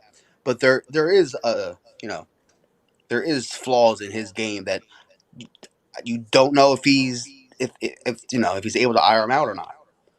Man, We can't act like RJ is I a know perfect that one of the prospect. big things that I saw that I know that he's working on his game, that he takes it serious, is his free throws.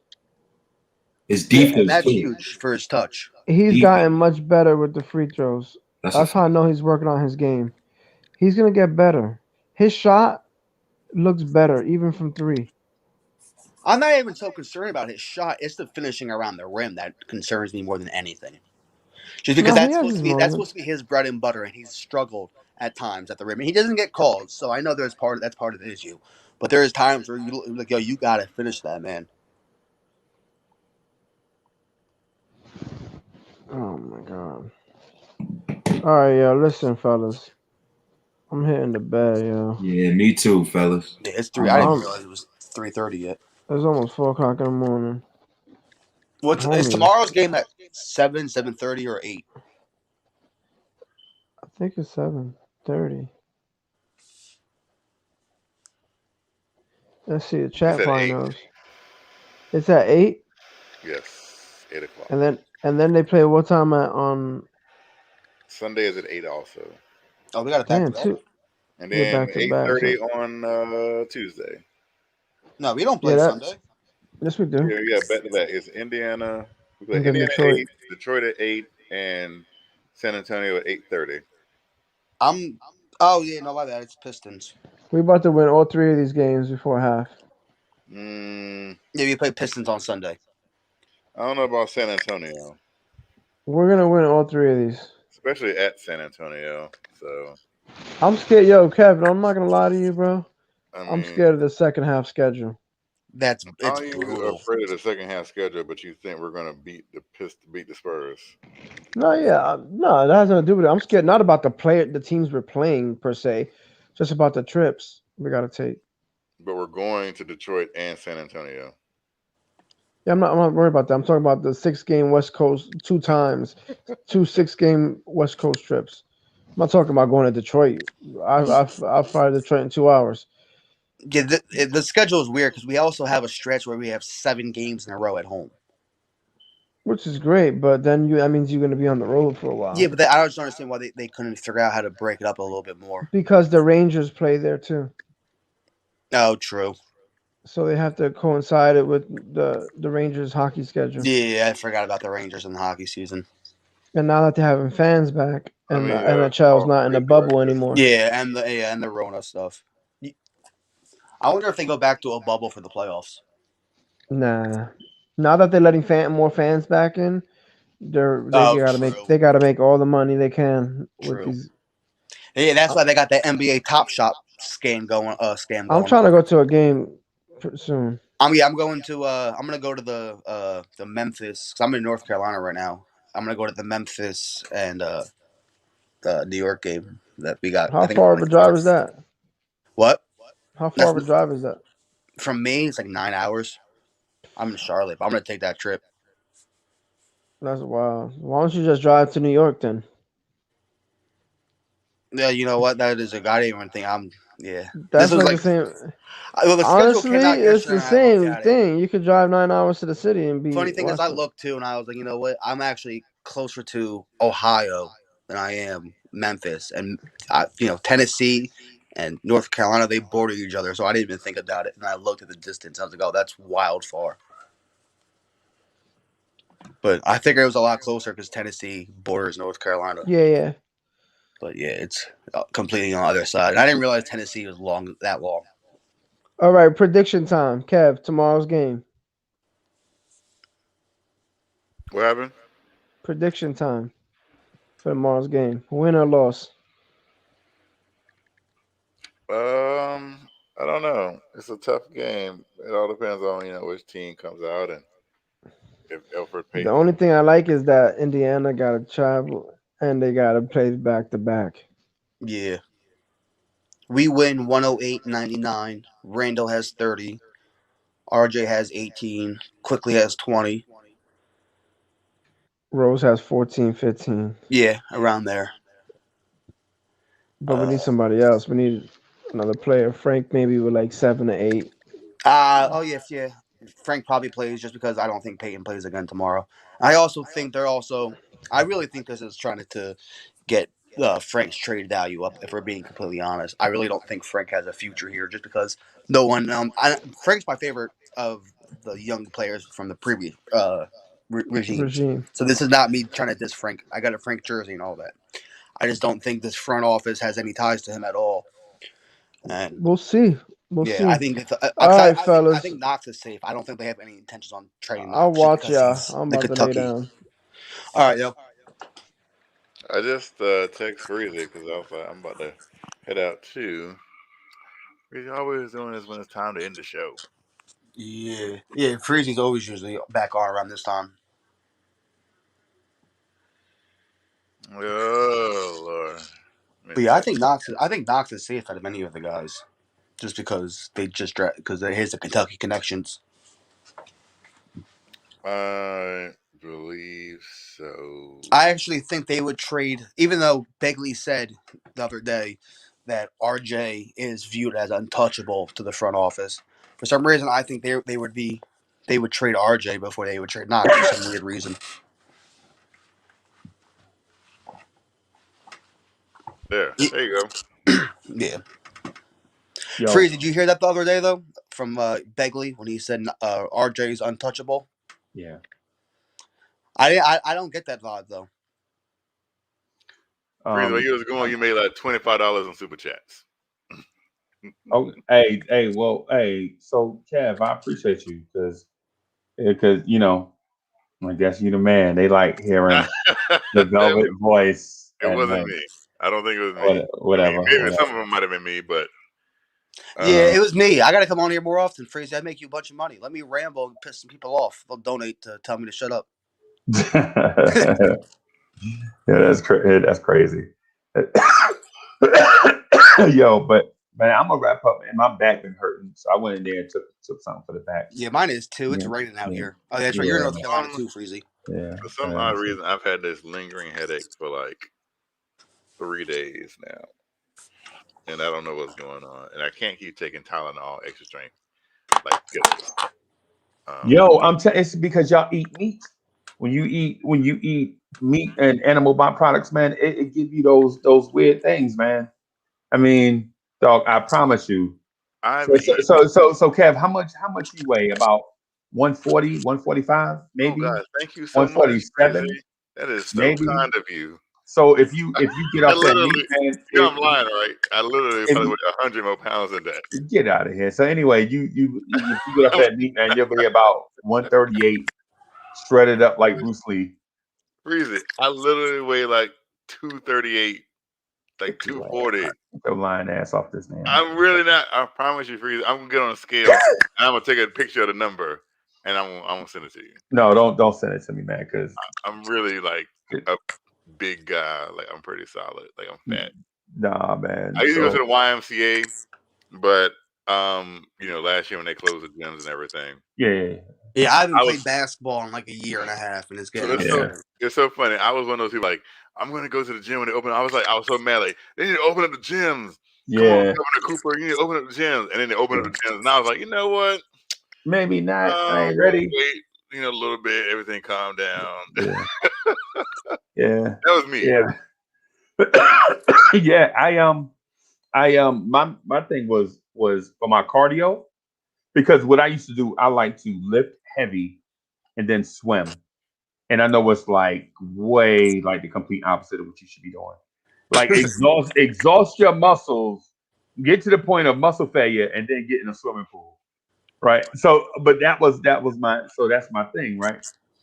And so when I was losing weight, I told y'all I lost like 100 pounds at once, and then like 60 pounds at once. What happened was that my cardio was actually swimming, like getting in the swimming pool. And so and where I got it from was I heard it from Tim Duncan. Like how a lot of people like legit rehab injuries and do cardio in the pool. I was like, man, that sounds crazy. But then one day I got in the pool because what I used to do was get in the sauna, get hot, loosen up the muscles, go lift weight, do all these different things, right? And then by the time I finish working out, I'll be hot and sweaty. Then I go take a shower, and then I'll be like, man, nah, I ain't gonna do. Yeah, man, I'm gonna just go jump in the pool. So I do, you know how you rinse off, take your shower to get in the pool. So you take it. I was taking my shower to get in the pool. I was like, this is what I've been doing the whole time, and I don't feel better. And then I got in the pool, bro. Swimming pool is a lifesaver. Like for anybody that's 6 foot tall and maybe over 200 pounds. And Hoodie Kev, I know you don't know what this is like, right? But I'm telling you, this is a lifesaver for your joints. You know what I'm saying? Because if you can imagine, the alternative is getting on the treadmill, right? Getting on the treadmill for like 2 or 3 miles, 4 miles, 5 miles, 6 miles, whatever. And so I used to get on the treadmill at all that weight, and I could just hit a treadmill like boom, boom, boom, boom, boom. And then in my mind, I was like, yo, I can imagine what this thing is doing to my knees, ankles, and hips. So I got in the swimming pool, and look, I mean, it's gravy. Well, I need to do something. I don't know. I gotta deal with this. It started on like the right side of my head, and like as it's going on, it's like over on the left side now. So I don't know what's going on. It's like a consistent headache. Stop eating meat. You know, deli meat is a Schedule 1 carcinogen. I'm pretty sure I've been eating meat for 35 years, and I've never had this issue with this headache issue. It's like I said, it's like the last 3-4 days. I told you I had to call off work the other day. When I was in the bed, I literally called. I was like, I can't. I don't know what's going on. And I hated that. I hate to hear that, man. I hate when people get sick, man. But do you wear glasses or anything like that? Are you straining your eyes more? No, man, I have my glasses. I wear them as usual. I don't know what's going on the last couple of days. When's the last time you got an eye exam? Maybe you need a different prescription or whatever. It's been a while. Yeah, I mean that could be it. Hey, you know what else? Old man? Your body changes as you get older. Listen, Your body changes as you get older. I am in my prime still. Okay, Reggie Bullock. Oh, all right. God, no. Okay. But well, yeah, man. Just hey, man. So you probably just need to get some rest. Get off the sugar and salt. You know what I'm saying? Get off that meat. Because for every slice of deli meat, I think it's like every pound of deli meat you eat or something like. It's something weird. I saw a Netflix special. So I literally just had Jimmy John's, and that was it. No, I'm not saying Jimmy John. I'm just talking about in general. I'm not picking on the way you eat. I'm saying in general terms. Like for every pound of deli meat that you eat, it's like smoking a cigarette when you don't even smoke. Take a night off from streaming, staring at the computer screen every night is not helping it. Yep, take a night off from thinking about Kevin Knox, and that might be it. Yeah, might be a stress thing because Kevin Knox ain't playing. That's probably that might be it. Right. Upset. The timeline starting to match up. I'm gonna hop off. I'll probably see y'all tomorrow for game day, and the battle. Hopefully, my head isn't killing me. That I can really focus on a lot of things. That's why I was so quiet tonight. If you haven't noticed, so here's the thing. I have a lot of liquids in my refrigerator. I literally have like everything that you could think of, but I do not have any bottled water. I have all types of sodas, juices, tea. So if a fire breaks out, you have to put it out with Pepsi. I haven't drank soda. What the hell is going on? I haven't drank soda in like 8 years. I want to drop some orange Fanta on it. Right. Yo, And so hope that goes out. so Buzz, I hadn't drink soda since January 1st. That's one of the things I'm trying to get off. Yeah, I got acid reflux and stuff like that, and I noticed when I stopped drinking soda, I stopped feeling like shit in the morning, and I haven't drank soda since. It's been like 8 years. I was Wow. like 20 years old when it happened. Wow. Yeah. All right, everybody. All right, you going, Kev? Hey, I think Yeah. I'm gonna get out of here too, Buzz. You jumping on tomorrow? Yeah, I'll probably be on. Yeah, I'll probably come on tomorrow night. Yeah, because we're gonna do some debate league stuff tomorrow. Yeah, I want to Right. be here for that. Yeah, we're gonna do some debate league stuff tomorrow, and then we'll see where things go from there. Did you hear So what they said before about Frank? If he didn't play, that would have changed the outcome of the game. I think they're trolling. I hope so, man. Because I I agree, think he had a great game, but like that's all I would say it. well, a great game by Frank standards. Oh yeah, exactly. Yeah, a great game by Frank standards. Because man. if you look at the box score, it looks like a normal Frank game by all means. Yeah. But I mean, he played great defense. He made some big plays with the turnovers that don't show up in the stat sheet with the charges. But it was nothing. It was nothing out of the norm from him. Yeah. Hey, so David Jackson says detox. I think detox is a mystery to me. So yeah, me too. I don't know exactly what that means. Yeah, because you don't know what to take and how long to take it and what it'll do for your body. Is it actually masking symptoms? You don't know. Is it going to make your body uncomfortable? Like, are you going to feel like you have to use the bathroom everywhere you go? Yeah, You know? that's my expectation from a detox. Is if you're just flushing your body out and you're in the bathroom all day, like you might as well Yeah. take a laxative. That's what I think. Yeah, and then why do that when you're going to go back to the same eating habits as normal afterwards? Yeah, So but I do see this video all the time on YouTube ads I've just been getting recently that says you hold like 15 pounds of feces matter in your gut at all times, some crazy like that, right. and that's disgusting sounding. So I mean, if that's true, I could see the use of a detox, but Yeah. I don't know what that really entails. Yeah.